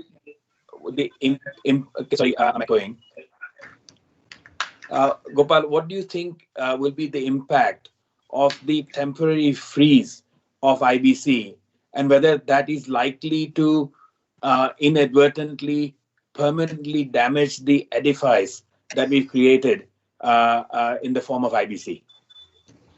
Well, firstly, as you rightly said, it was one of those big ticket transformational paradigm shifts by way of economic legislation, which was brought about, and it has been fairly successful because for one simple reason, if you looked at the top 12 companies which were chosen and handpicked by the RBI to go under the IBC process, the banks and the financial creditors saw a huge amount of money which would otherwise not have come. And big ticket promoters also experienced for the first time in India, you could lose your marquee company. A company with your name could actually go to somebody else. It was a reality. It has happened. So I think it was a very important, my word, Lakshman Rekha we crossed, that yes, it is possible to have a very successful piece of economic legislation. And B, one important aspect of this, that largely it was driven by what is called commercial considerations or commercial wisdom of people who are financial creditors who take a decision. So instead of being court centric, it was largely driven by what is called a COC, which consists of all the secured financial creditors, and they took a decision. That's why it was economic in its flavor and sent out a very strong signal that if you're a defaulter, you're a borrower, you've been a chronic non-payer, the system will only catch up with you. You will lose your company, but in order to maximize assets and for keeping entrepreneurship going, you will get somebody who will come, take over and run the company. Very, very strong signal. And the Supreme Court also, a series of judgments, very quickly upheld the IBC and various provisions. So it became a very potent force. Now, unfortunately, this COVID came. And I would have thought that instead of putting the entire legislation in suspended animation or in comatose, you could provide a period like a moratorium or something, or case by case or case specific relief. The moment you suspend this new culture which had come, as you rightly said, redefining the relationship between lenders and borrowers or promoters and lenders, it is very possible over 6 months or 1 year, because we don't know if it will come back and when it will come back, but at least for 6 months it's there. Whether we drift back to the old culture, and as you know, we are no short of borrowers here. They also constitute a large percentage of the population and perhaps more after the COVID. I don't want to have too much of a break between something which was moving quite well, and the moment you put shackles on, you can easily fall back to the old culture of thinking, and one never knows whether this comes back. So according to me, that doesn't augur well. And then you have to take recourse to existing mechanisms of security enforcement which haven't worked. So two things happen. It's a huge respite for chronic defaulters, not just for the COVID period, but even otherwise. And the more on your traditional means or forums of enforcing security and other means, that's so much away from a fast track IBC process, which was what I call a forward looking piece of economic legislation. So luckily, like we saw with the IBC, it saw many changes, amendments and regulations. This can still be revisited. And I think forums like this, if they send out a strong message, I think those would take it into consideration by the decision makers. It's not cast in stone. I think it was a very quick reaction to something which had happened. But I think we should certainly revisit this because it was a well-oiled machinery. It needs momentum. It doesn't need to be held back. And you can make some fine tuning or changes to meet an existing current scenario. But it certainly shouldn't lead to the same situation of NPS defaults, people camouflaging the books because there's no effective mechanism. So I think it had a lot of teeth. It was effective, and we should let the bite speak for itself more than the bark. So this is something I think needs some bit of revisiting, rethinking, recalibration, some course correction. And I think all the banks have also said the same thing, and they'll be even more affected now. And this also takes us to the point that if they're able to realize money, banks are recapitalized, there's that much more to lend, and liquidity is what is the need of the hour. Unless the banking system has money which it is lending, it'll be difficult to resume economic activity full swing or fast track projects. So it has a much broader connection on economic development, business continuity, resumption, putting more liquidity in the hands of smaller or other businesses. So I think this has a very big impact and is something which is worth considering or reconsidering. Thank you. Thanks, And sorry, just to add one more thing, it's been recognized by the World Bank and everybody else as a mega reform. So I think once we've showcased it as a mega reform, we should allow that sentiment to continue. It also pushed us hugely in the ease of business ranking, because they always look at the appetite that the country has for big, bold reforms. So everything was auguring well. It was good on the report card, like a AAA+. So I think we should try and go back to that situation. Thank you. Jigar, I'm aware unfortunately we're running short of time and only have just over 20 minutes. So I'm wondering if we can move to sanctity of contracts and then move on to the outbound considerations for Indian businesses globally, if that's possible. Yeah, that's fine. So I think so we talked about certainty in regulation making. The other critical aspect of what Nitin laid out in terms of the four corners of safety is the sanctity of contract. And Gopal, I'm going to come back to you on that discussion which we had on IBC and policy making. India's risen up on the ease of doing business, as you said, but when it comes to enforcement of contracts, we're still lagging behind. We're in the sort of last quartile. So what can judiciary do to make itself an instrument of good governance? And can we have a paradigm where it's not possible or easy for unscrupulous litigants to keep buying time and keep litigating and keep appealing, which actually compounds the judicial pendency issue? So how can the judiciary help in creating a commercial culture that needs to pay for frivolous litigation, and there's no strategic advantage to be gained for litigating? Is that to me? Yes, Gopal. Yes. It would be great to hear your views, particularly because you are a senior counsel. No, I'm one amongst you, and I'm just happen to be in practice, more in practice. Not that you guys are not in practice. No, I think one thing I must say straight up front, that I think today the need of the hour is for legislature, executive, and judiciary to function as one team in national interest, all as institutions of governance collectively, because it's this collective effort which will help kick off the India from where we are at this point in time. Second, in 2016 or 17, we did come up with a Commercial Courts Act. But what we did do is to create a commercial environment or a commercial platform which understood economics, business, and finance within the legal framework. Now, every commercial transaction is recorded in a document. It sets out the respective rights and obligations of parties. All that is required is for the law and for the courts to enforce it as the parties have agreed. And if you look at Singapore or English law, all original power purchase agreements had an English law provision. The only reason was you got what it said. So if you went to a court, all that the court did was it held parties to their bargain.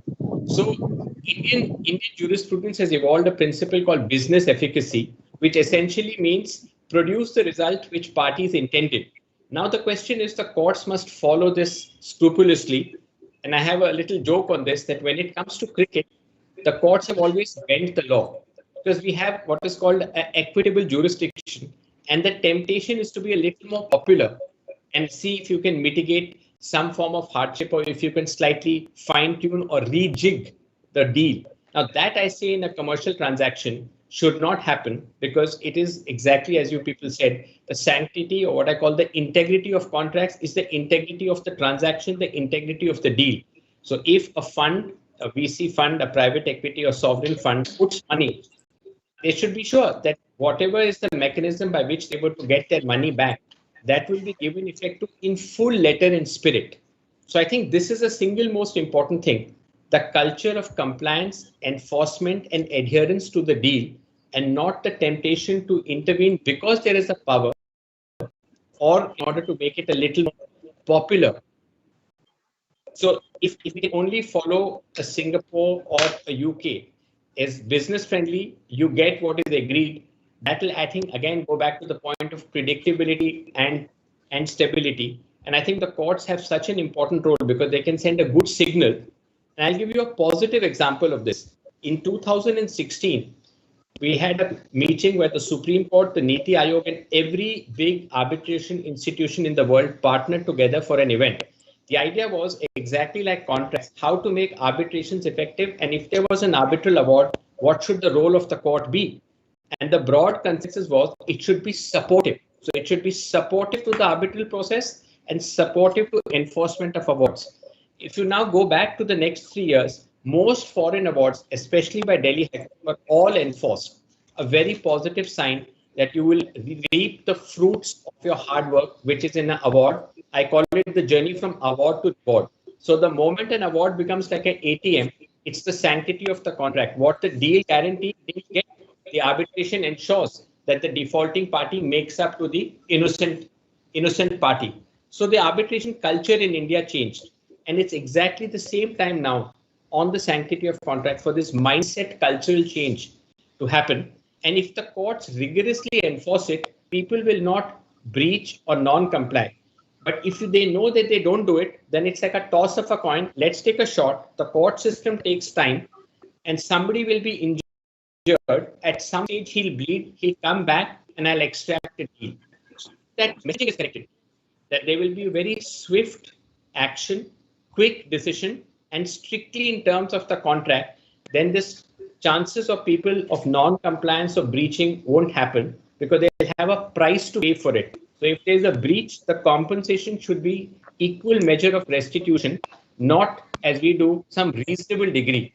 It's that arbitrage between what the contract says and what you may end up getting from a court, which boldens unscrupulous litigants to do it.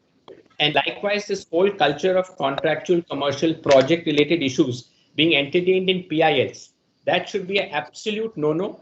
PIL for the particular purpose, for the poor person who didn't have legal recourse. So if these lines are drawn, and Nitin has been in several industries, if you start interfering in airports, if you start interfering in mining, if you start interfering in power and telecommunications, then your core sectors are under stress, and that increases risk, and then investors are risk averse. So I think overall, the whole idea is simple mantra: use your creativity where people need justice and there's injustice, and let the contract speak for itself.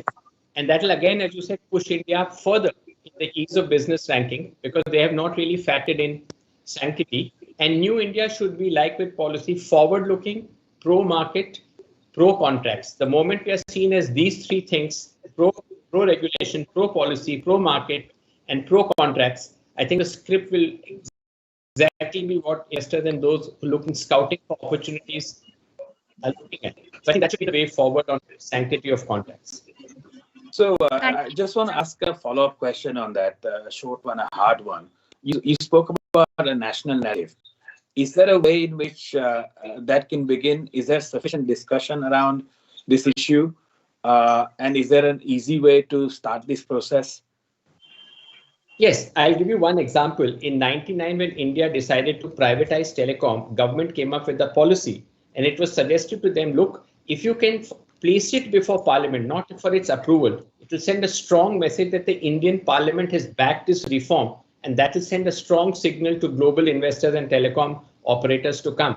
In the same way, if you identified your key sectors, I mean, let's say renewables is one big sector the government is looking at, all that you need to do is to have, as I said, a very favorable, supportive renewables policy. You can place it in Parliament. You can leave it to experts to formulate it. So the moment you do it, it adds value to that product. And the moment you have a valuable product, you get a lot of people who are interested because they know that this has been created by the best minds and it has the full buy-in and support. And that's why I said the moment you make a national interest policy, which is not based on states, players, but this is good for India, then you go from make in India to make India. And that's what being part of the revival is. You have to make India collectively, all institutions firing together, and that will be the majority voice then. And I think speaking in one voice will also be a very important thing. Thank you, Gopalji. We're running, unfortunately, quite short of time. So I think maybe we can move on to the next portion of our discussion topic, which was really building India Inc. globally and what the current challenges are for Indian businesses internationally in the existing climate. So to that end, my first question was, in a post-COVID world, where we have increasing regulatory complexity and that is combined with protectionist thinking, how does this impact the ability of Indian businesses to compete globally, especially in those highly regulated sectors? And I'd like to go to Gaizad on that. So thanks, Babita. I think post-COVID is an unknown thing yet. You know, there are a lot of things, a lot of theories which are coming out today that how the industries are going to operate post-COVID. I was just speaking to someone from the hospitality industry, and that person mentioned that going forward, you know, if you are going to check in a hotel, you would need to then inform the hotel as to how many times you want the rooms to be cleaned, and you would be charged on those basis, so on and so forth. So post-COVID is an unknown sector today. Things will evolve and we'll see how the situation will play out. But globally, I think from a pharmaceutical in company standpoint, I think the things are, you know, the Indian companies, particularly operating globally, there are a lot of challenges in terms of coming up to speed with the standards that are expected in some of those global markets. And there is more and more regulatory requirements which are required to be fulfilled in terms of, say, antitrust laws or data protection, and those standards really have to be brought up for a lot of companies operating abroad. So I think I don't know today whether one can comfortably say that we have all the answers post-COVID, how the situation will play out, but we'll have to see and course correct ourselves as we move forward. I don't know whether I have answered your question, but this is a brief answer which I can give in the interest of time. Thank you. So, Jigar, would you like to ask the last question of the panelists? Yeah, so I think Kaizad, you talked about you know, the regulatory complexity in terms of post-COVID world and for Indian businesses to compete globally. You know, Nitin, you are a GC for an Indian company that has very successfully gone abroad. It'd be interesting to hear your perspective on that as well. Sure. Jigar, am I audible? Yes. Yeah. Okay. Yes, you are. So I guess a lot is changing, you know, with sort of, you know, as countries and as economies get out of COVID.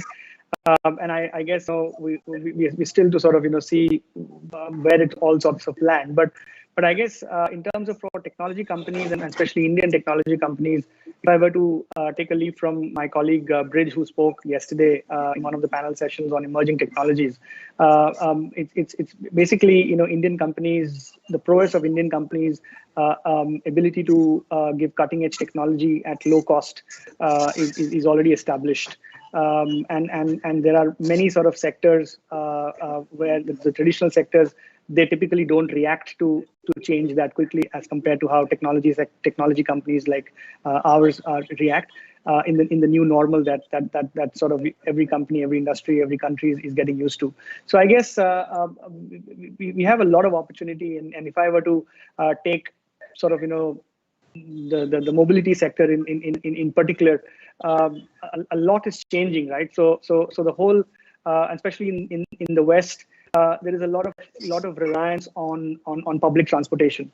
Public transportations play a very critical part of the sort of the smart cities that we see in the West, and the confidence in public transportation, COVID and post-COVID era is dwindling pretty sharp. So I guess this is where a company like Ola and other technology companies can come into to sort of consider sort of micro mobility options, last mile connectivity options, and there are many Indian companies, including ours, who are at the forefront of that, where we can actually bring in a lot of change in terms of how life goes on and about in the world in the post-COVID scenario.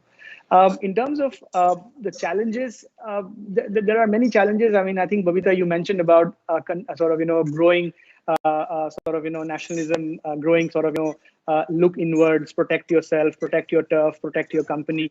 That kind of feeling sort of is consistent across pretty much every country now. But I guess what one needs to see when I think people need to bring in the experts to be able to bring the change in a quick and in a cost-effective way, and I guess that's where Indian tech companies sort of play a phenomenal role, and I see this as a great opportunity.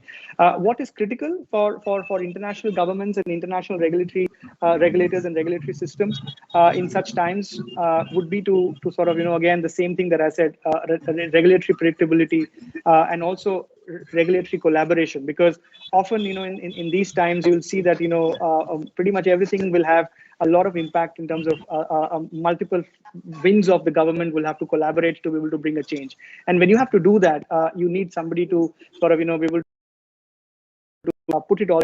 Let me give you an example. There is an example from a mobility space. If you go back to London, there has been concerns about drivers impersonating and safety of passengers, right? And that has caused the licenses for some of the people in this space.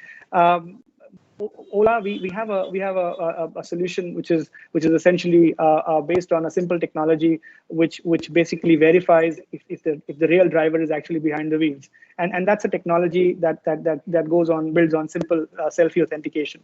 Now, what we are realizing when we're trying to implement this in our operations in the UK, we are realizing that there is similar to what we see in our country. There is a bit of a tussle between different wings of the government. The data protection sort of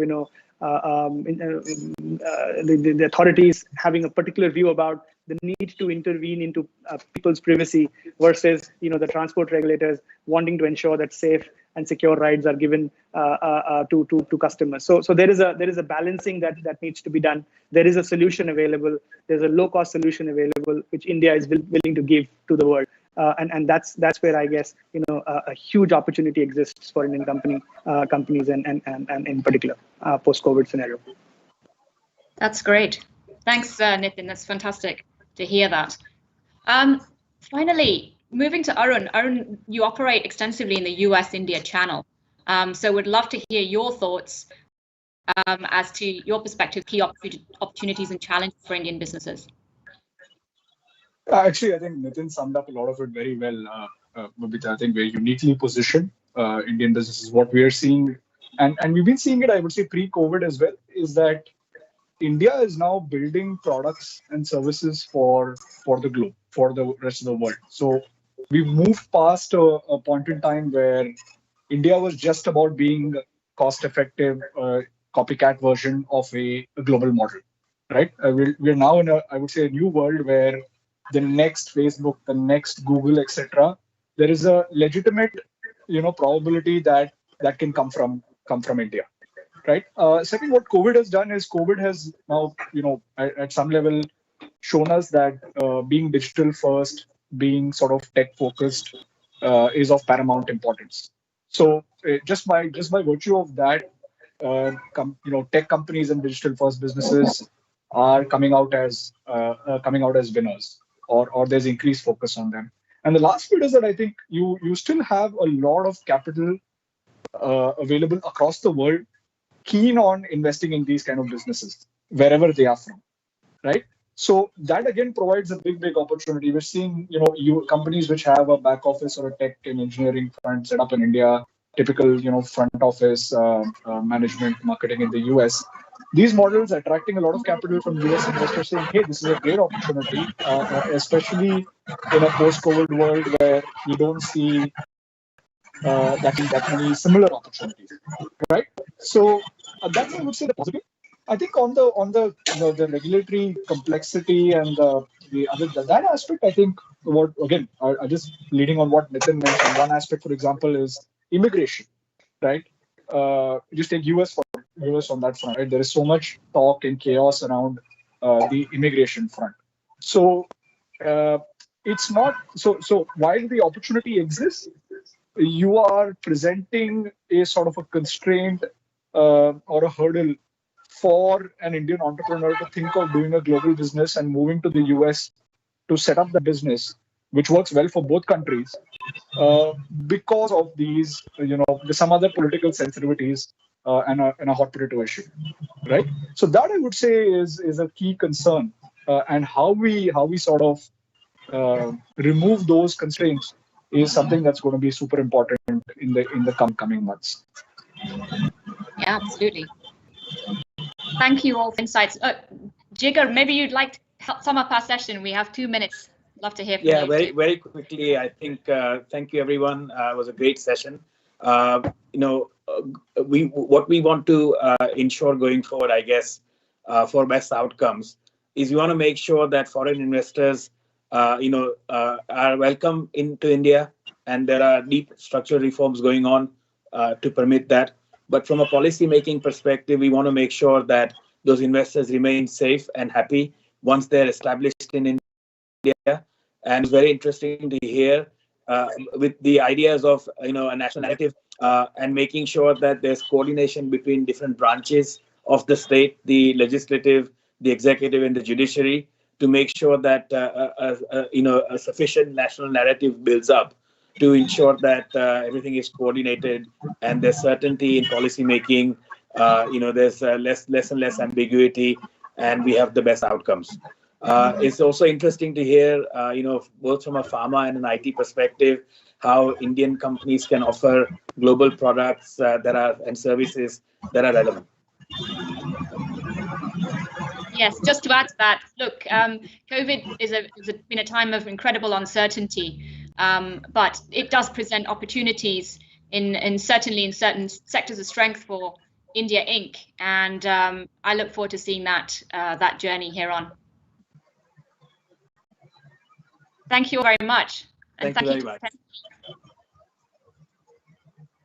Thank you. Thank you.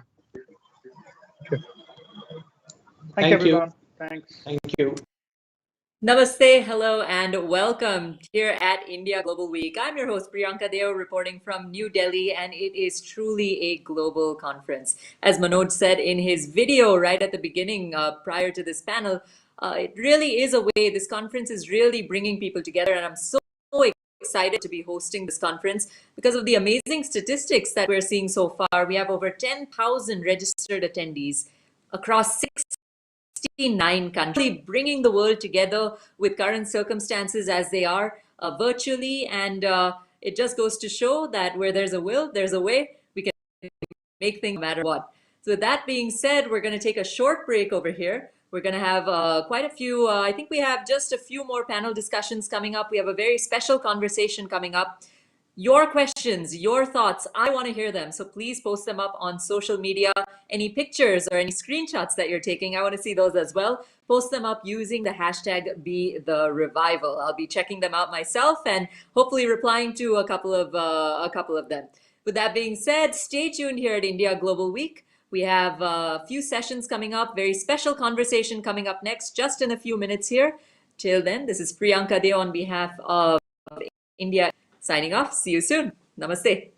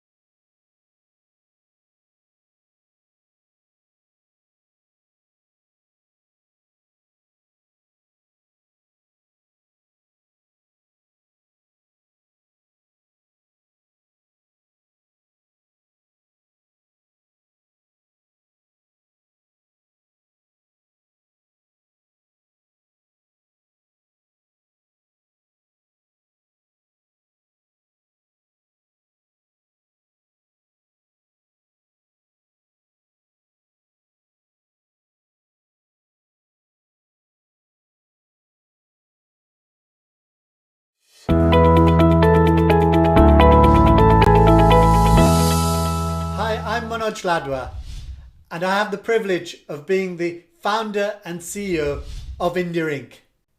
At India Inc., we pride ourselves in producing incisive content, engaging global leaders, and hosting impactful conversations.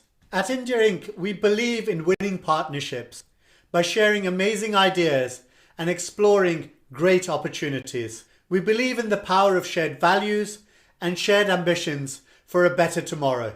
So welcome to India Global Week, where India meets the world and the world meets India. Enjoy the discussions and let's all be the revival.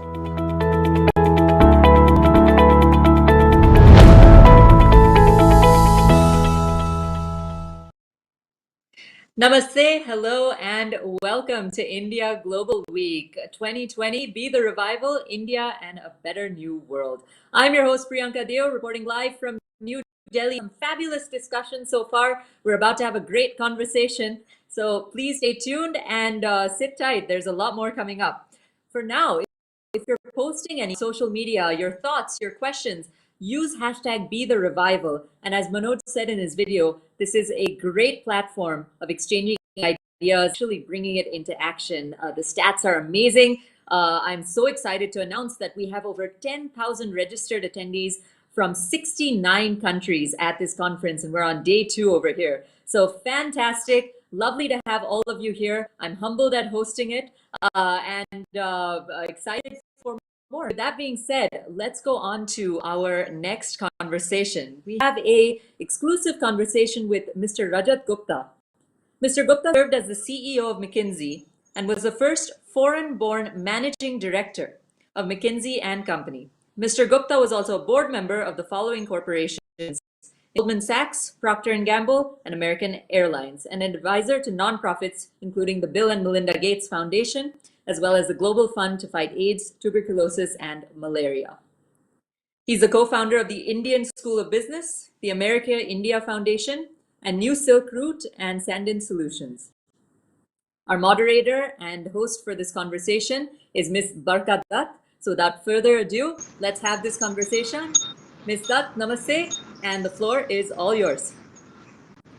Thank you so much, and good evening, good afternoon, good morning, depending on where you are at this point in the world. Technology has made it possible for us to be sitting in different parts of the world and be having this conversation, and it is my pleasure to bring Rajat Gupta into this conversation now. We're here to talk about leadership, and this session is titled Mind Without Fear.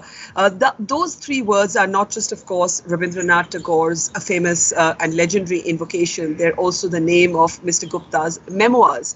Mr. Gupta has had a dramatically eventful life. He's seen both the highs and lows of what life can bring. He's been the toast of town, and then he has also had to serve in prison on charges of insider trading, charges that he felt were unfairly leveled against him. And he maintained that even when he wrote his book and his biography, as I said, which is called Mind Without Fear. They say life tests you not in the good times, but in moments of crisis. Rajat Gupta has been, after his time in prison, rebuilding his life, rebuilding his business interests, rebuilding his interest in philanthropy. What has he learned from this tumult in his life, both the good and the bad? That's some of what we're going to talk today. Rajat, welcome to the conversation. Let me start by picking up on what the session is called and what your book was called, Mind Without Fear. Is your mind really without fear? And if I had to ask you, when were you the most fearful? What phase of your life would you identify that phase to be? Thanks, Barka, and I'm delighted to be here. It's a great question, because when I was thinking about the title of the book,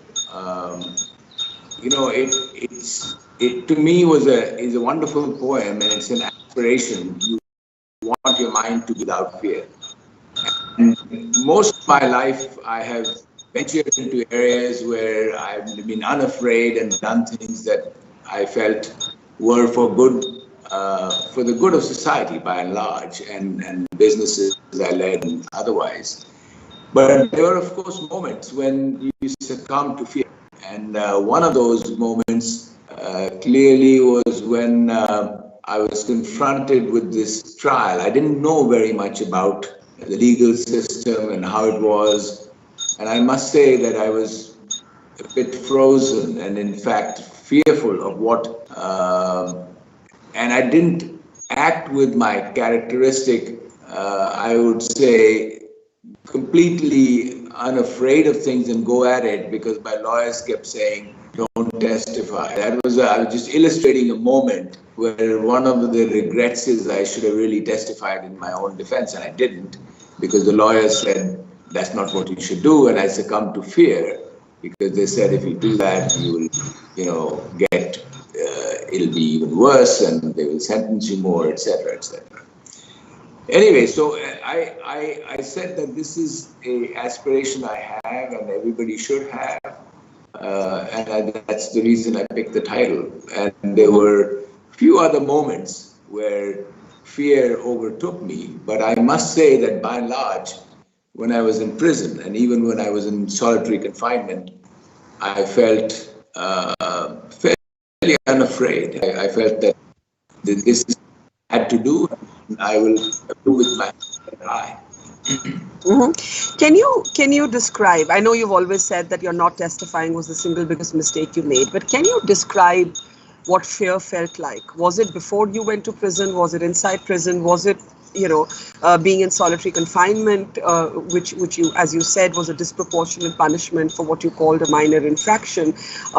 Whatever the views are on your particular case, I think the audience would be interested in what fear feels like, especially because we can't talk about the absence of fear till we actually talk about what fear feels like. Well, I think part of it was, I'll tell you different moments when it came. I remember the time I actually was in India when the charges came out, and it was a moment. Of course, I was expecting it. Maybe they would do it for a few days, and but when it came, it hit like a tsunami. And obviously there's a huge amount of press coverage, but more importantly, I had to immediately decide what to do about various activities. I was involved in many business and many not-for-profit institutions. And I decided that it was important that I resign from all of them.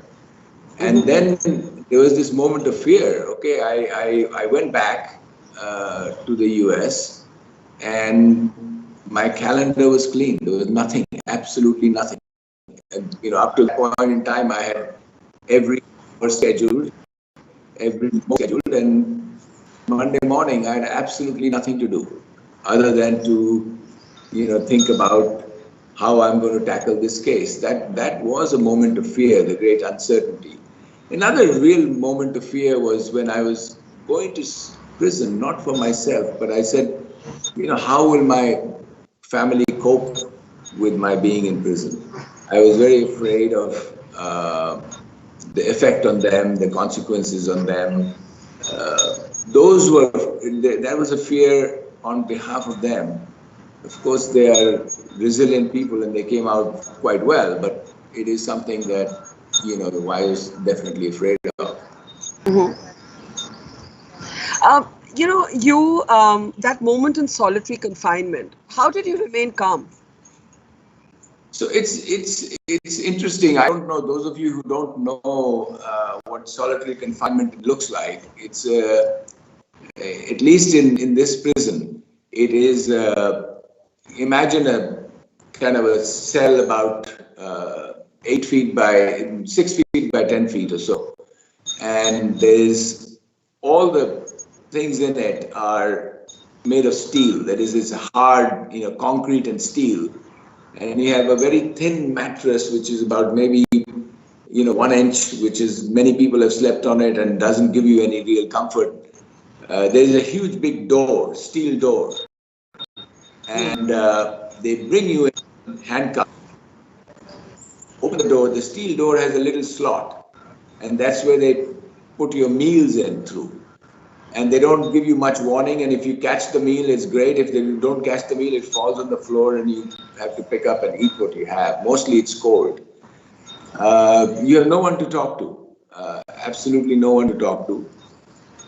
very strange environment because they don't tell you anything. They don't tell you what is going to happen to you, when it's going to happen to you.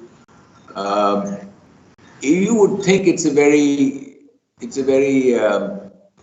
quiet place. Solitary confinement would imply that, but it's one of the noisiest places in the prison because basically you have a row of cells and people are in fact going crazy. And they're banging on the doors and shouting and so on and so forth, and through the night. It is so bad in some ways that you have a very bright light. There's no windows in there's a tiny, tiny window, but there's a bright neon light, and the switch is actually outside your door. So they switch it on whenever they feel like. So it could be on for all night, and you're sleeping under this. Given all this, it was interesting because I convinced when they were taking me to the solitary confinement, I had the Bhagavad Gita with me. And I convinced them that this was my Bible and they had to let me take it. And they cannot stop me taking it. It was a bit of a fight, but they finally let me take it. And it was interesting. I read the Bhagavad Gita 5 or 6 times, cover to cover. I read it before, but this was quite a revelation in terms of just being able to reflect on it and understand the messages that it gives. And that was very helpful. I mean, because firstly, it puts the Bhagavad Gita puts the world in its context. There are many messages that in there that are very helpful. For example, the idea of being a karma yogi, you just say, I do what I think is the right thing to do and do it the best of my ability, and the results and consequences are whatever they are. You live with them. There is, of course, starts off in chapter 2. It's about the soul, which is a fascinating thing. It puts the world in context. It says, basically, you are ultimately what your Atman or soul is, and it cannot be destroyed. So all this solitary confinement or whatever they're doing, it doesn't really matter as long as you are intact in your own self-concept. It's very strong theme of, you have to be, if you really, the person who can be the same in great joy or in great sorrow, in good times or in bad times. Sort of equanimity is a value. So you have to be able to, stay even keeled through the worst of times and the best of times. And those kinds of messages and thinking about them, and also thinking about my own father who spent 10 years in prison for a great cause, was very comforting. And I had no problem actually in solitary confinement. I felt this was being in prison with room service, so to say. That's, you can say that today, being in prison with room service, and that sounds like very laconic, almost humorous. I can bet you it didn't feel like that. Well, it wasn't so bad actually. I even had a little, the guard who sent me there, I took a little bit of tiny getting back at him. One thing you can do in prison is, because my appeal was still going on, I could ask for meetings with my lawyers or telephone conversations. And what he had to do was to come to my solitary cell, put me in handcuffs, and take me to a conference room. He had to stand outside because it was a confidential conversation with my lawyer. And I would have these conversations for 2 hours, and the guy would have to stand outside. And that was my way of getting back at him, saying that you need to do this. One day, he said to me, you're strange. You never even ask me when you're getting out of confinement. I said, why should I? It's fine with me. It doesn't matter whether I'm outside or inside or, this, as I told him, this is prison with room service. Next week I got out because he thought that I was enjoying solitary confinement. But, you know, obviously you changed, right? Obviously, this entire challenge of your life, the prison time, the solitary confinement, losing friends, losing, business, losing your reputation in a way, it must have transformed you. And yet, I know that when I was reading your memoirs, you said you were able to talk to Rajratnam, the man you were accused of actually helping, quite calmly. And you even played a game or two of Scrabble with him. How is it that you did not feel seething rage towards him, or how is it that you did not look at him and say, you, the bane of my life, you're the reason that I'm here? There must have been something in you that flipped, that switched, that flipped, that made you philosophically able to even engage with him. And what is that relationship like today? Well, I did tell him that he was the reason why I was there. Yeah. But he also, as I say in my book, he also had some integrity, because he was offered a great deal to testify against me, and he did not take it. And he always maintained that I had done nothing wrong. I appreciate that very much from his part. Of course, all that happened, he was a business associate. He was not a friend ever per se. And in that sense, I don't think, going forward, he's now out of prison. I wish him the very best. I saw him in prison, but it's unlikely that we are going to be friends going forward. We are not. What would you say if you met him today? I would just say the same thing I said to him in prison. I would say that, listen, it's unfortunate. I went through what I went through because of you, but at the same time, I'm thankful to you for not, kind of falsely testifying against me in order to serve your own interests, and that shows some integrity.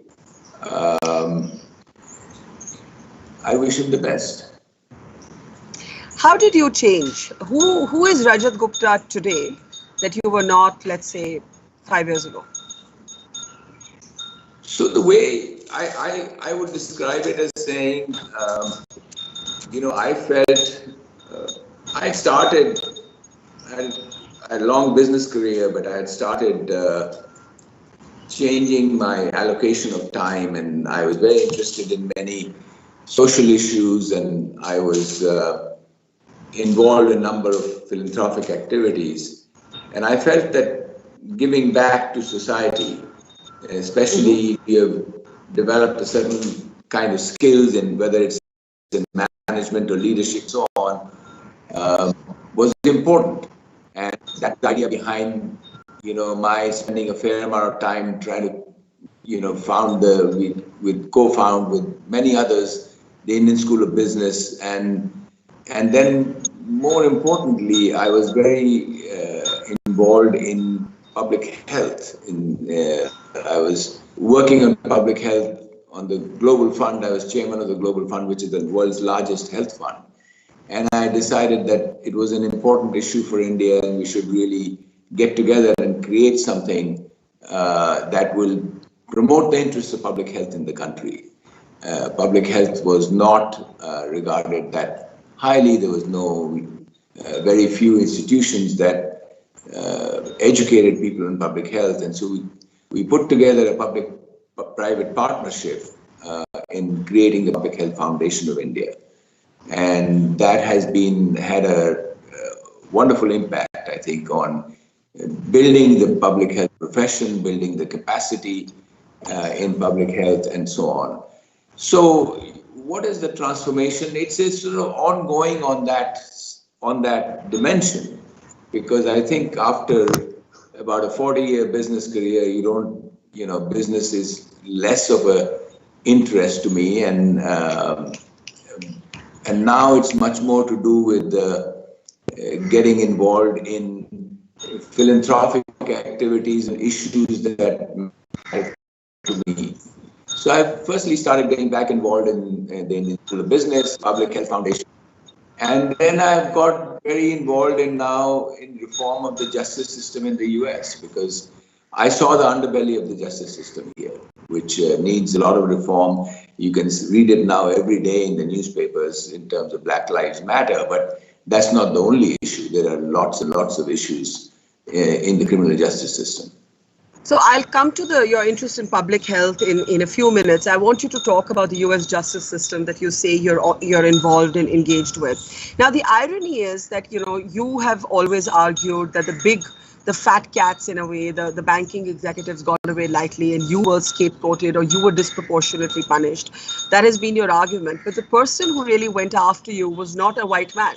He was another brown man. He was another son of immigrants. And I'm talking, of course, about Preet Bharara. And I know that in your book, you talk about how a lot of this unfolded on Diwali, that it was very knowing, it was very deliberate. That is your interpretation of events. But when you, in a sense, argue about being scapegoated, this isn't a classic race or it isn't like saying the white guys got away, the brown guy got punished, because the prosecutor was also a brown guy. So how do you see him and his sort of role in this entire tumult of your life and the developments of your life? Well, I think you'll have to ask that question of him as to how he picked who he was going after. I mean, he did go after Rajaratnam and I would say simply this, and I'll repeat this, that I think that they could not go after the real culprits of the financial meltdown. And when prosecutors who are very ambitious and people say, what have you been doing? Have you been sleeping at the switch when all these people, they go out and get somebody who, and this, I think this is purely that. Honestly, there's a book written called The Chicken Shit Club. And that was written by another famous guy named Comey, who said that it's the prosecutors who, Chicken Shit Club is the prosecutors who only go after cases they can win. And so, he was able to do that. But I think one has to take a hard look at who did what during that crisis. And it's pretty well known who did what. And none of the people, the leadership of institutions that did a lot of wrongdoing, were truly held accountable. You've obviously sort of felt that he had political ambitions, right? Everybody says so. I don't. What do you think? I do believe he has political, and it's nothing wrong with that. Nothing particularly wrong with that. But if you do it on the back of trying to create, I mean, you look at what he did for the Indian consul in New York. It was, I think, way beyond it should have been. It was publicity seeking. By some counts, he had increased his publicity or press staff from like 2 to 11 or 12, is what I heard. Now, that's not what you're supposed to do. You're not supposed to be, running a PR campaign. When you say that today your focus is on the U.S. justice system, what aspect of it? What are you actually campaigning for or spending your energy in? Well, there are, there is a lot of policy issues to be discussed in the criminal justice system, but I am very much focused on trying to deliver tangible benefits to the population most affected. So my focus is on helping prisoners when they come out. How do they get back into mainstream society? How do you reduce recidivism in the U.S. prison system, which is very high, like 2/3? How do you make sure that the families of prisoners get support? So we've started a sort of grassroots organization to help prisoners when they come out and to help their families and be an advocate for them. That's one thing. And another thing that I've been involved in, and I'm very, I hope to get more involved, is something called the Marshall Project, which I don't know if you heard of or not, but it sheds light on, it doesn't do any advocacy, but it's a journalistic endeavor basically to highlight the issues in the US justice system. Rajat, talk a little bit about how this experience of your own life has changed your idea of what leadership is, what strength is.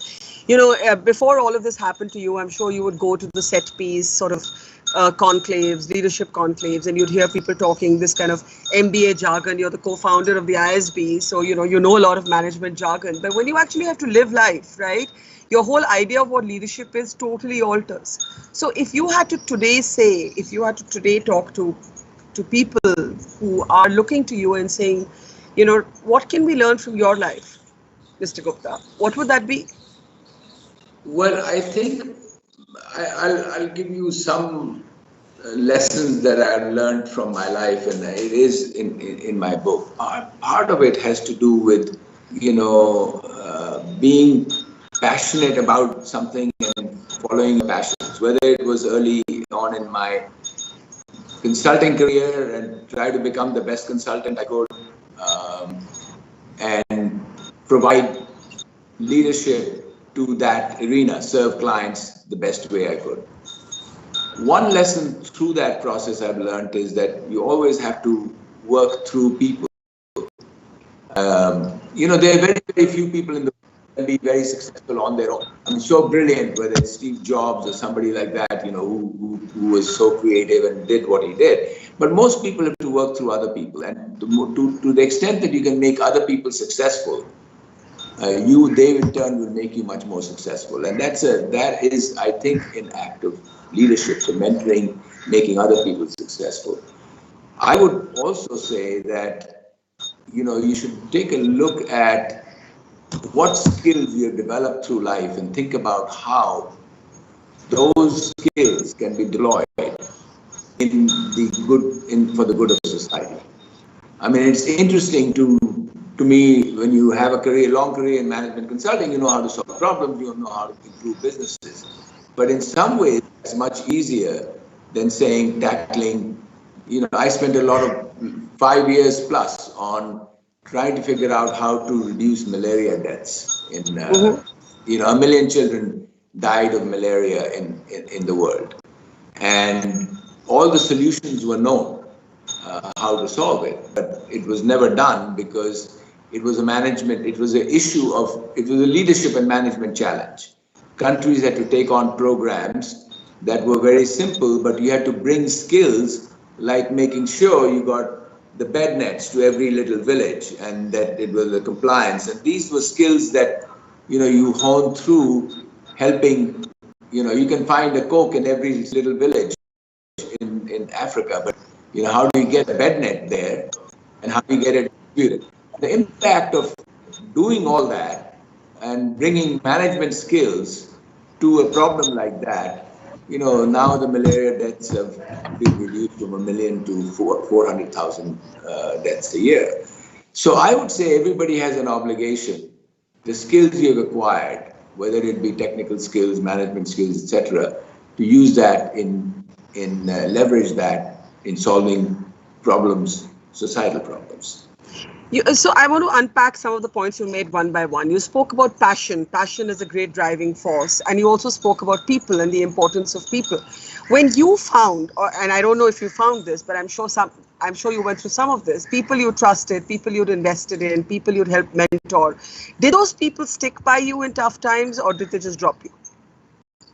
Well, some stuck by me very much, and some did drop me. And one thing that was very interesting, the CEO of Boeing, who used to sit on the board of P&G with me after all this started, he told me, this is the time you'll know who your real friends are. And of course, that is true.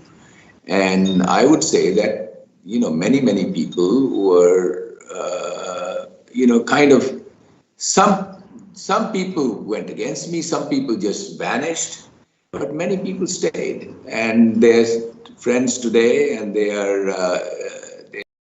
have always believed in me and continue to.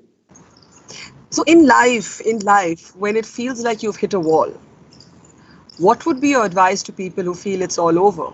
How do you, what energy do you tap in within yourself to start all over again? Because in some ways, I can't say you've had to start all over again, because you'd already, you already had your building blocks and more than that in place. And then suddenly this case came and took it all away from you. Did you feel you had to start from zero? Did you feel you were back to the starting line?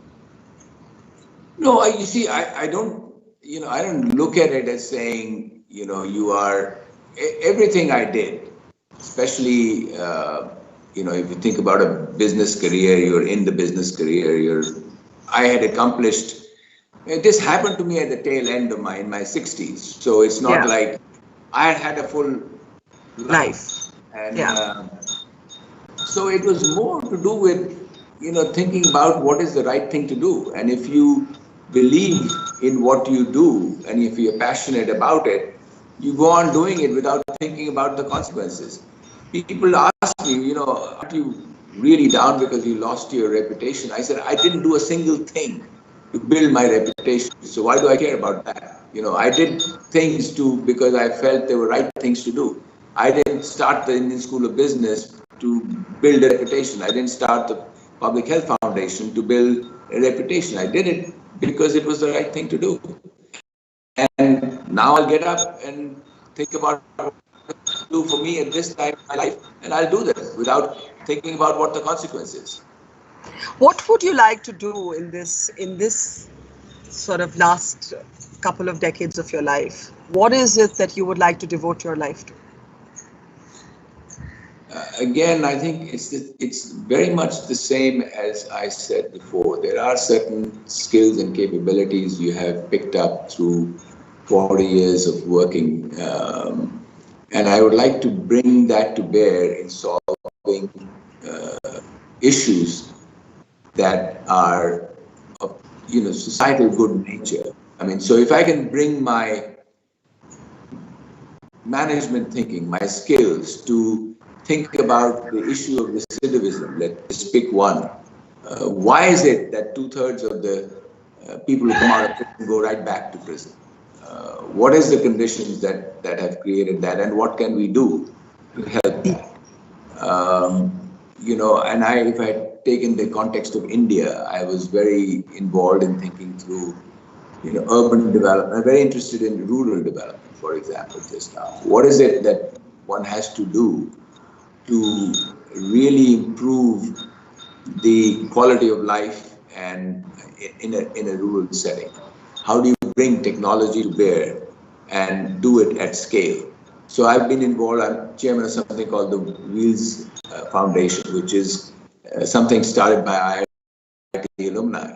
And the idea is to bring technology-based innovation for the rural development, and so we are working towards that. So yeah, I mean, the basic point is to bring one's skills and capabilities for the good of others. That's primarily the mission. Rajat, if you had to pick up one thing that you wish you'd done differently, and I'm not talking about the case, I'm saying you already said you wish you testified, but just life. You look back at life today and you say, that left turn instead of right, that city instead of that city, that moment instead of that moment. Is there such a moment that you wish you'd done differently? No, I don't know that there's such a moment. I will pick one thing that I felt, when I was after I finished my term at McKinsey, there were lots and lots of opportunities in front of me, many in the philanthropic area, many in commercial business, etc., boards, and I feel I took on too much. It was easy to say yes,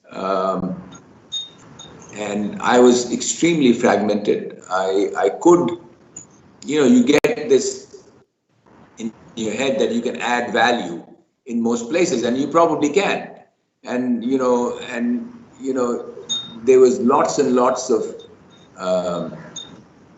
opportunities, lots and lots of demands on my time, and I probably took on too much, which in the end results in being very fragmented, and you don't apply the judgment that you really need to apply in every situation. So I would say that's part of the reason for this issue that I had was not critically thinking and about the judgment of what I got involved with, who I got involved with, etc. So I would say, yeah, do a lot, but don't do too much.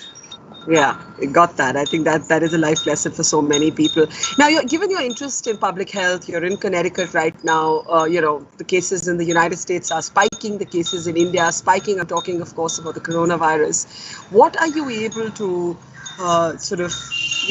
give us as observations? Because in India, we initially tried a copy paste from the West, and it doesn't actually work in a country like India, where the density of population is high, where 90 million households actually live in one room. And when I'm talking about one room, I'm talking about 8 people living in one room. So stay at home acquires a completely different context, where slums like Dharavi have 8,000 common toilets for 8 lakh people. So given your interest in public health, Rajat, what do you step back and make sense? How do you make sense of what's happening to us, these surreal times that we're living in? Well, I think firstly, I would say that this is just absorbing from outside and talking to various people. In general, I mean, I think India has so far done well. I mean, in this response, of course, there's a lot of concern as to where and what it will go. I mean, you mentioned Dharavi. I was just reading that it's so much under control in Dharavi. It's pretty impressive in terms of just how it has been contained. So kudos to people who have been doing those programs and making sure that happened. It is something, these kinds of diseases, I mean, in Public Health Foundation of India, we've been talking about establishing, now this is for the long term, really research on zoonotic diseases, which is one of the zoonotic disease. And what practices in animal husbandry, in all kinds of practices that these kinds of pandemics can be prevented. So I'm very much interested not only in the short term, which I think we'll have to do what we have to do and we have to live with this, but how do we in the long term prepare for good public health practices and so that these kinds of pandemics don't happen again. So right now in the PHFI, we are thinking about there are different Indian institutes of public health in different cities. And in the Hyderabad one, we are thinking about making it a center for zoonotic disease research. So I think long term, you have to really, in a country like India, as we've said, the basic principle is that you cannot, you have to focus on preventive and promotive health rather than on curative health. Once this kind of thing happens, the system will be overwhelmed if it goes out of control. So you have to prevent. And that's the whole basis of it.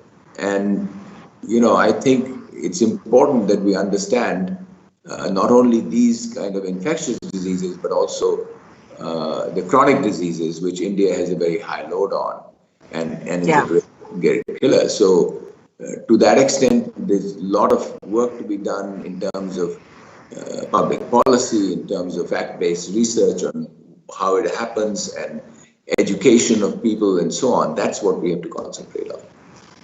Let me ask you finally, because you have keen understanding of the world of finance, markets, and the economy. I mean, in the United States of America, the emphasis has been almost as much on fiscal stimulus as managing the pandemic.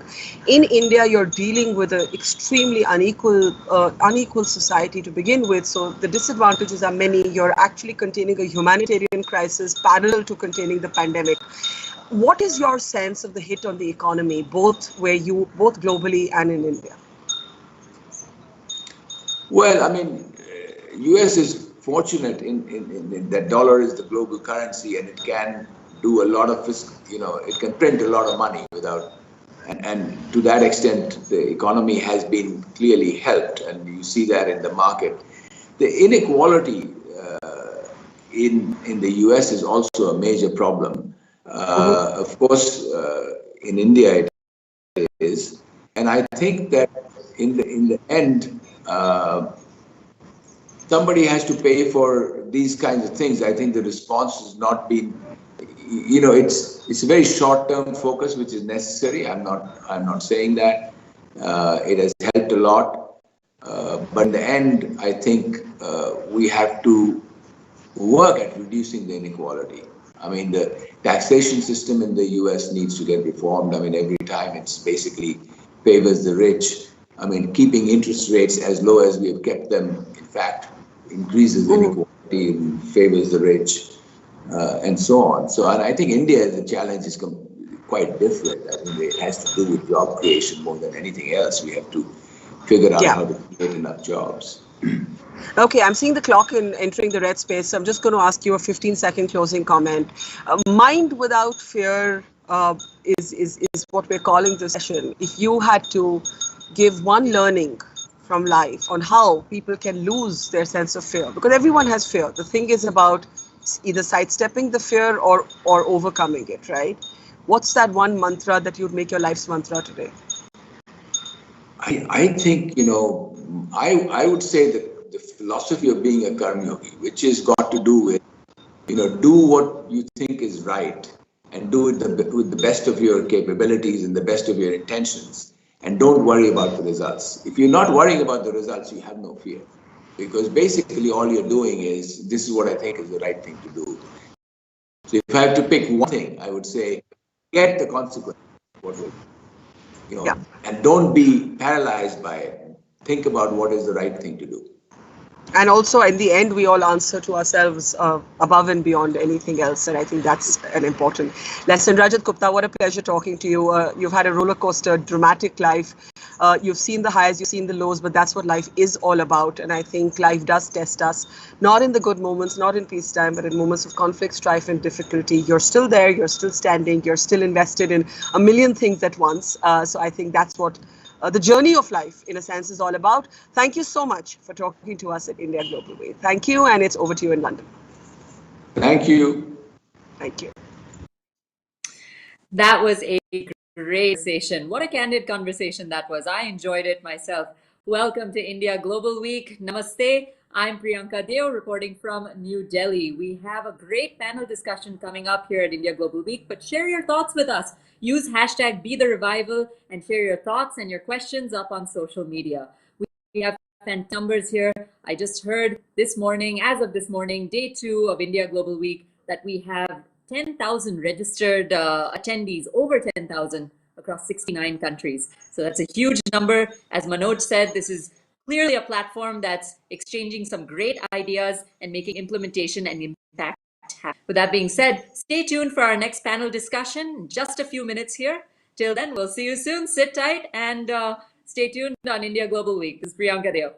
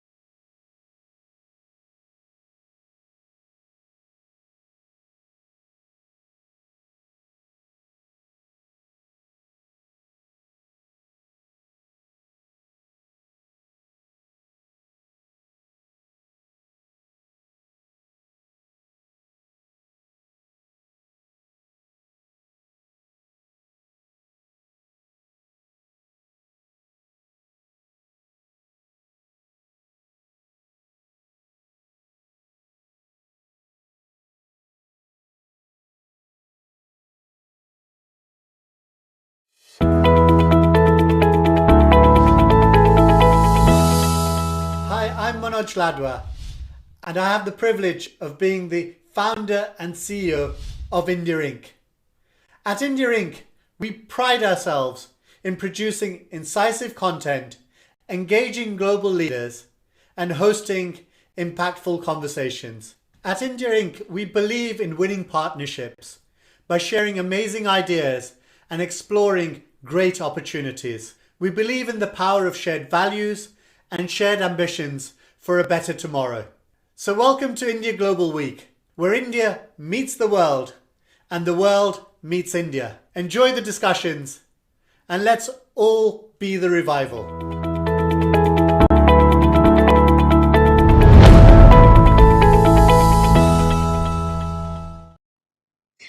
Namaste, hello, and to India Global Week 2020, Be the Revival, India and a Better New World.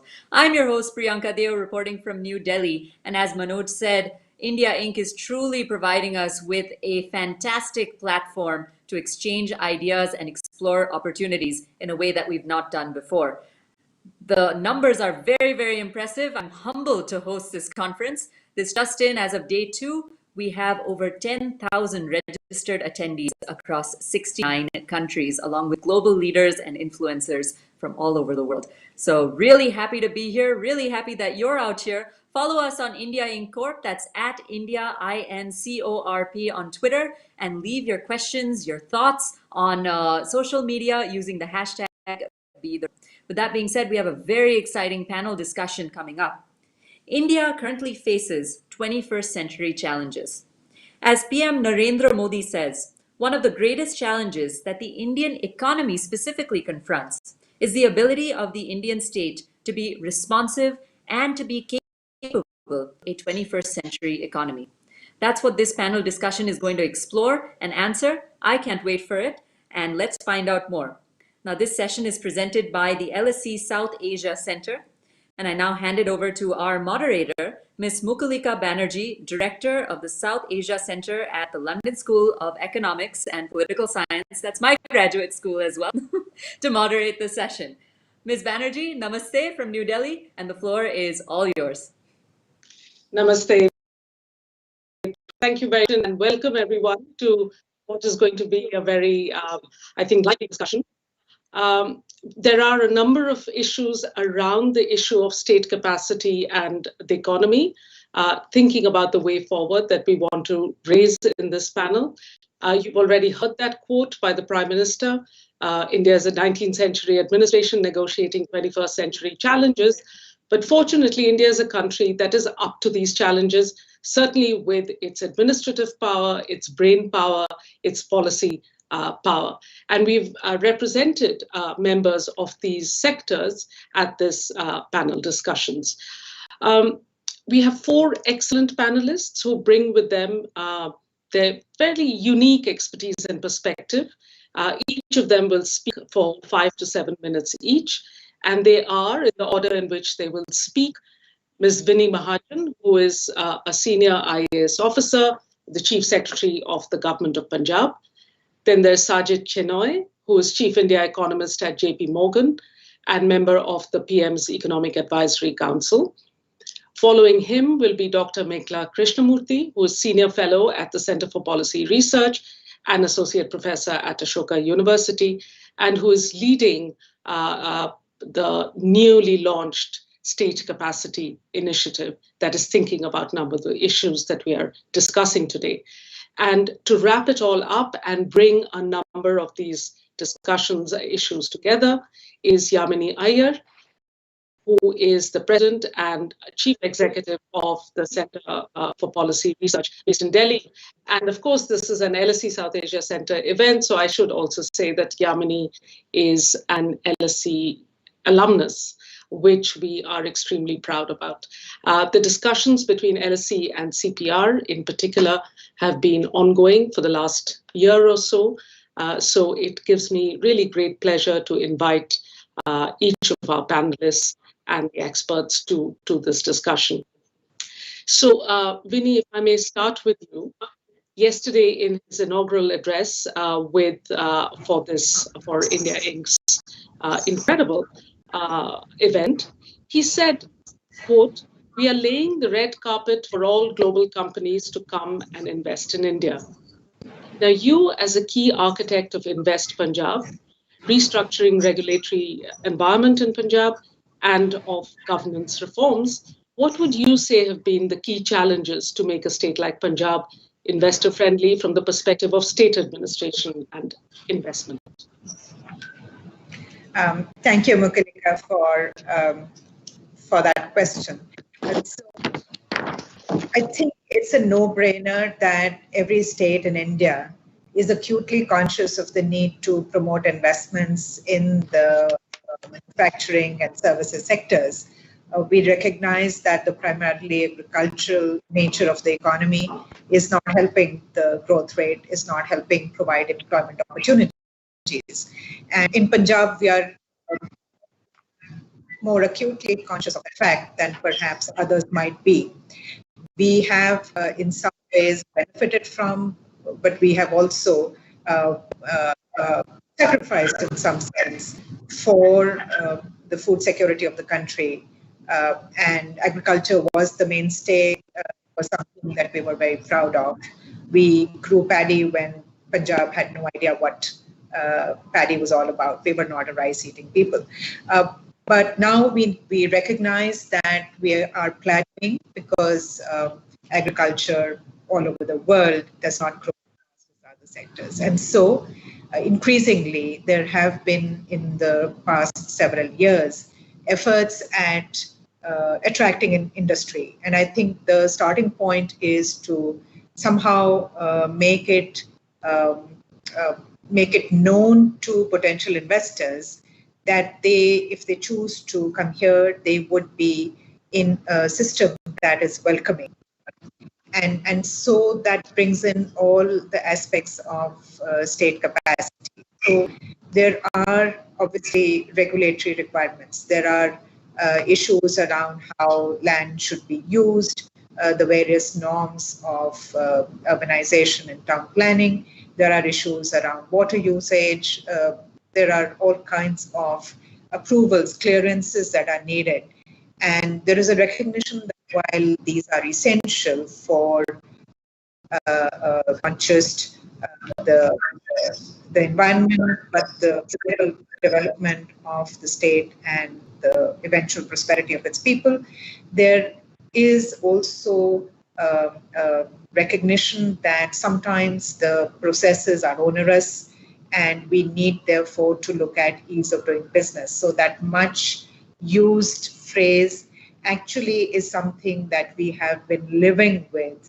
I joined as the industry secretary of the state about 2 years ago, and trust me, we were constantly looking at what are the various aspects that create pinpoints for potential investors, and how do we work with the various departments of the state to ease those up, automatic renewals, all of that stuff.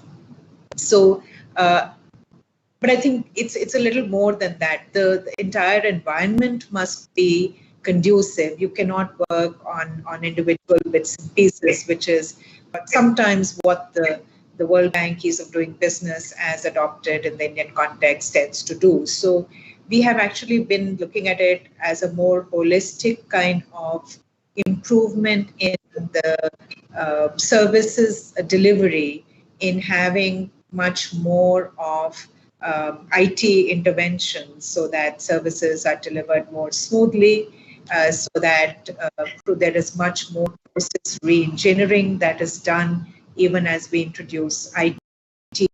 And that was one of the main functions of the governance reform department. For example, people have complaints all the time of the government. My child's birth certificate needs a correction, and I'm running around trying to get that correction done. Just one of many, and people are now so aware. So when I pick up my phone in the morning, I have this string of messages from unknown numbers, many of them actually pointing out issues. I have this what would actually amount to a full A4 size sheet from a young girl in Kolkata complaining about how her grandmother's property had been usurped by some private citizen, and she should be supported by the state and its machinery in settling that matter. So people are aware, they expect outcomes. They can find your email address and your mobile numbers, and they know WhatsApp, and they have expectations of the government, which sometimes we are not. I'm not able to commit that I would be able to respond to even a fraction of the 30 million people of the state, not to include those in Kolkata who also have some issues. But we can put in place systems. So what we've done is we put in place a policy that this shall be the state's grievance redressal policy. There will be a portal. There will also be eventually a call center so that people who are not IT savvy can just call in and make their complaints. This is how the complaints will flow from one level to the other. This is how the response will go to the citizen. If the citizen is not satisfied, this is the automatic escalation, and this is the next escalation and the next, but this is where it will end. And after that, then we will not repeatedly go into that grievance, and we will apply AI and machine learning tools to see that the same complaint is not repetitively sent from various channels and so on. So these are some of the challenges of how do we get IT, for instance, into state functioning, how do we embed it, and how do we ensure process reform in a very fundamental manner. How do we get in the expertise that is increasingly needed? People are not just looking for satisfaction of their legitimate issues. They're also litigating. There are all kinds of legal processes, and we do not have the battery of lawyers that perhaps government needs to be able to clean out. And government has become one of the largest litigants, therefore, and is clogging the courts. So how do we make sure we embed legal skills into governance at all levels so that issues are properly examined and not allowed to escalate? I think this is just a bunch of issues because, again, if we started, Mukhalika, talking about the investor coming in. Now, investors need contract enforcement. And for that, they need to be confident that your judicial system will give speedy resolution of any contractual dispute. So do we have a contract? Do we make a commercial court which will look at these issues and fast track them? Something like the SECs we learned from China. So we have small geographical kind of silos which are global of global standard, both in their infrastructure and in their governance. Is that a better way to go, or do we try to take the entire region kicking and screaming and slowly, but make everybody go? We did go the SEC route. The special economic zones were very much a flavor of the system. But on the whole, I believe the consensus is that it doesn't really help to have on clouds. We should be looking whatever improvement we can effect, and the bureaucracy is a large animal. It is naturally constrained by the rules required of large systems, and not to mention public oversight, judicial oversight, media, and all of those. But whatever improvements we do should be wide-ranging, because it's not just the foreign investor; it's also the disempowered citizen who needs the same level of efficiency and the same level of justice from the government. Great. Thank you very much. You've introduced an idea of what was called in the 19th century the social state. And I think there is a huge expectation of the idea of the Indian state from its citizens. And of course, for our audience, it will be astonishing to know that a senior civil servant like yours, mobile number is freely available for young people to WhatsApp directly. I mean, it's astonishing the kind of access that one has to functionaries of the state. And a million miles away, I'm assuming, from this kind of state bureaucracy machinery is the world you inhabit, Sajid, at JP Morgan as the chief India economist. But you also serve on the Prime Minister's Economic Advisory Council. So can you tell us a little bit about how the state and the private work together? How does the state draw on the expertise from people like yourself from beyond the state? Hi, Afrika, thank you very much. With the caveat that these are my own personal views and don't represent that of the PMEAC. Let me just say, when we talk about state capacity, the thinking very much is about, micro level schemes and the execution of those schemes, or using technology to improve the interface between the citizen and the state. But I think at a time like this, when the world is facing almost an existential crisis from COVID and the economic impact, we shouldn't forget the importance of state capacity in the macro front. And what do I mean by that? We typically think of this more on a chronic sense. When we think of macro state capacity, we think about how do we build tax capacity, tax to GDP ratios, how do we ensure we have a structure to keep inflation under control. But I think the last 6 months has really upended macroeconomic policy making. And I think it has laid bare both the importance of macro policy, but the importance of building state capacity on these dimensions in emerging markets. Let me specify what I mean.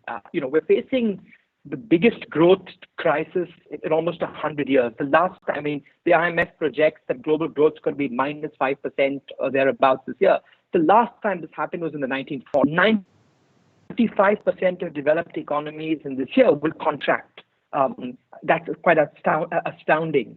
The quarter that just passed by, from April to June, was the biggest global contraction ever recorded in history.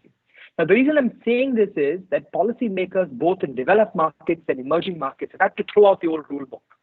And we've had to have had to intervene like never before. We've seen massive fiscal deficits across the world. 10% of GDP is almost the norm in developed economies. 30% of GDP, if you add up the contingent liabilities. Emerging markets are increasing their deficits like no other. Central banks, who used to be the lender of last resort to the banking system, have become the buyer of first resort in the broader economy. They're forced to behave like commercial banks. So this is a whole new paradigm of macroeconomic policy making. The reason this links to state capacity is developed economies have the natural advantage, given their long institutional history, that you can throw out the rule book 6 months or 12 months or 18 months, and nobody's going to doubt that you will return to orthodoxy at some point. So the Fed can do things that other central banks can't because the US benefits from what we call exorbitant privilege. But emerging markets don't have that luxury.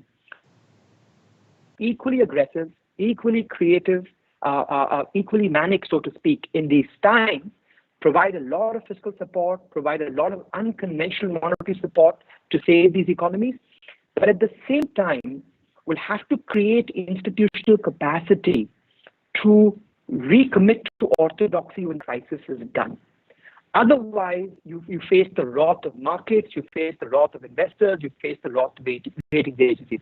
So if you ask me what is the urgent ask of the day today, it is to create the macroeconomic capacities, whether it's fiscal, whether it's monetary, whether it's regulatory, to be nimble, to act fast, to act unconventionally, to do what it takes, but simultaneously create the institutional structures that will signal to the world that when this storm is past, we will go back to orthodoxy. We have a mechanism by which these deficits will come down and debt will become sustainable, and we will target inflation.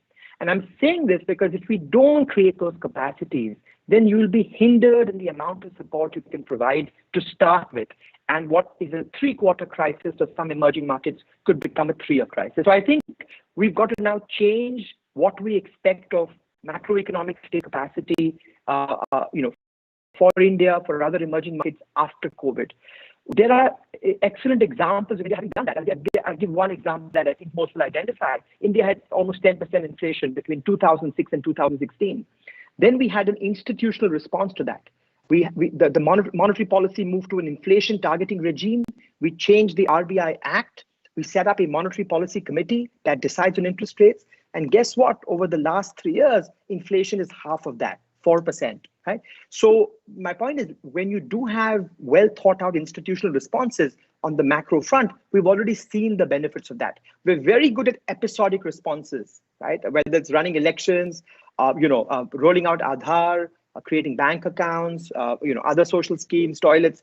I think what we need is preemptively creating these institutions. So I'll end by saying that I think we need to create what I call institutional capacities that will pre-commit to returning to orthodoxy when the crisis is over. If you create those capacities now, you have much more latitude to respond and firefight during the crisis, number one. And number two, in this world of modern finance, when the financial sector is developing so quickly, we have to create those regulatory architectures as well. I think the other upshot of this COVID crisis is going to be a financial system that is badly damaged, and therefore having the capacities to recognize these bad loans, to restructure enterprises, to recapitalize institutions so that the financial sector is healthy and lending again becomes critical. So I know I bypassed your question a little bit. I think India has demonstrated where you can use public and private together to create these capacities, but more than ever before that's needed now. The very last thing I'd say is if you look beyond COVID, where is the next set of reforms? It's really factor market reforms. It's land, it's labor, it's power. These are all at the subnational level.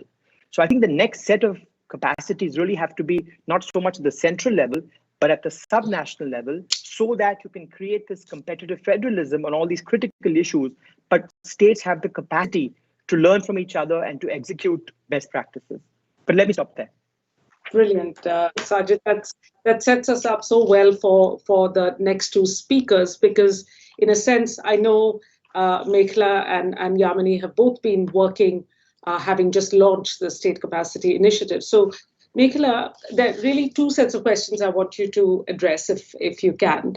One is, I think, following so nicely on from Sajid's really clear statement about the need of the hour, which the crisis of the pandemic has made very evident, that you really can't move. It's the governments that have had institutional state capacity that have responded best to the virus. And therefore, if there was any doubt about this issue, this is what we need in India. And so I'd like you to speak a little bit about that initiative of yours that you've launched at CPR. But also specifically on drawing on your expertise on work in the informal economy and agricultural market reforms. If you could just respond again, the Prime Minister yesterday said that reforms in the SME sectors are booming, that investors to come and invest in hard farmers. So if you could talk about that as well. Thanks. Thank you so much, Mukulika, and it's a great pleasure to be here. It's a particular pleasure actually to follow in this conversation to two very important interventions. I think when you listen to the perspective of a Chief Secretary of a state who has and has been Secretary of a ministry, thinking particularly about industrial investment and the routine administrative challenges, and then Sajid's very powerful intervention about macroeconomic management, and that we need a new paradigm for thinking about macroeconomic capacity in India. It's exciting because these are conversations that don't often happen together. So one of the problems has been that the conversations around macroeconomy and macroeconomic policy have happened with one group of people. The challenges of what we think of as, the real agrarian economy or the informal economy is dominated by another group of people. There is the challenge of economic policy making at the state level and then at the center. And Sajid very rightly said that many of these capacities have to be built at the state level. So in some ways, what the State Capacity Initiative is hoping to do is to shed some deep light on these questions, to change the public narrative. Issues on state capacity tend to be marginalized issues. We have a very common discourse in India where we say India has good policy and not enough good implementation, right? And effectively, we've seen in the case of the economy, we need better policy. Part of what Sajid is saying, we need to actually be more effective. But also, policies which need to be implemented are not good policies. And part of what we hope to do in this initiative is to break these binaries that we've created in how we think about India's public sector and the roles of the Indian state and its institutional capacities. So, our hope is that over the next few years, we have many more such conversations, but really go very deeply into these questions and dynamics, and which remain remarkably understudied, under-engaged with, and there's a lot of polarization. I think that was very vivid in this particular moment, post-COVID or in the middle of COVID or wherever we are with it, that, we have really seen the vulnerabilities of our economy and the vulnerabilities of an imagination of what the Indian economy is, right? And our ability to engage with it at all levels. And I think here I just sort of mentioned three kinds of capacities and then move quickly. And the question of agriculture is one that takes on from it. The first is the capacity of economic. And I would argue along with Sajid that in addition to having much greater imagination about how we deal with the Indian macroeconomy, we need a new imagination for the Indian economy altogether. And this is something Yamini and I also have recently written about, but this is because we have continuously had these binaries between the rural and the urban, between the agrarian and the non-agrarian sectors, and between the formal and informal, which have actually exacerbated very deep fissures and structural fault lines in our thinking on the economy and our planning for it. And I think this is an extremely important moment for us to correct some of that and to see it as a moment to reimagine, what the Indian economy can be. So that's one set of capacities. And when you do that kind of reimagination, you need very deep capacities, right? You need a lot of dialogue, you need a lot of deliberation, you need a lot of different kinds of expertise, and you need institutions that can think about policy making and planning at all levels. We also need, what Sajid was talking about, to go back, right? At some point, there's crisis and then you return. And these are routine capacities. We often think about state capacity as a very banal or everyday element, but the routine management of a complex economy is in no way a banal task. Factor markets, land, labor, capital, these are markets that are incredibly complex, incredibly diverse, incredibly structurally unequal in India. They are incredibly dynamic as well. And they are political. They are politicized across the board as well. So when you're dealing with markets of that kind, your regulatory capacity, your routine regulatory institutions need to be nimble, dexterous. They may return to a sense of stability and routine and reliability. That's something that, the Chief Secretary also mentioned, that you need people to feel that this is something reliable, that it's competitive. But at the same time, it needs to be dynamic. And those are the capacities we haven't built very much across our sectors. And with land, labor, and capital reforms, we are going to need both reforms and then building up this kind of systemic regulatory capacity at all levels. She mentioned dispute resolutions, and that's just one example of a critical area in which you need regulatory capacity. But I would like to say that regulatory reform, which has actually captured our imagination in terms of thinking about what economic reform is limited. And this is precisely where I think the role of the state and of public institutions is to go beyond just thinking about frameworks for regulation, but thinking about frameworks for investment. The government's role is also in these cases to make markets, to strengthen the hand of weaker participants, to think about the terms of engagement in unequal markets. In the farm sector, this is critical because many of the reforms that we've just announced at the state level have been tried out at various points. States like Bihar repealed their entire APMC Act. A number of other states have, initiated regulatory reform. But we haven't seen the kind of buoyancy, investment in these markets that you would expect. And there's a critical role for the government to play in actually investing in these markets, right? Investing in the supply chain and thinking about new models of credit, new institutions for aggregation. In India, we love to talk about the success of Amul. We talk about this is a great success story.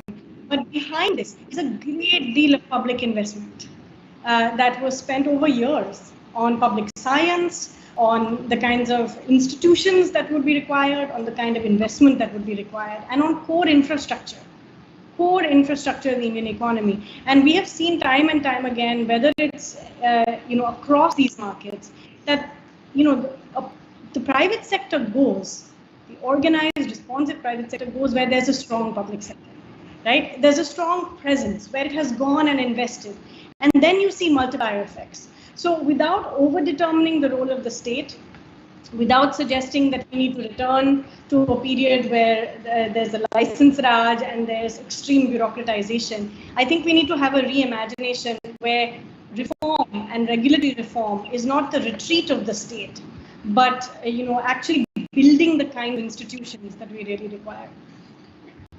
I'll stop there. Meghla, thank you very much. So Yamini, I know we are running out of time. So I know you can speak to this topic in a number of different ways, but with your president of CPR hat on, can you talk a little bit? I mean, we are a university at LSE. You're doing research at CPR. What exactly is the role of research, of the kind of work that you produce at CPR, into these conversations with macroeconomists, with the state functionaries, with policymakers? Thank you, Muklika, for that opportunity to also bring what institutions like ours do into this conversation. I think all the speakers before me have laid out the complexity of the challenge ahead of us. There is the routine administrative regulatory challenge that is being innovated on in different ways across the country, and the experiences that Vinny spoke about the steps that Invest Punjab is taking are an important example of that. There is the need for new thinking and new imaginations at the macroeconomy level. Meghla spoke about the need for bringing in new economic imagination into planning of the economy as a whole, which essentially means you're looking at it from what Government of India is doing all the way down to what the local municipality is doing. All of this essentially pushes you to ask one very critical question, which is, is the architecture designed to be able to be responsive to the challenge that it confronts? And I think that in many ways, our expectations, and I think Vinny mentioned this as well, citizen expectations on the government are manifold, and we're doing all of this in a democratic context. So factor market reforms seem very straightforward when you think of it from the perspective that Sajid has, but will be near impossible when you think about it from the perspective of a member of parliament that has to go back to face an election. Which means that a state that was designed primarily to function providing for law and order and revenue extraction also now needs to be deliberative, needs to be engaged, needs to be able to negotiate these transitions. And in the process of negotiating transitions, it needs all the help it can get. It needs the help in terms of being able to frame the research agenda, build the public discourse around these issues, bring different stakeholders into a collective conversation. Meghla talked about the macroeconomists, the administrative reform conversation, the informal economy conversation, all happening in different places. These need to come together because collectively we are all focusing with the same goal of making India, firmly placing India on the path to prosperity and growth. And that sort of intellectual brokering role, framing the research, bringing together people, engaging in a dialogue is what an institution like ours does. And in being able to place some of these difficult questions on the table, when we talk about ease of doing business, it's very easy to say, here's a shopping list of what India needs to do and I'll come in and invest. It's equally important to understand the context in which you are going to expect this shopping list to be architected, and also to understand the complexities of these things.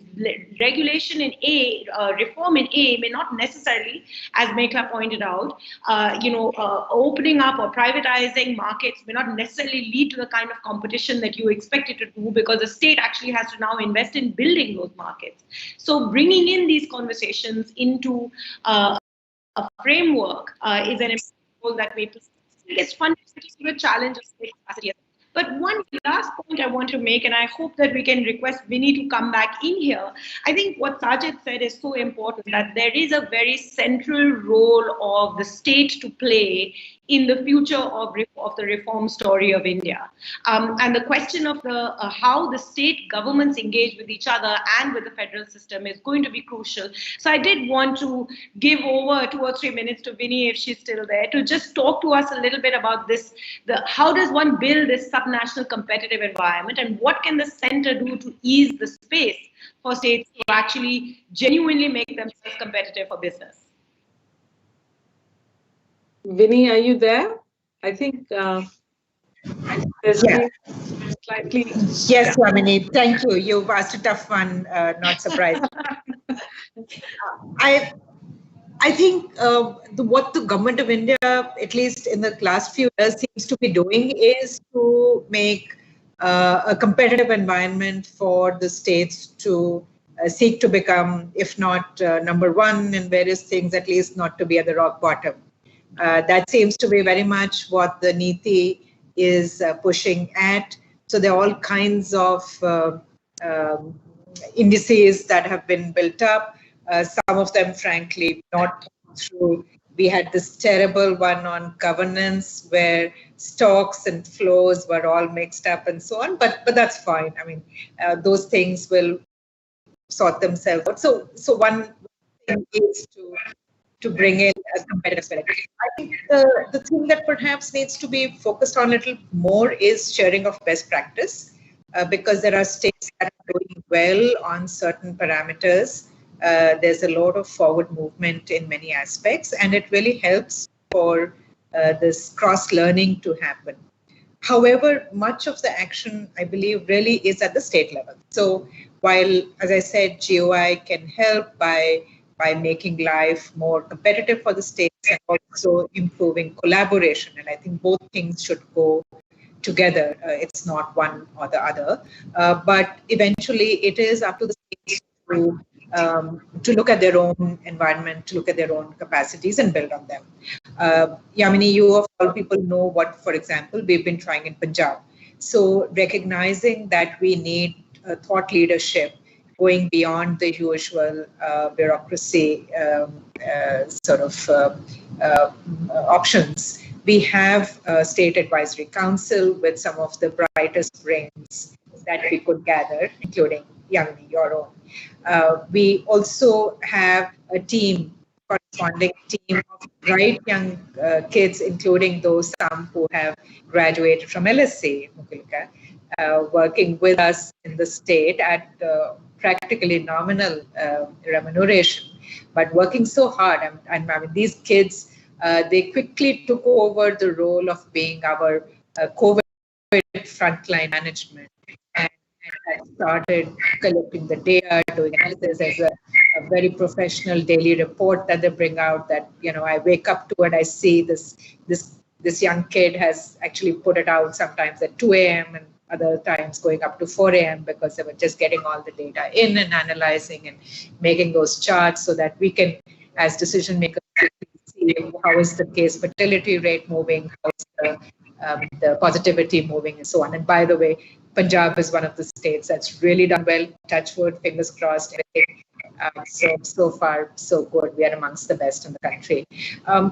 So we did that. We brought in this whole tech team. So perhaps only state to have a chief technology officer supported by tech experts at market-driven prices, because there is a desperate need to do that.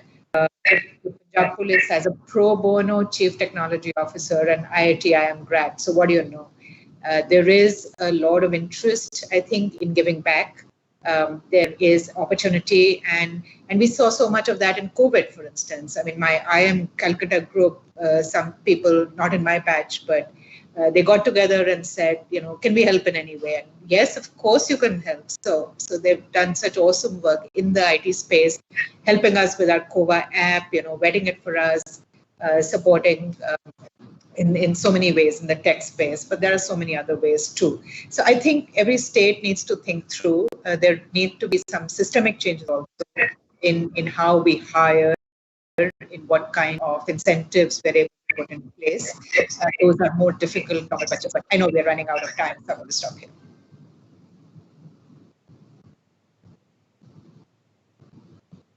Mukulika, you're muted. Sajid, did you want to say something briefly? Were you waiting to say? No, okay. Because I really need to wrap up. So I think I am going to wrap up by saying I will thank my panelists in a minute, but I think to the audience, I hope this very brief discussion, which has scratched the surface, but I think what our panelists have done very deftly is given us a sense of the complexity of the issues. So when people sitting abroad looking to invest in India look at India, they see an opportunity, but they also see challenges.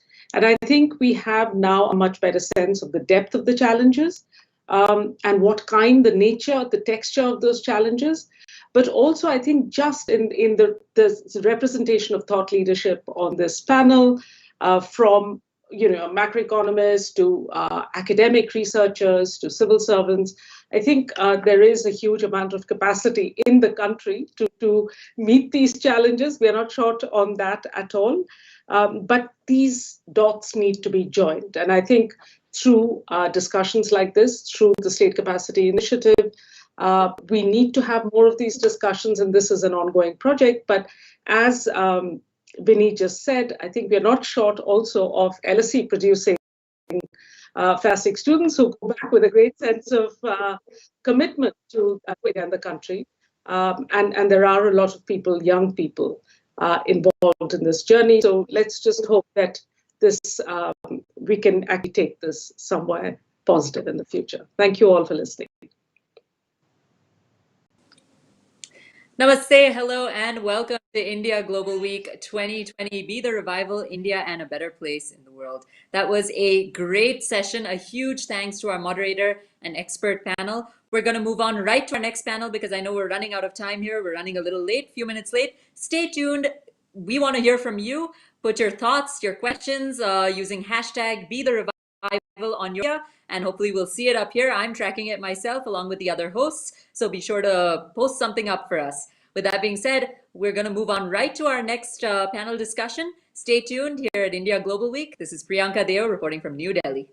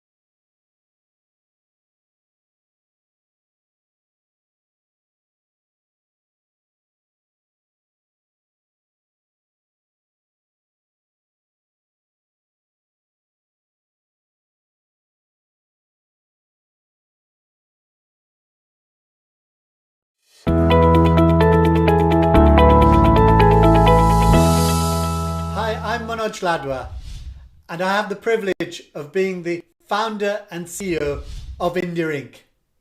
At India Inc., we pride ourselves in producing incisive content, engaging global leaders, and hosting impactful conversations. At India Inc., we believe in winning partnerships by sharing amazing ideas and exploring great opportunities. We believe in the power of shared values and shared ambitions for a better tomorrow. So welcome to India Global Week, where India meets the world and the world meets India. Enjoy the discussions and let's all be the revival.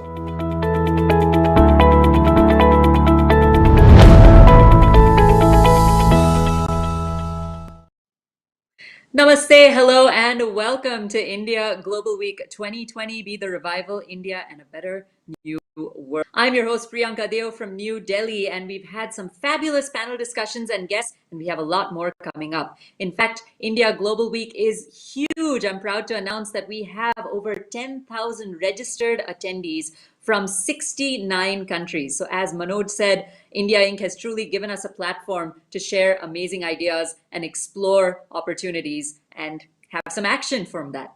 So the world is coming together. We're going to have a fabulous discussion as well that I'm moderating. So let's get right into the discussion. Now, this session is titled India's Global Brand, Changing World. We're going to talk about things including how India's brand has changed over the last few years, what can be done to generate a better understanding about India in the media especially, and what does the future hold for Brand India, and where are the challenges? With that being said, I would like to introduce my fabulous panel of experts. First, we have Vijay Chautewale, in charge of Foreign Affairs Department, BJP, Mr. Umang Bedi of Daily Hunt, the co-founder, and Anurag Verma of Infosys, the Vice President and Head of Government Affairs. Welcome, panelists, and shall we begin the session? Yes, sounds good. Thanks a lot, Priyanka. All right. Great, Thank you thank for you. being here. So the first question that I have goes to Mr. Chautewale. Can you explain Brand India and how it has changed over the past several years, especially under the Narendra Modi government? First of all, thank you very much, Priyanka, for kind introduction. And of course, congratulations to our dear friend Manoj for such a grand success of this India Global Week. As far as Brand India is concerned, from the naive person like me, for common man, there is a sea change. 20 years back, I was in US and one of my friends went to India for a visit. And after he came back, I asked him, American friend, that you must have seen several surprises in India. So he said, yes, India is a country full of surprises. But the biggest surprise is that there is a country like India on this earth. So that is the kind of expression, weird expressions the visitors of India used to have. And now it has changed drastically. There is enormous understanding of India's potential, not only because of our IT power, because of yoga, because of Ayurveda, because of our lifestyle, but also as a emerging power which is compassionate, which gives a helping hand to people in the need wherever in the world it is required. It is non-intrusive and non-dominating. So these are kind of the hallmarks of brand as in India, and Prime Minister Modi has enormously contributed to bringing India to this level. And I narrate one more incident, and that before I stop my opening remarks. 3 years back, approximately, I was at a Nairobi airport for one of the events for Prime Minister Modi. And on early morning, I was having some window shopping at the airport before leaving. The program was yet to happen. It was my preparatory visit. And a black young guy on the counter, he asked me out of curiosity, at which country you belong to? And I said, India. So as soon as he said, I said, India, he said, oh, Mr. Modi. So I said, yes, Mr. Modi. Then, his first sentence was that, man, the world needs 10, 20 Modis to change the situation. And then later on, I told him to enhance his curiosity that, do you know Mr. Modi is going to visit Kenya? And he said, no, he doesn't know. But if he comes to know, he will take a day off simply to take picture of Mr. Modi. So that is the kind of brand Mr. Modi has created as an individual and also the leader of India. And I guess therefore the great success, it's a great success story of India as a brand. Thank you very much. Thank you for that. Now, the next question goes to Mr. Umang Bedi. Thank you for being here. Namaste. My question to you Thanks is, a lot.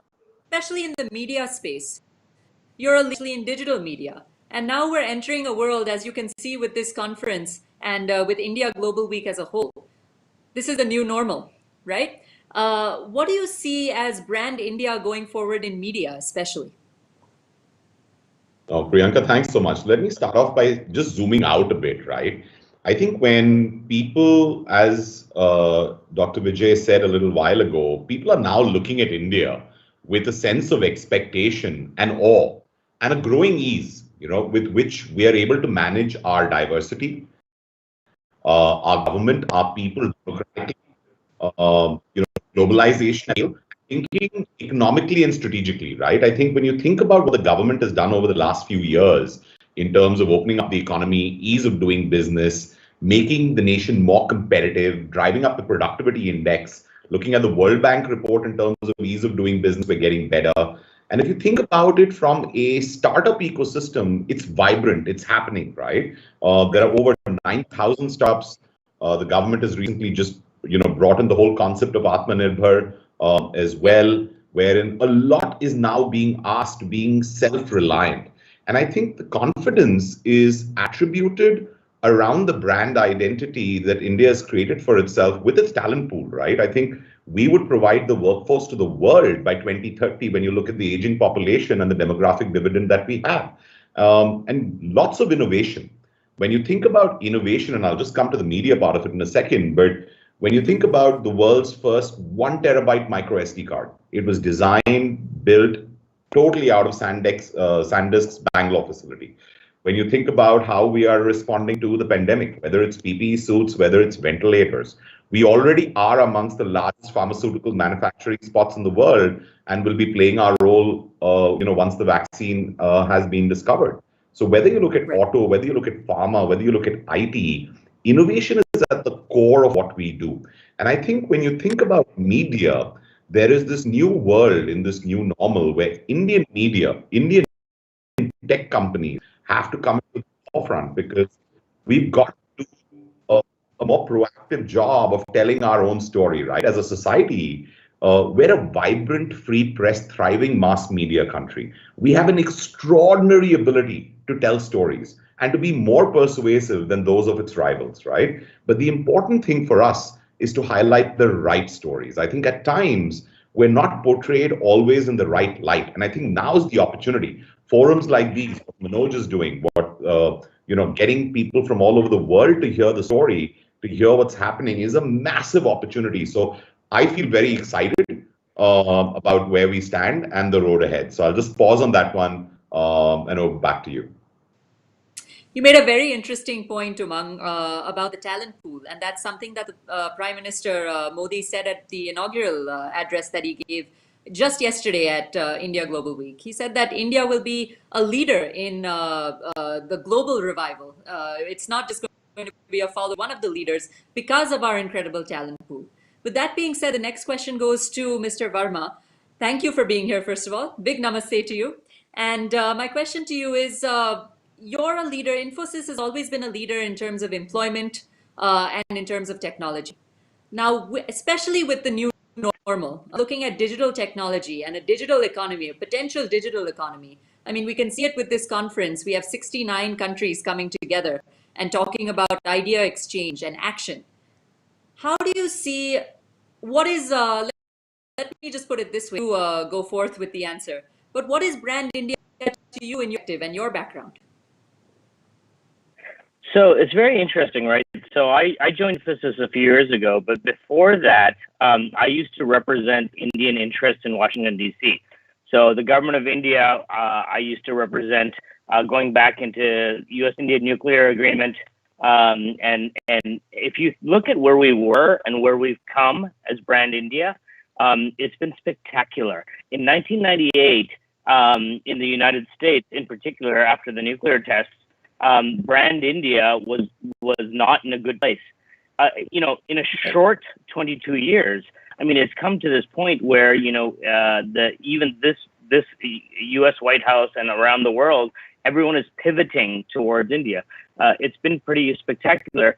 On the tech industry and who we are, we have not only become one of the largest suppliers of talent, but we are also a training industry. So if you take all of the Indian IT companies, we have learned is how to create the next generation of tech workers.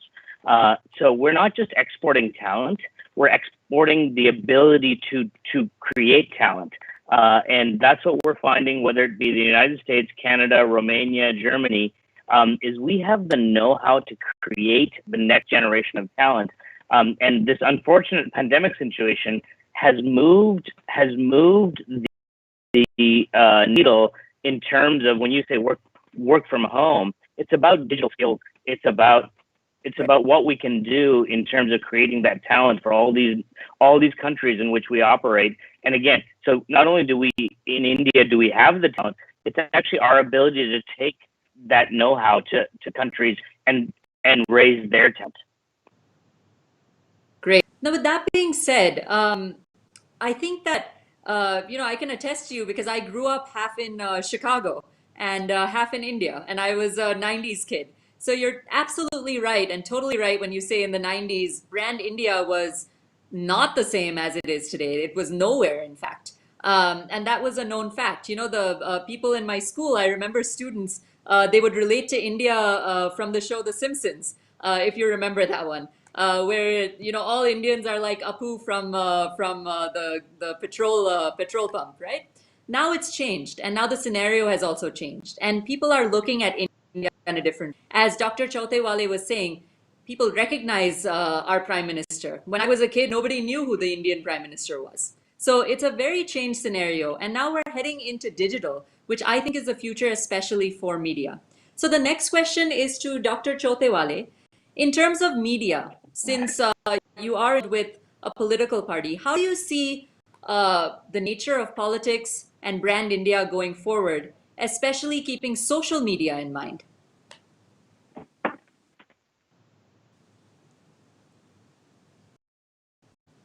Dr. Chautewale, your mic is on mute. Yeah. Okay. Can you hear? Yes. Yeah. So for the party like BJP, which is very tech savvy, social media is a natural unfoldment of what we are trying to reach to the people. And we see it as a media where there is no intermediary, there is no filtering, and we can directly give our message to the people and globally. And you will be surprised that in the lockdown, where the conventional political campaigning, rallying is not possible, BJP is the only party maybe in the world who has reached virtually millions of workers and the common man through the digitization. They have conducted BJP has conducted close to 40 rallies, digital rallies. And all over India, we could reach sitting in at one place, most probably in our home or in the party offices, and maybe in the small gathering of 10 or 15 people at every place. So this is the power of technology, and digital is the way forward. And I am pretty sure that world will also take a note of it, but BJP is far, far ahead in this experiment. That's true. And the digital rallies were really something. They amassed many people and made people aware and well informed of issues and what the BJP stood for. So, as maybe Umang, you can answer the next question that I have, because as much as digital media and as powerful as it is, especially social media, we can have a digital rally now amassing millions of people. We can have virtual conferences like India Global Week, where we're amassing countries together and continents together.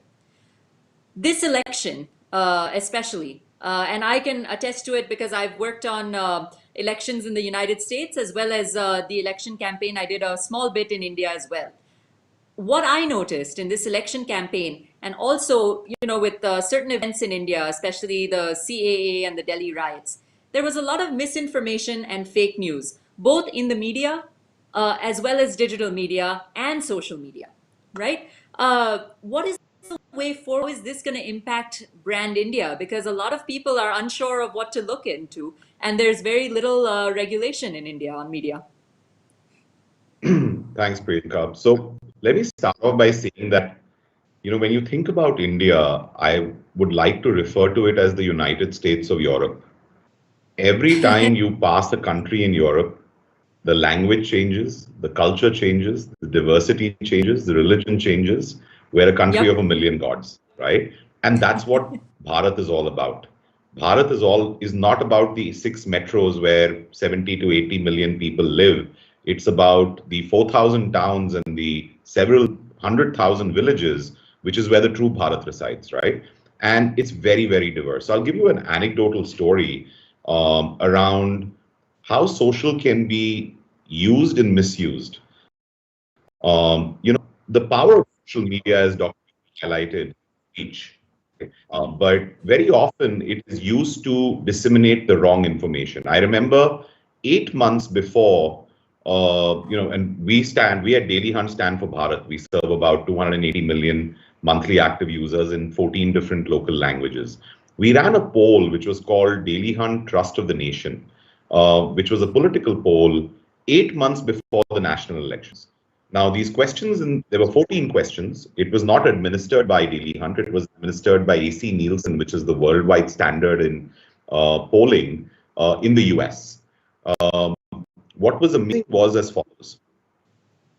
7.6 million people responded to that poll in 10 days. Wow. That poll called out Modi with 69 or 72% support, saying that he would be voted as the next prime minister. And I remember when we announced the results to the poll, the entire media fraternity in India had boycotted our platform. That news of the poll results were boycotted. And it was incidental that the BJP in that month, a week before or a week after, had lost 2 state elections. But the pulse of Bharat, or the people of Bharat, really understand what's happening at a national level. And so 7 or 8 months earlier, they called the result which we saw, right? And they got it right. And now I think when you think about social media, are you addressing an English audience who's living in tier 1 India? Because he or she is not India. There is such a wider, more vibrant beyond just the tier, the top 6 cities. And I think getting their pulse, having the ability to tell their stories in their language is extremely important. Right now, what I see happening is that the coverage on us is either sensational or cold with regards to India. We need a much deeper understanding of how India is functioning. What are the challenges and difficulties? What's the work happening at a grassroots level? Because every state, while one state is very prosperous with industry, another one may not. The challenges are very diverse. The solutions are very diverse. An e-commerce company that is delivering to India 1 needs to completely change its methodology while delivering to India 3. In the same way, social media platforms need to evolve. And so I think there's a huge opportunity to address Bharat, but it requires an innate understanding of Bharat. And I think what the, several examples of who've understood this well, right? The ability, I remember hearing a speech where Prime Minister Modi addressed participants and I saw a video, I think someone showed it to me, in 14 or 18 different Indian languages. He spoke maybe for 3 or 4 minutes. Now that ability to connect with an audience is very, very critical, right? And I think that's what people appreciate. I think at the end of the day, the ability to tell that story. Social is just a medium. The part on fake news, I think a lot needs to be done there. It's a science for another day, Priyanka. But I think efforts have started in that regard to ensure that people are getting the right information at the right time. Thanks, Uma. So with that being said, Mr. Verma, the question that I have for you is now in the technology space and in the IT space, how do you see, you're talking about employment and the talent pool a little bit before in your previous answer. You mentioned that. How do you see Brand India? How can tech be used to promote Brand India, especially in this new normal where we are dependent on technology exponentially? I think COVID-19 has exponentially increased our use on technology, accelerated this process for us because anyway, people towards digital and tech. How do you see Brand India going forward using technology and our talent pool in the IT space? I think your mic is muted. Sorry, thank you. So before I get to the new normal, I'd like to talk about where companies like us were headed and are headed in various countries, not just the United States, in Europe and Australia, other places. We're now investing in local economies. So in 2017, Infosys committed to hiring 10,000 American IT workers, creating and training 10,000 American IT workers. We're uniquely situated to be able to do that, right? What do we do in Bangalore and Mysore, right? Is we hire freshers and we turn them into amazing IT professionals through our training system. Right. So what we're doing is we're exporting that know-how, right? So what we did is we announced this in 2017. We have since hired about 12 to 15,000 American tech workers, and we've created 6 different campuses across the United States. In places like Indiana and Phoenix, and we did the same in Romania and Düsseldorf. What we're doing is we're creating these centers, right? So what we're doing is we're exporting India, right? And it's our know-how and our ability to create talent and provide digital services. But all of it is investing in the local economies. And by the way, in India, we expect the same. We expect that if you're a foreign company coming to India, that you're going to invest in our people, right?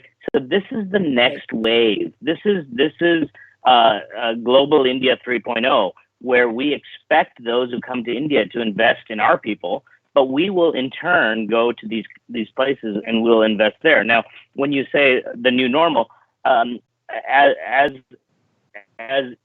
a services hub, India, we provide the ability to have a global view in helping. So if you're a large bank in the UK or in the US or in Australia, right, what you need is service, and that's what we're amazing at, and that's what we're exporting.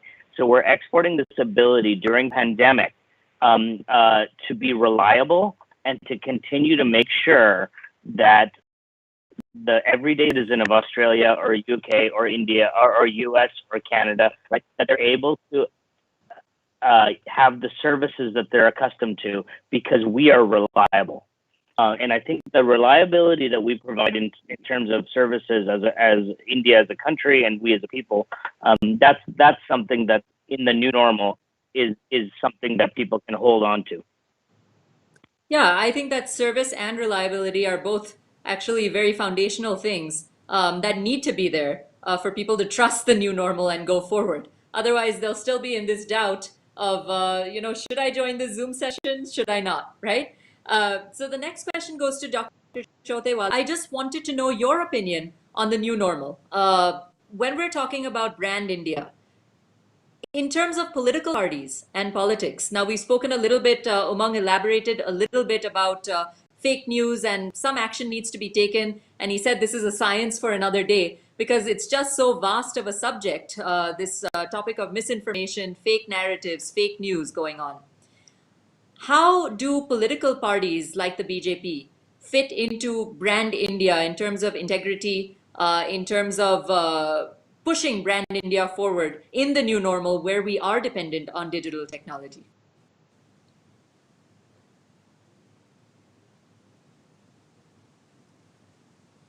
I think we lost him for a second, but while he comes back, can I push a question onto you, Umang? I think you called it a science, but I was totally going to come back to you on that.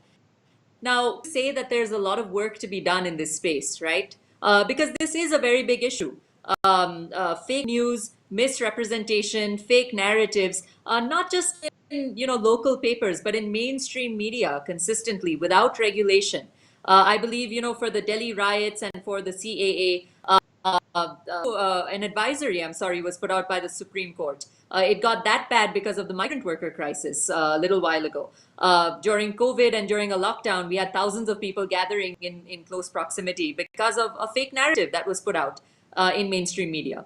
So when you say it's a science for another day, what are some of the challenges we face? Because it's a very important thing to tackle, and if we don't tackle it, it definitely is going to impact brand India going forward. How can we prevent it? Yeah, I think the ability to tell a story effectively and verify it and fact check it, I think are two things that are, getting more and more popular. I think a lot of us have been influenced by, the WhatsApp University in terms of all the forwards that we get. There's a lot of work that is happening even under the current regime in India to see how, the work with social media platforms is kind of regulated and the transmission of information is verified, right? So that's one way of doing it.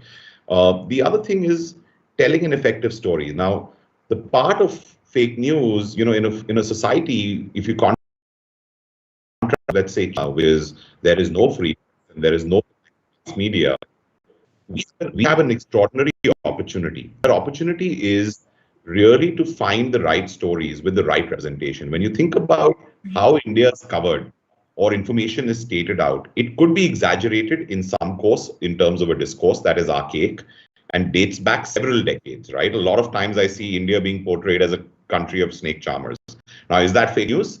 Or is that stories that, we've just moved so fast and so far along? And so I think the opportunity comes for Indian companies, Indian brands, Indian media platforms, Indian social platforms to go out there and be able to disseminate that story more effectively because they have the audience and the reach into that, into the real readership or the real Bharat, right? If you think about what has changed, what has changed in the last couple of years, and I could go to an extent of saying that Brand India has been created by our Prime Minister, who's also our Chief Marketing Officer, right? Who has gone out there and created that brand. There is that, when the Howdy Modi events happen or when something happens, there is this sensationalization of stadiums getting filled. Now, that is a cohort of our brand. It is an aspect of our brand, right? The other aspects of our brand come back to the positive stuff that's happening. Just look at the amount of FDI India has attracted in the last 18 months. It's actually grown 18 to 20%, whereas the rest of Asia has dipped. If you look at the geo story, right, of what Reliance has created, it is unmatched with connecting the digital divide. If you're thinking about 10,000 startups, I don't know how many people knew, but we are the third largest country in the world in terms of startups and in terms of unicorns being created by startups. And when you think about the recovery from COVID, even if you look at the number of cases going higher, you can paint a very negative picture with that data. But the other way to look at that data is look at the recovery rate and look at the mortality rate. So, when you cut data in different slices, you can create packets of fake news or news that is not really representing the full picture. So the ability to show diverse opinions, the ability to show the full data is the need of the hour. And net, I would just say that the future for us is very bright. You look at our macro trends, you look at our demographic dividend, you look at the way good governance has come in, you look at the way we are navigating through, stepping up, being bold, and really being a strong, confident, resolute India, which is now being recognized and acknowledged across the world. So now we need platforms in media to emerge out of here to tell that story and get that story not only across the warp and weft of Bharat, but across the world. And I think India Inc. is doing one part of that, and we at Daily Hunt are trying to do the other part within Bharat itself. So I think that's the opportunity that I see forward. I'm very positive about what this brand India is going to be by 2030. Yeah, I think we're all waiting for it. And I think it was somebody mentioned in one of the previous panels that it's not a matter of years, but it's a matter of weeks, days, months, and minutes at the speed India is going. That being said, Chotewale, we lost you for 1 second, but let me go back to the question that I wanted to ask you, which is what is the responsibility of political parties like the BJP in terms of pushing Brand India forward? And is the BJP doing a good job with it, or it does more work perhaps done?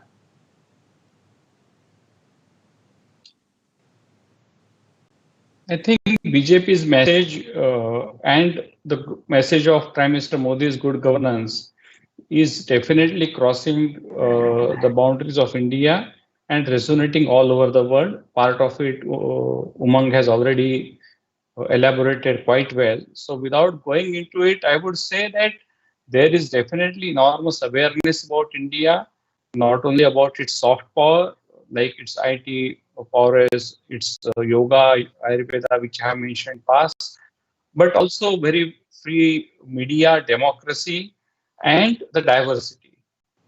And on the top of it, when we come with the economic progress and innovation, again, as mentioned by Umang, it gives enormous value to Brand India because there are very few countries in the world right now who are democratic, who have a free society, expression, freedom of expression, but at the same time, their values are cherished not only by their citizens, but they are universal values of brotherhood and empathy for those who are in the downtrodden path of the path. So taking all this as a one basket, I guess India gives a very unique proposition of values and systems. Of course, it has its own hurdles and drawbacks. I am not denying that part.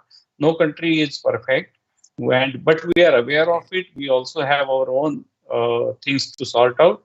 But by and large, if you see at the balance sheet, we are quite on a positive trajectory in last 5 years. And Prime Minister Modi again has contributed significantly to this story of Brand India because he has become a great communicator, not only to the global diaspora, but also to the outside world. And no wonder that whatever he says is resonated all over the world. And the latest example being his talk yesterday on the same platform, which was received by millions and millions of people across the world, because it was his first speech in a post after the COVID crisis has emerged. So he is taken very seriously by our friends and foes alike, and he has created a great narrative for India, a positive narrative. And I would say that this is the way forward for India. Great. With that being said, we were just talking about Narendra Modi. That leads me right into my next question for Mr. Verma. When we're talking about international relations, when we're talking about public affairs, as we said, I think called PM Modi also India's chief marketing officer as well. How can is there a way to more effectively use media, technology, to not just push Brand India forward, but also to strengthen or bolster international? And I think we have 69 countries present in India Global Week here. So I think the audience is very curious for your answer. Yeah, no, it's really interesting, right? So when we talk about the role of a corporation like Infosys, for example, and the role in pushing forward Brand India, and you talk about media, what we have to understand is that there is a transactional relationship, right?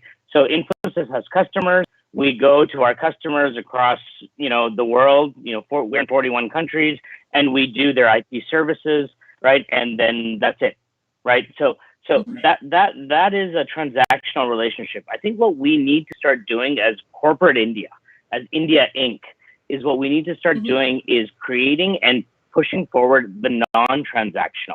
What is our participation within chambers of Congress, chambers of commerce, IT industry associations, corporate responsibility, right? So in the U.S., for example, we do a lot for STEM education among schools and teachers. What do we do in terms of pushing issues with all of the employers? IT industries, right? So I think it's a lot of brand India, and the media will come with it, right? But we need to participate alongside, shoulder to shoulder, with the local industries, with the local communities, and do it in a way that we're creating a sincerity of a relationship. So, for example, Toyota used to be considered a Japanese company, right? Now Toyota is just Toyota, right? Yeah. Right. So it's this idea that Infosys is not an Indian company. Infosys is just Infosys. It's your Infosys. It's my Infosys, right? So that's what we need to create, right? It's the next level. Brand India just needs to become brand everyone. And so I think that's 4.0. That's where we want to head. Where you know, having a beer and a samosa is what everyone does, right? Like, you know, like it's not something Indian, right? I mean, I think that we need to start exporting. We need to start exporting all our culture in a way that's really recognizable in every locality where we are. So I think that's the next for India Inc. Great. And that leads me right into my next question. I think we're running out of time, so I want to get last thoughts. I'm going to put the same question out for all three of you. Let's start with Dr. Chotewale. Now, we've spoken a lot about hard power issues. We've spoken about corporate, we've spoken about tech, we've spoken about sectors, government, media. Let's talk a little bit about India's soft power and the power of it. I think, Dr. Chotewale, you said right at the beginning of this session, I think Modi has also done a fantastic job of not just yoga, but Bollywood. We had a segment on sports diplomacy where our sports are being promoted like never before. And I played tennis when I was a kid. I was a ranked junior, but I ended up going to the United States and playing because it was not pro much when I was a kid in India. And that was a fact. Now it is, and now the scenario has completely changed. Can these and are these tenets being used? Is our soft power being used to bolster brand India, or can we do a better job? Dr. Chotewale, your last thoughts, please.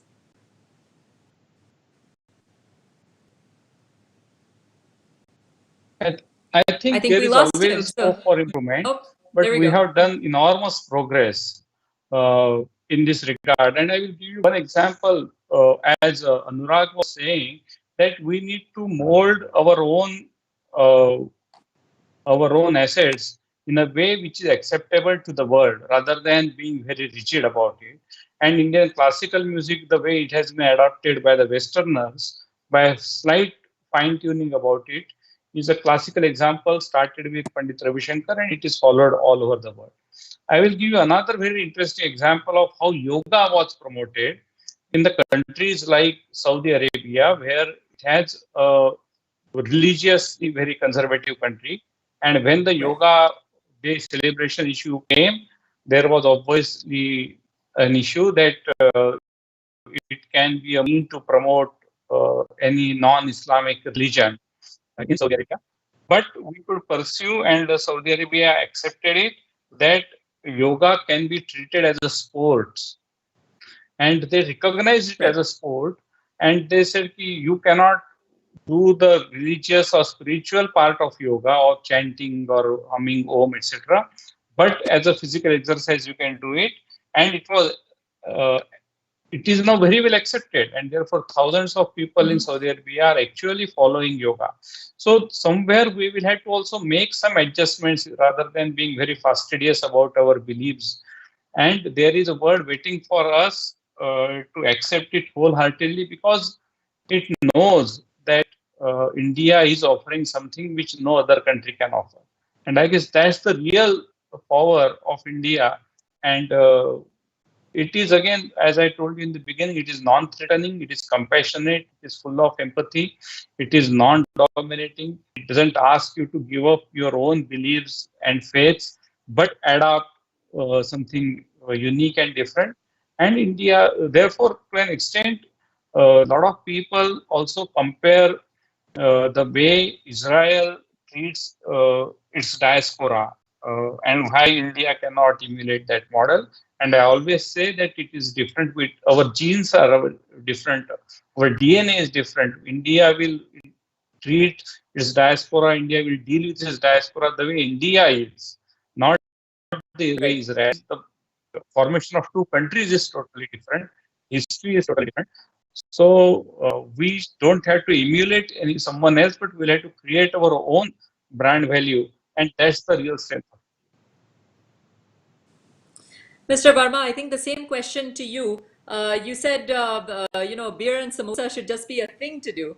And I think yoga is a great example, especially in the United States. At least in Chicago, where I grew up, it was just a thing to do, no matter where you were from.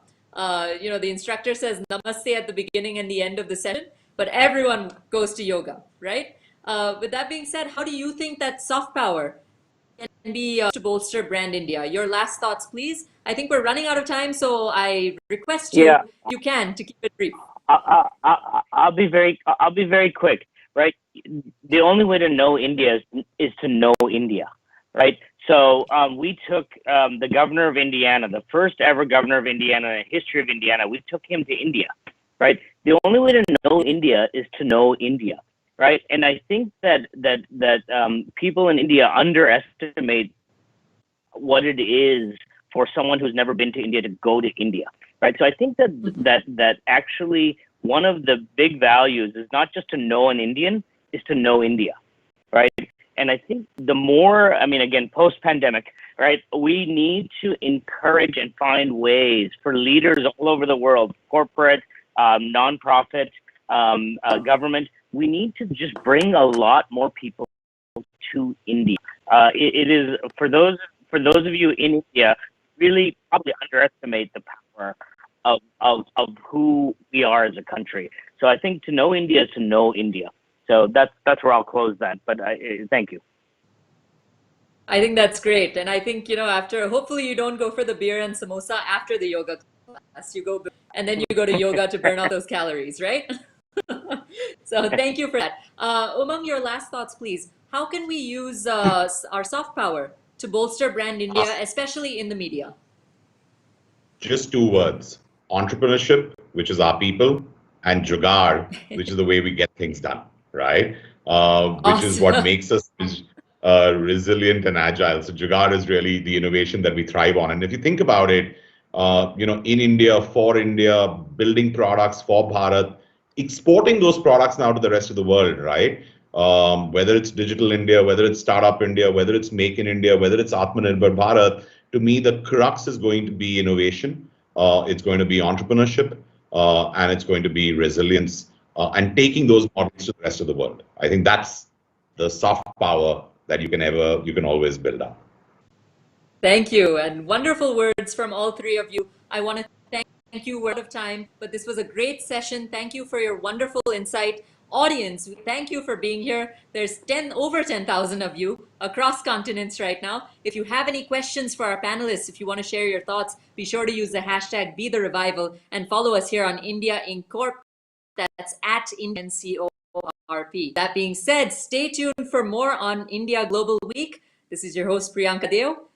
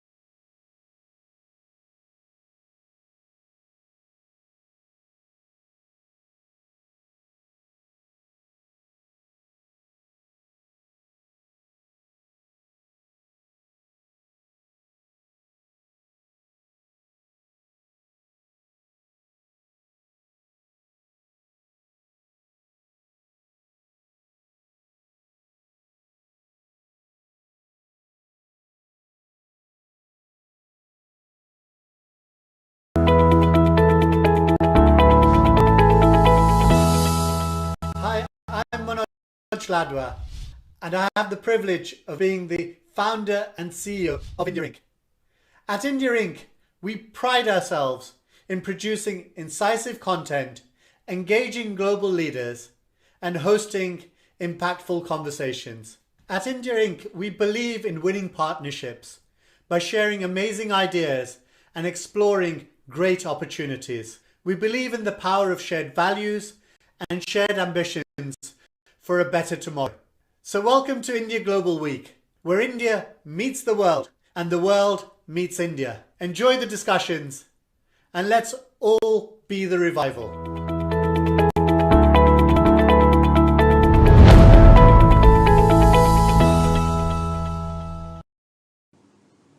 Namaste, hello, and welcome to India Global Week 2020.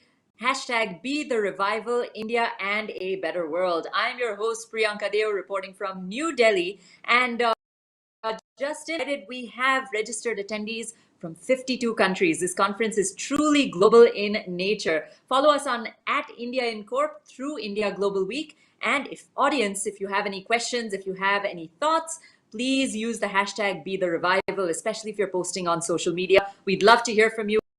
I'm tracked right here as the conference goes on, so please leave your thoughts down. With that being said, let's dive right into the next session. Now, the session is presented by EDB Singapore and Enterprise Singapore and sponsored by India Inc. Now, we have, besides the economy, we've been talking about Singapore quite a bit since this morning. Besides the economy and FDI, there are many options for stronger industry collaboration between Singapore and India. For instance, Singapore can bring in infrastructure and skill development. And India can bring technology, life sciences, and support for emerging sectors for the table. So let's begin this session. Business collaboration, truly transformative partnerships. To find out more. Set.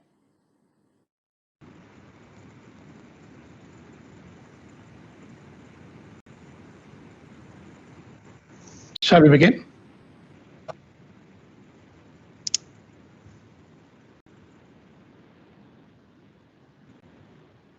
Can we go live? Hello, everyone. It is a pleasure to be with you this August gathering at the India Global Week 2020. Joining from Singapore, I am Atul Tamonikar, co-founder and chairman of the Global Schools Foundation. Among the many social and cultural projects that we do, we also run the Global Indian International Schools and the One World International Schools.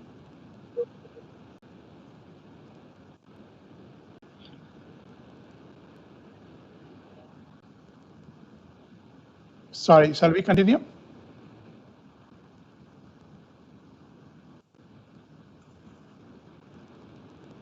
Today we are going to have an interesting conversation on truly transformative partnerships in the business collaboration areas with some of the most creative and innovative minds on the subject.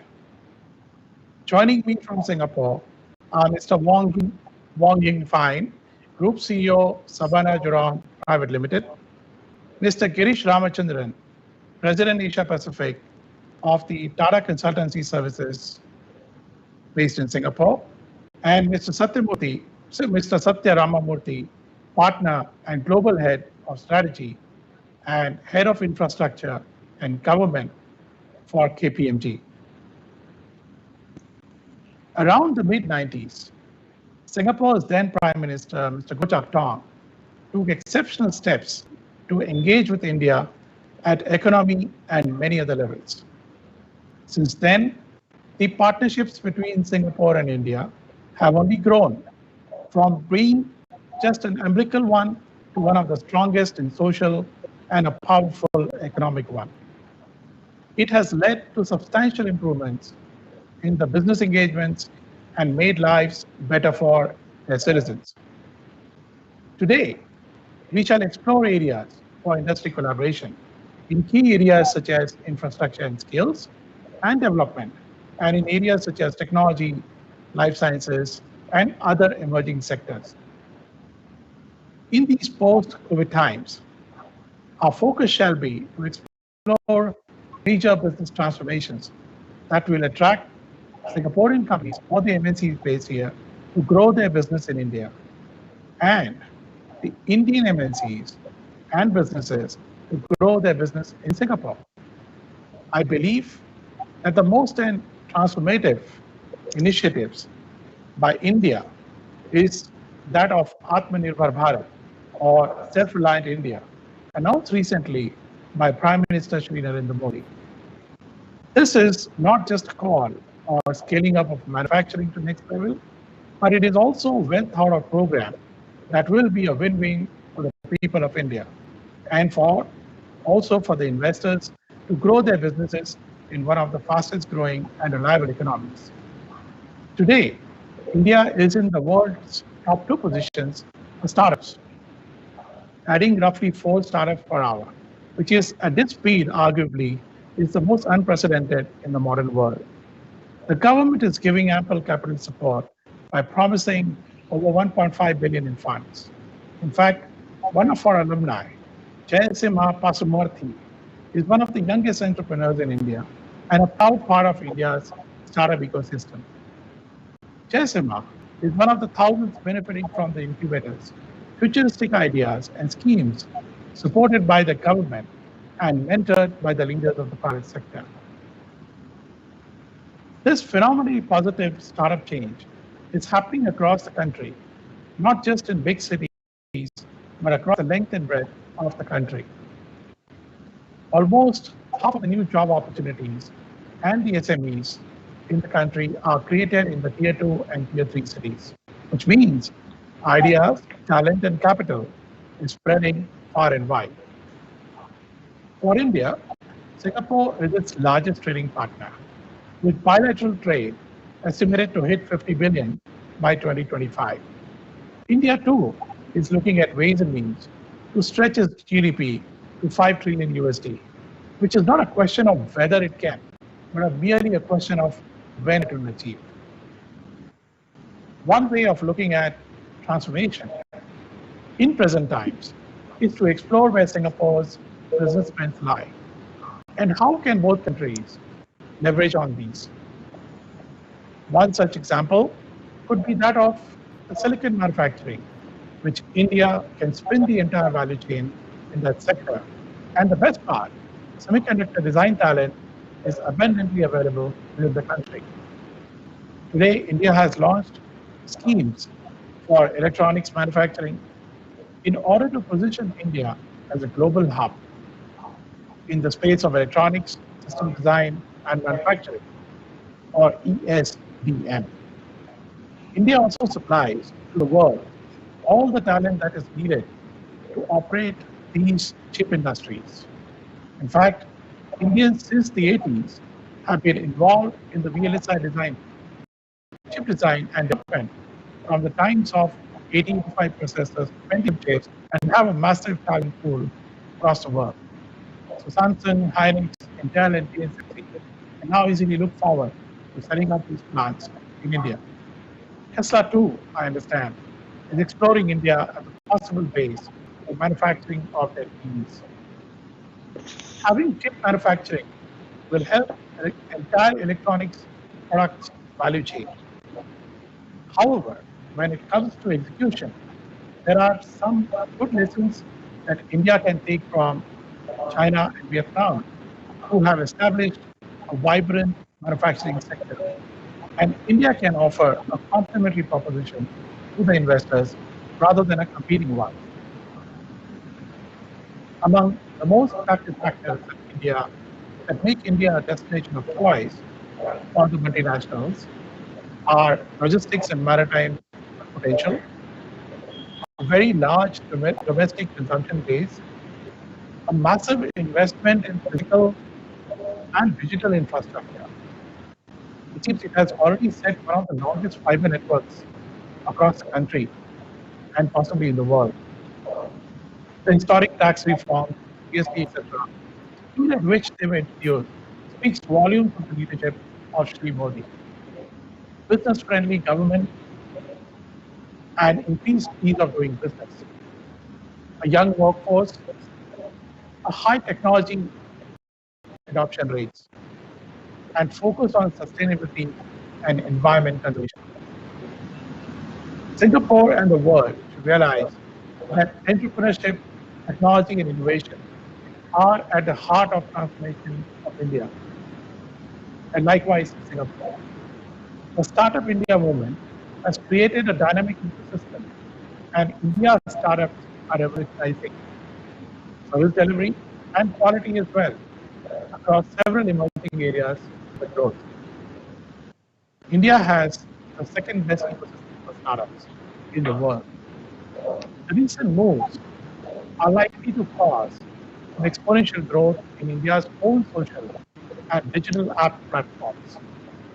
A large number of them are finding solutions to the unique challenges in India, and several of them are leveraging technology to enhance the health and education outcomes as well.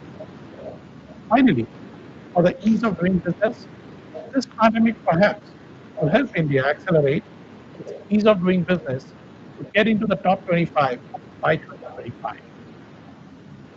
Let me now invite my colleague, Mr. Wong Yan Fai, to give his thoughts on the transformative partnerships. Thank you. Well, thank you very much, Atu, and it's a pleasure to be talking to everyone this afternoon. I think basically when we look at India, we look at the long-time friendship that we have established in India. As you know, Singapore was among the first few investors in terms of industrial facilities in India. And we were fortunate to be involved in building up the Bungalow IT park. So I think there is a lot of cooperation and collaboration that is available between Singapore companies and India companies. Because as you know, in Singapore, we lack a lot of resources which India has. You have tremendous amount of people and talent. Today, I think I would be quite right to say India probably dominates the world in terms of IT professionals.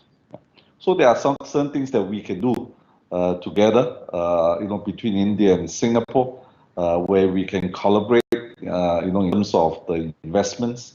The actual manufacturing can be in India, and Singapore can then look at using its network globally to try and establish platforms and global partnership elsewhere, and we can collaborate quite well. One of the things in our sector, we are probably the infrastructure guys. One of the things that we look at is really to look at building up a technical base in India, leveraging on the availability of IT professionals, and as well as professionals in the STEM area, the science, technology, engineering, and mathematics, and so on, to build a base where we can do a lot of work. 5G is coming. And through 5G, the connectivity is much more better. In the past, one of the greatest constraints for our sector has always been connectivity. And a lot of our data files are huge. So with 5G today, it's a reality that we can base some of our technical works out from India to service our global projects, and thereby, leverage on the availability of tremendous amount of talent that is available in India. So I think the world is going to change, particularly now with COVID. We are doing conferences now through the digital means. So it's a first sign of change. So I think India and Singapore going forward, particularly for the commercial companies, we should establish closer ties and explore together. The other aspect, of course, is between Singapore and India, we should look at third country investments and see whether we can link the two countries together with a third country. In the past, a lot of the collaboration has been bilateral. In my view, going forward, it's going to be trilateral, or in fact, 4 countries, which will make it more viable. And therefore, that's where we think that linking tremendous market in India, both as a domestic market as well as for Thailand base, with a developing world, and linking Singapore's financial sector as well as its high tech areas will work beautifully. So in our view, tremendous potential going forward. Thank you so much, Mr. Wong. I think very, very fine points over there that you have brought up. May I now request our panelist, Mr. Satya, to come and give his thoughts on this topic. Thank you.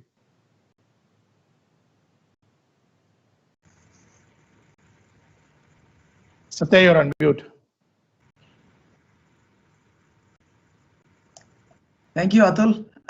I'm delighted to be here with you at this very august gathering at India Global Week. And again, very happy to be with illustrious friends like Heng Fine and Girish, to engage on some of these issues. I want to focus on 3 points, and I'll take a more sector-focused approach in my remarks in regard to this idea of collaboration between India and Singapore. First, I want to talk about consulting and professional services. COVID has really created a new intensity in cross-border partnerships, which has really transformed the way our industry works. The hardware and structure have existed, but the software and humanware has been completely transformed in these times. And I'll give you a few examples.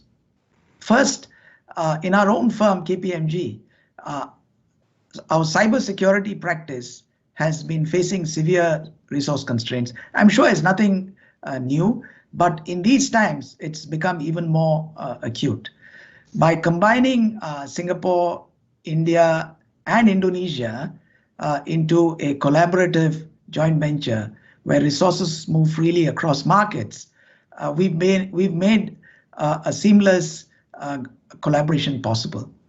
And this has helped deal with a market which is growing at upwards of 30 to 40%. You would think that is unthinkable, but that is reality in this world. And I'm sure Girish can attest to some of those segments in his own business. What we can do now is deal with global clients far more effectively, where the regional headquarters are based in Singapore and the large back offices are based in India far more effectively. COVID has again taken this collaboration to the next level, because one of the challenges we had pre-COVID was having to deal with work passes, travel restrictions, and all of those things. And today, everything is happening pretty much through the high-speed networks that have been put in place. Heng Fine talked about the trilateral, and we are experimenting with Indonesia in our own little way. So it's interesting. In another area, which is enterprise technology, we have a team of 2,200 professionals who are serving ASEAN and Asia, based out of India. Now, what does this do? And again, this is primarily because while Singapore has credibility and the brand, what we need is strong, high value, but lower cost resources being able to serve ASEAN markets. Now, this is definitely possible with a large pool of resources that we have in India. So this is already beginning to play out. I think with the current environment, we can scale this up far more and across the industry, not just in one or two firms. The last thing in this area I want to highlight is that with zero marginal costs and lower overheads like travel and what I would call jet lag, the ability to pack more into diaries of our scarce global leaders can now be made possible like never before. And this means quality of client service and impact can be increased significantly. So while a number of people are pessimistic about what COVID is doing to us, I think this is a great opportunity to take the industry forward into areas we've never really built or focused on. So that is with regard to professional services. Second, I'll speak briefly about infrastructure because this is an area where I personally work extensively in. We don't need to look far beyond the high quality business parks which Singapore companies have built. Heng Fine talked about the first park. Fortunately and coincidentally, KPMG was involved in the very first restructure of that park, ITPL, in the 90s. And it's a long journey. It's taken a long time to make these businesses profitable. But what it shows is if you have the will and if you have the commitment to the market and you identify the right product segment, India is a market you can grow in. And that is testament to the fact that we now have a listed company where Singapore investors can invest in a piece of Indian high quality business parks, which is the AI Trust, for example. There are several other examples where Singapore companies have made investments in like Singtel in Bharti and so on. In energy, I want to make a couple of remarks. First, conventional energy, several investments have been made. However, it's really been a mixed bag because of various factors. However, renewable energy, it is fair to say, is an exciting field where some very good investments have been made. For example, GIC's investment, where in Greenco and Sembcorp itself is investing heavily in renewables, and I think this sector can be a game changer for the collaboration between India and Singapore at a business level. In toll roads, investments by GIC in IRB infrastructure is an interesting example of the fact that you can invest in dull and boring infrastructure in an effective way. But to be fair, not enough has really been done in this area. And I think where government, particularly in India, need to focus on is strengthening regulatory frameworks in sectors where the investments have not come in, and potentially look at those where there are strong local companies which need capital and connections, like what Heng Fine talked about, to take them forward into the next area. There are opportunities, for example, to drive investments in sectors like LNG and emerging new areas like hydrogen, where both of the markets are really looking for significant scale. Given the size of the market opportunity and the scale of Singapore investment in Indian infrastructure, we think more can be done. And this is an area where Singapore companies can contribute significantly to raise both the level of technology and quality in infrastructure. For example, high-end engineering services to deliver faster, higher quality built infrastructure with potentially using high quality manpower in India, use of advanced technology and robotics in the construction cycle, and improved asset management methods, which enable infrastructure in India to be maintained to Singapore standards. Finally, I want to speak about the opportunity to create a collaboration bubble in what is called in a rapidly nationalizing world. All countries are looking inward, and I believe specifically this can happen between Singapore and India, primarily because Singapore has differentiation, India has scale. And I think these two are a killer combination. So if you look at the fact that a lot of what Singapore is doing for 6 million people is not going to generate returns to scale. The opportunity to take it to a market of 1.3 billion people is real and can be significant. Some of the examples, and I'll briefly talk about these, and we can discuss in the panel more, is early childhood education. Singapore has begun to make significant progress in this area. India is still very early in its journey on this. Opportunity to scale. Skills development. We saw some investments and collaborations by ITE with different states. I think the ITE model is a very, very high quality education model for skills development, which can be exploited. Work that Singapore is doing in vaccines can be scaled into India for mass production.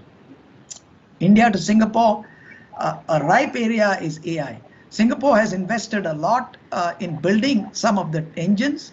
We need the scale and the market depth in India to perfect these and refine these.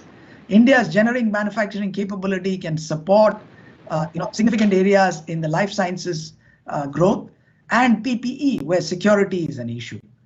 And again, agribusiness is another one where Singapore is looking to build scale and India can contribute.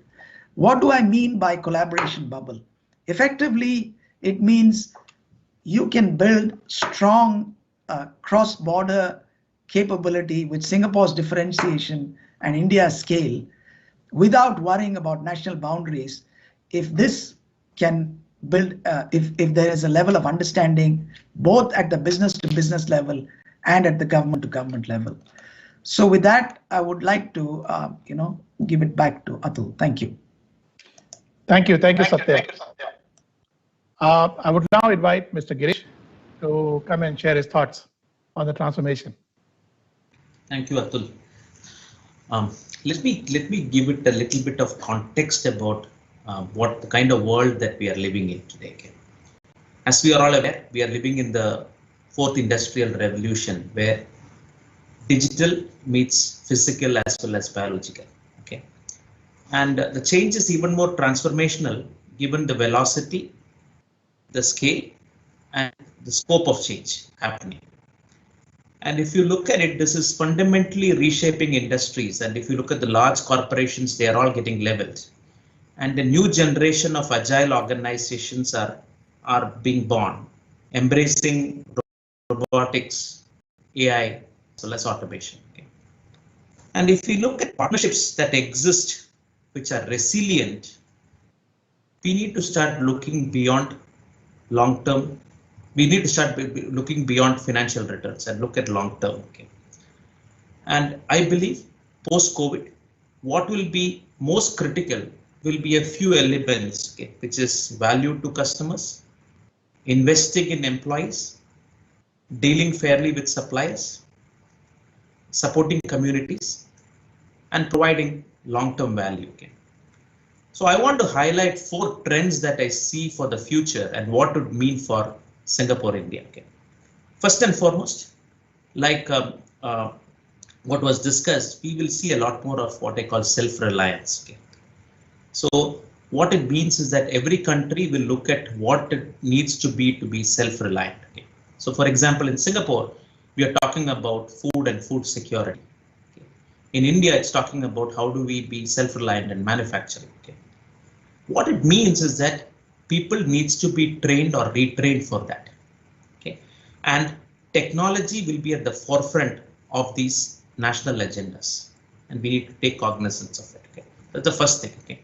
And so there is a great opportunity for us to cross leverage this, okay, because Singapore has got great manufacturing opportunities, and we can take the technology and bring it to India, as well as if you're looking at things like food and agri, there is a lot of opportunity about what we do in digitization and how it can be brought into Singapore as well. The second one is about digitization. Okay, second trend which I want to talk about. This is going to be all pervasive. Okay. I think technology will tear down socioeconomic walls. And like Heng Feng was talking about, the future is all going to be about digital twins that will take over physical infrastructure. Okay. So what will succeed is transparency, trust, as well as loyalty. And if you put this into context, a great opportunity could be in the area of what India has done in the area of for example, if you look at India's primary and secondary education, and then you come to the higher education that Singapore has put in, there is a great synergy of how it can be cross-leveraged. Okay. The research and innovation capabilities which exist in Singapore is second to none. And what India has been able to build is the ability to mass produce technologists who can be shaped into something which is for the future. Okay. So digitization will be something which I believe will be a very, very strong reason for us to collaborate. Okay. The third one is on sustainability, okay, something which I'm very passionate about. I always believe never waste an opportunity, I never waste a crisis. Okay, always there are opportunities coming out of it. And we have a very unique opportunity for a sustainable and transparent future. And if you ask me, fourth industrial revolution is all about society. It's not about technology, it's all about society. Okay. If you look at it, more and more people will come and live in cities. More than 1 billion people will go and live in cities in the next 10 years. Aging is going to be a big factor. If you look at what Singapore has done, Singapore will see a lot more people aged, and people have to live their silver years in their homes. Okay, and this is going to be universally true for almost all countries. And climate change is an issue which all of us are actually feeling every day. Okay?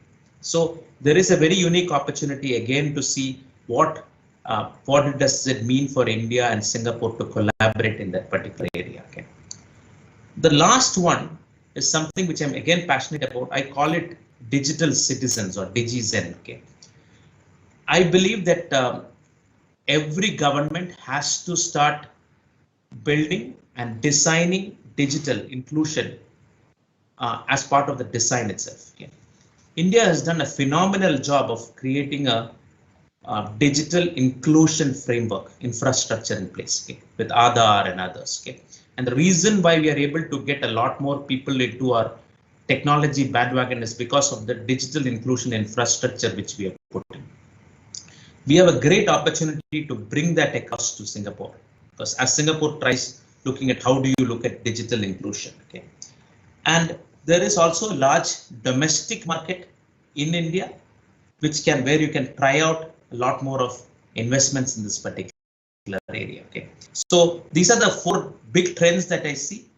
And one opportunity I really want to put in front of my Singaporean friends is that I really think it's time for us to start curating some senior educational or students to go and start doing their interns in India.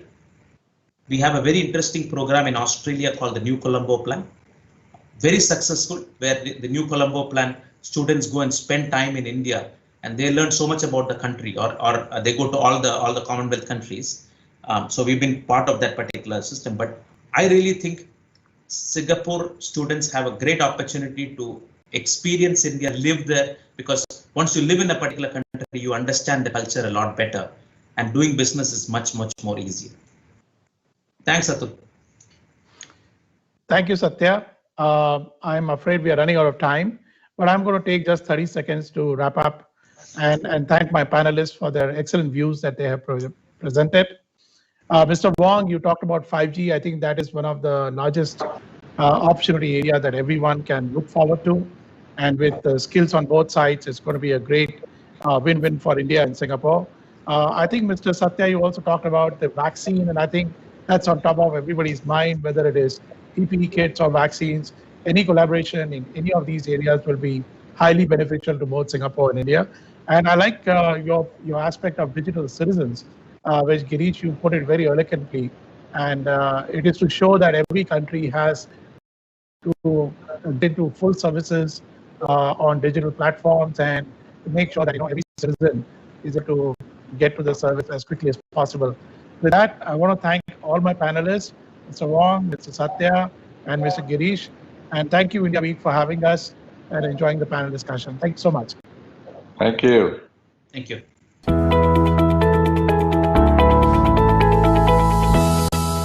Hi, I'm Manoj Ladwa, and I have the privilege of being the founder and CEO of India Inc. At India Inc., we pride ourselves in producing incisive content, engaging global leaders, and hosting impactful conversations. At India Inc., we believe in winning partnerships by sharing amazing ideas and exploring great opportunities. We believe in the power of shared values and shared ambitions for a better tomorrow. So welcome to India Global Week, where India meets the world and the world meets India. Enjoy the discussions, and let's all be the revival.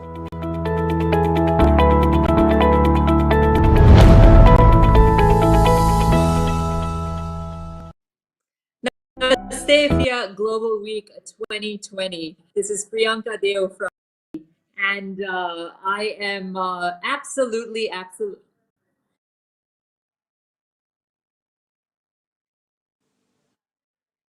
I'm absolutely thrilled.